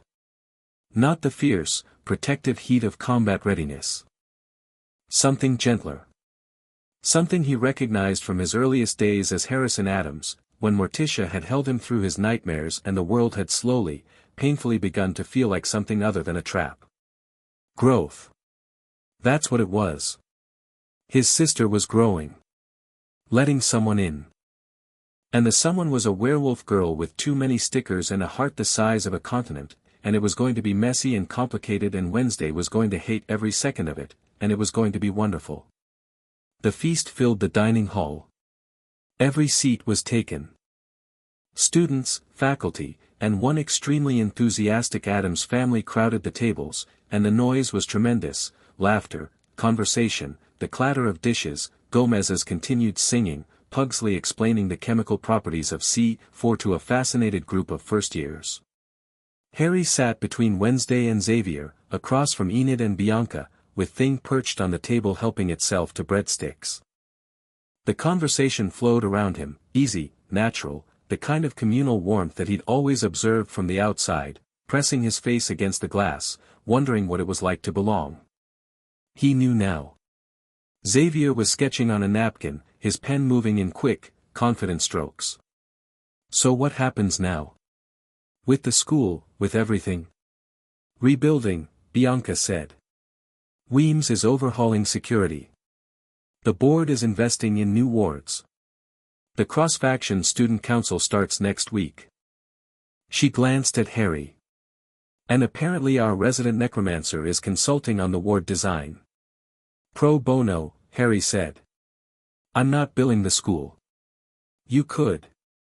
After what you did, you could charge them anything. I didn't do it for money. I did it because people were in danger. Classic hero complex, Xavier said, not looking up from his sketch. I don't have a hero complex. You fought an undead Puritan alone in a cemetery at midnight because students you'd known for 2 weeks were threatened. That's textbook hero complex. It's textbook Addams, Wednesday corrected. We protect what's ours. And the school is yours? Bianca asked. Wednesday looked at Harry. Harry looked at Wednesday. Something passed between them, that wordless twin communication, a full conversation in a glance. It is now, Harry said. The table fell quiet for a moment. Not an uncomfortable quiet, a settling quiet. The sound of something being decided. A line being drawn. Then Gomez's voice erupted from the kitchen, who wants seconds? There are 7 more courses. Lurch, bring out the flambe station. The quiet broke into laughter, and the feast continued. Later. Much later. Past midnight, past the feast, past the cleanup, past Gomez's tearful goodnight speech and Morticia's quiet rounds of each dormitory to check that every student was safe, past Pugsley's confiscation of 3 separate improvised explosive devices and Grandmama's gift of protective amulets that she distributed to students with the feral generosity of a witch who'd been cooped up in a car trunk for 6 hours. Harry found himself in the old cemetery. The school had roped it off after the attack, but the ropes meant nothing to Harry. He ducked under the caution tape and walked among the ruined headstones, his feet finding the paths between graves with the sureness of someone who'd been navigating the geography of the dead for his entire second life. The earth was healed. He'd done that, spent hours in the days after the attack pouring his power into the soil, mending the cracks, settling the disturbed remains, restoring the quiet peace of a place that should have been sacred and instead had been exploited. The colonial victims were at rest. He could feel them, not as individual presences, but as a collective stillness. 300 years of restless death, finally calm. Finally honored. He stopped at the center of the cemetery, where crackstone had risen. The earth here was smooth and unmarked. No trace of the resurrection. No sign that anything had happened at all. Harry knelt and pressed his palm against the ground. I know you can hear me, he said, and he wasn't talking to the dead. The air shifted. Cooled. The quality of the darkness changed, becoming deeper, cleaner, vaster. The darkness between stars. Death was here. Not visibly. Not as a figure or a face or a presence that could be pointed at. Just a feeling, the same feeling Harry had experienced in the void between his first life and his second, the sensation of standing next to something infinite and being seen by it completely. You let me feel him coming, Harry said. You could have warned me sooner. You could have told me about Thornhill, about the seal, about all of it. The darkness pulsed. Not defensively. Patiently. But you didn't. Because you wanted me to do it myself. To choose it. To stand up and fight because I decided to, not because you told me to. He paused. You're not Dumbledore. You don't play chess with people's lives. But you do test them. A whisper in the back of his mind. Not words. An impression. Something like, you needed to know you could. Harry closed his eyes. I know. I've known since the stone table. The things they did to me, they thought they were taking my power. But they were actually tempering it. Every moment of pain, every extraction, every betrayal. It all made this. He touched his own chest. Not a weapon. Not a tool. Just, someone who won't break. The impression shifted. Warmer. Almost proud, if death could feel pride. Well played, master. The same words as the night before he left for Nevermore. But different now. Heavier. Earned. I have a question, Harry said. He felt Death's attention sharpen. The people from my first life. Hermione. Ron. Kingsley. Croaker. All of them. He breathed. Are they, I mean, in that world, in that timeline, are they? He couldn't finish the question. Couldn't even formulate exactly what he wanted to know. Were they alive? Were they sorry? Did they ever understand what they'd done? Did Hermione ever look at her clipboard and feel sick? The impression that came back was complex. Layered. Not a simple answer but a truth. They continued. As people do. Some remembered what they'd done with clarity and lived with it. Some forgot. Some justified. The clever one with the clipboard, Harry's breath caught. Never forgot. She carries it. She will carry it until she dies. He didn't know what to feel about that. Relief? Satisfaction? Pity? All three? None. The emotions tangled in his chest like snakes in a pit, none of them clean, none of them simple. Good, he said finally, and he wasn't sure which part of it he meant. The darkness eased. Death's presence receded, not disappearing, never disappearing, but pulling back to its normal background hum. The constant companion. The silent authority. Harry opened his eyes. Wednesday was standing at the edge of the cemetery, watching him. He wasn't surprised. He was never surprised by Wednesday. She existed in his awareness the way his own heartbeat did, constant, certain, foundational. Talking to Death again, she asked, walking over. We had unfinished business. You always have unfinished business. She stopped beside him. Looked at the smooth earth where Crackstone had risen. The memorial team came today. Weems approved the design. It'll be a granite wall with the names of every colonial victim, as far as they can be identified. They're breaking ground next week. Good. There's going to be a ceremony. Weems asked if you'd speak. No. I told her you'd say that. I volunteered to speak instead. What are you going to say? The truth. That outcasts have been murdered on this ground for 3 centuries, and that the school built on their bones has a responsibility to remember them. That the people who killed them, Crackstone, Gates, every normie bigot who's ever looked at an outcast and seen a monster, are the real monsters.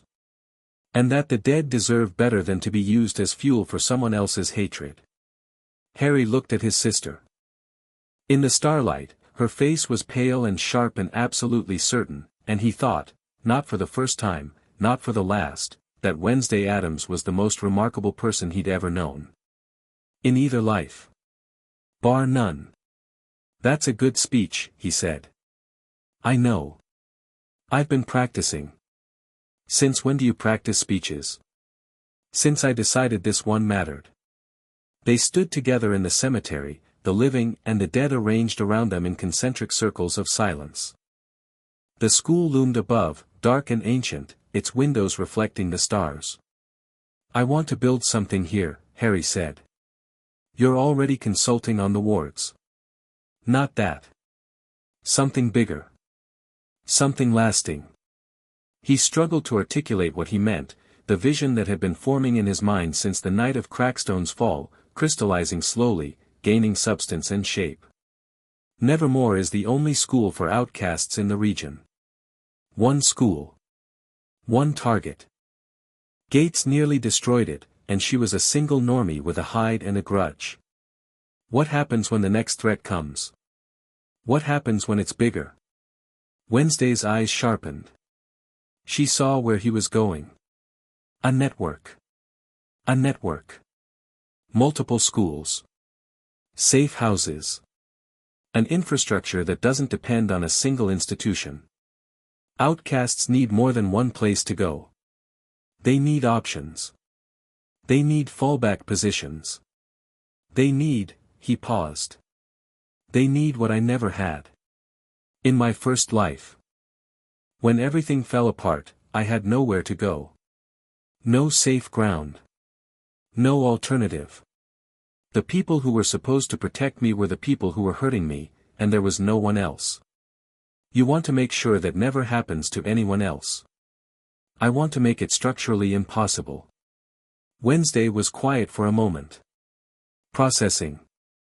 Evaluating the logistics, the politics, the sheer scale of what he was proposing. It would take years, she said. I have years. It would require resources. Political capital.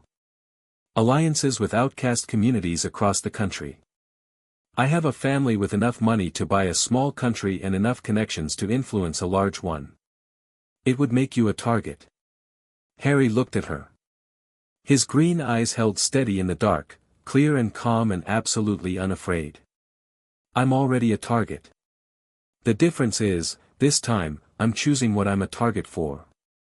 Wednesday studied him the way she studied everything, with total attention, total analysis, total honesty.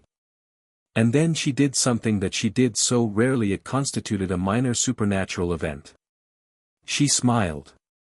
Not a smirk. Not a razor-thin acknowledgement of dark humor. An actual, genuine, full smile, brief and startling and gone in a second, like a shooting star, but real. Undeniably real. Then I'm in, she said. You don't even know the full plan yet. I don't need to. You're my brother. Where you go, I go. That's not sentiment. It's fact. Harry felt the words land in his chest and lodge there, warm and permanent, in the space where the stone table used to live. They didn't erase the scar. Nothing would erase the scar. But they built something on top of it, something solid and real and alive. He reached out and took her hand. She let him. Her fingers were cold, as always, and her grip was strong, as always, and they stood in a cemetery at midnight like two pillars of a bridge, connected and separate and unbreakable. Addams don't die easy, Harry said. Addams don't die at all, Wednesday corrected. We just get more interesting. The Addams family stayed for 3 days. 3 days of Gomez teaching fencing to enthralled students in the gymnasium, his blade a silver blur, his commentary a non-stop stream of encouragement and dramatic exclamation. 3 days of Morticia in deep conversation with Weems behind closed doors, the two women rebuilding a relationship that had fractured decades ago and finding, in the wreckage, something stronger than what had been there before. 3 days of Pugsley and Enid forming an unlikely friendship based on their shared enthusiasm for loud noises and bright colors. Pugsley liked explosions, Enid liked everything else, the Venn diagram overlapped at enthusiasm. 3 days of Grandmama holding court in the dining hall, dispensing advice, curses, and cookies in equal measure to any student brave enough to approach. Harry watched his family integrate with his school, and something inside him settled. Not healed. Not fixed. But settled, the way Earth settles after a quake, finding its new level, its new normal. He worked with Weems on the ward redesign. The existing wards were adequate for standard threats, he rebuilt them to withstand siege-level assault, layering protections that drew on his knowledge of both wizarding and outcast defensive magic.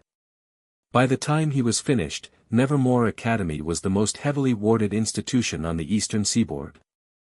Nothing was getting through those defenses short of a god. He visited Tyler in the outcast medical facility where the boy was receiving treatment. Tyler was fragile, shell-shocked, guilt-ridden, struggling with memories that surfaced in jagged fragments. Harry didn't pretend it would be easy. He didn't offer false comfort. He just showed up, sat in the chair by the bed, and let Tyler talk when he needed to and be silent when he needed to. Why do you keep coming? Tyler asked on the second visit. His voice was hollow, his eyes red. Because someone should, Harry said. And because I know what it's like to carry something you didn't choose. Tyler looked at him, really looked, past the surface, past the power and the reputation. Whatever he saw made his breath hitch. You do, don't you? Tyler said. Not a question. Yeah. Does it ever stop hurting? Harry thought about it. Honestly. Completely. With the full weight of 2 lifetimes of pain and survival and the slow, stubborn process of learning to live despite everything. No, he said. But you get stronger than the hurt. And eventually, the strength is the thing you notice, not the pain. Tyler didn't respond. But some of the tension left his shoulders, and when Harry left, the boy was sleeping, genuinely sleeping, not the drugged unconsciousness of medical sedation but the natural, exhausted sleep of someone who'd been given, for the first time in months, permission to rest. On the third day, the family packed to leave. The car was loaded. Lurch was at the wheel, groaning his readiness. Pugsley had been extracted from an impromptu demolition experiment behind the gymnasium, minimal damage, no casualties, one very startled gargoyle. Grandmama had blessed the kitchen and cursed the dishwasher and was now settled in the back seat with a flask of something that was probably not tea. Gomez stood at the car door, somehow managing to weep, smile, and look impossibly dapper simultaneously. Morticia stood beside him, calm and luminous and utterly in control of a situation that involved her husband's emotional breakdown and her mother-in-law's suspicious flask. We'll be back for Parents' Weekend, Gomez said, gripping Harry's shoulders. And Thanksgiving. And Christmas. And any other holiday I can find or invent. Gomez, they need space too. Space is for astronauts, Tish. Family is for squeezing. He crushed Harry in a final hug. Did the same to Wednesday. Blew his nose. Climbed into the car. Immediately began weeping again. Morticia lingered. She looked at her twins, standing side by side at the entrance to Nevermore Academy, pale and dark and dangerous and hers, and her face held an expression that Harry had spent 2 lifetimes learning to recognize. Pride. Not the performative kind. Not the conditional kind. The real thing. The kind that says, I see exactly what you are, and I love every sharp and shadowed inch of it. You've built something here, she said. Both of you. Not just survived, built. That takes more courage than fighting. We learn from you, Wednesday said. Morticia's lips curved. You learned from yourselves. We just gave you the soil.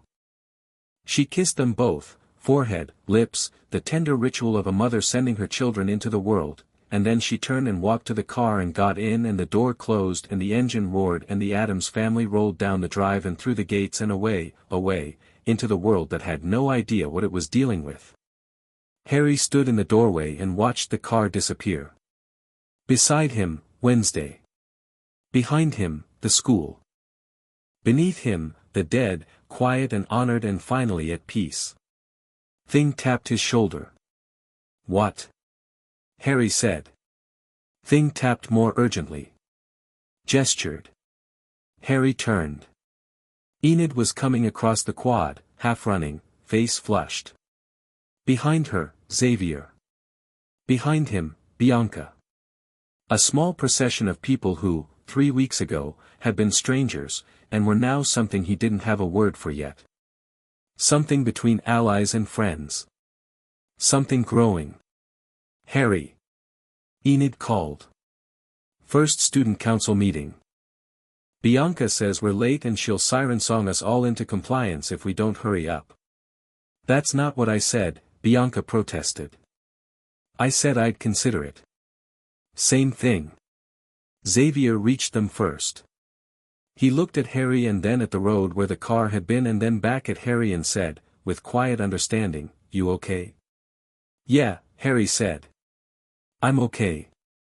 And the strange thing was, he meant it.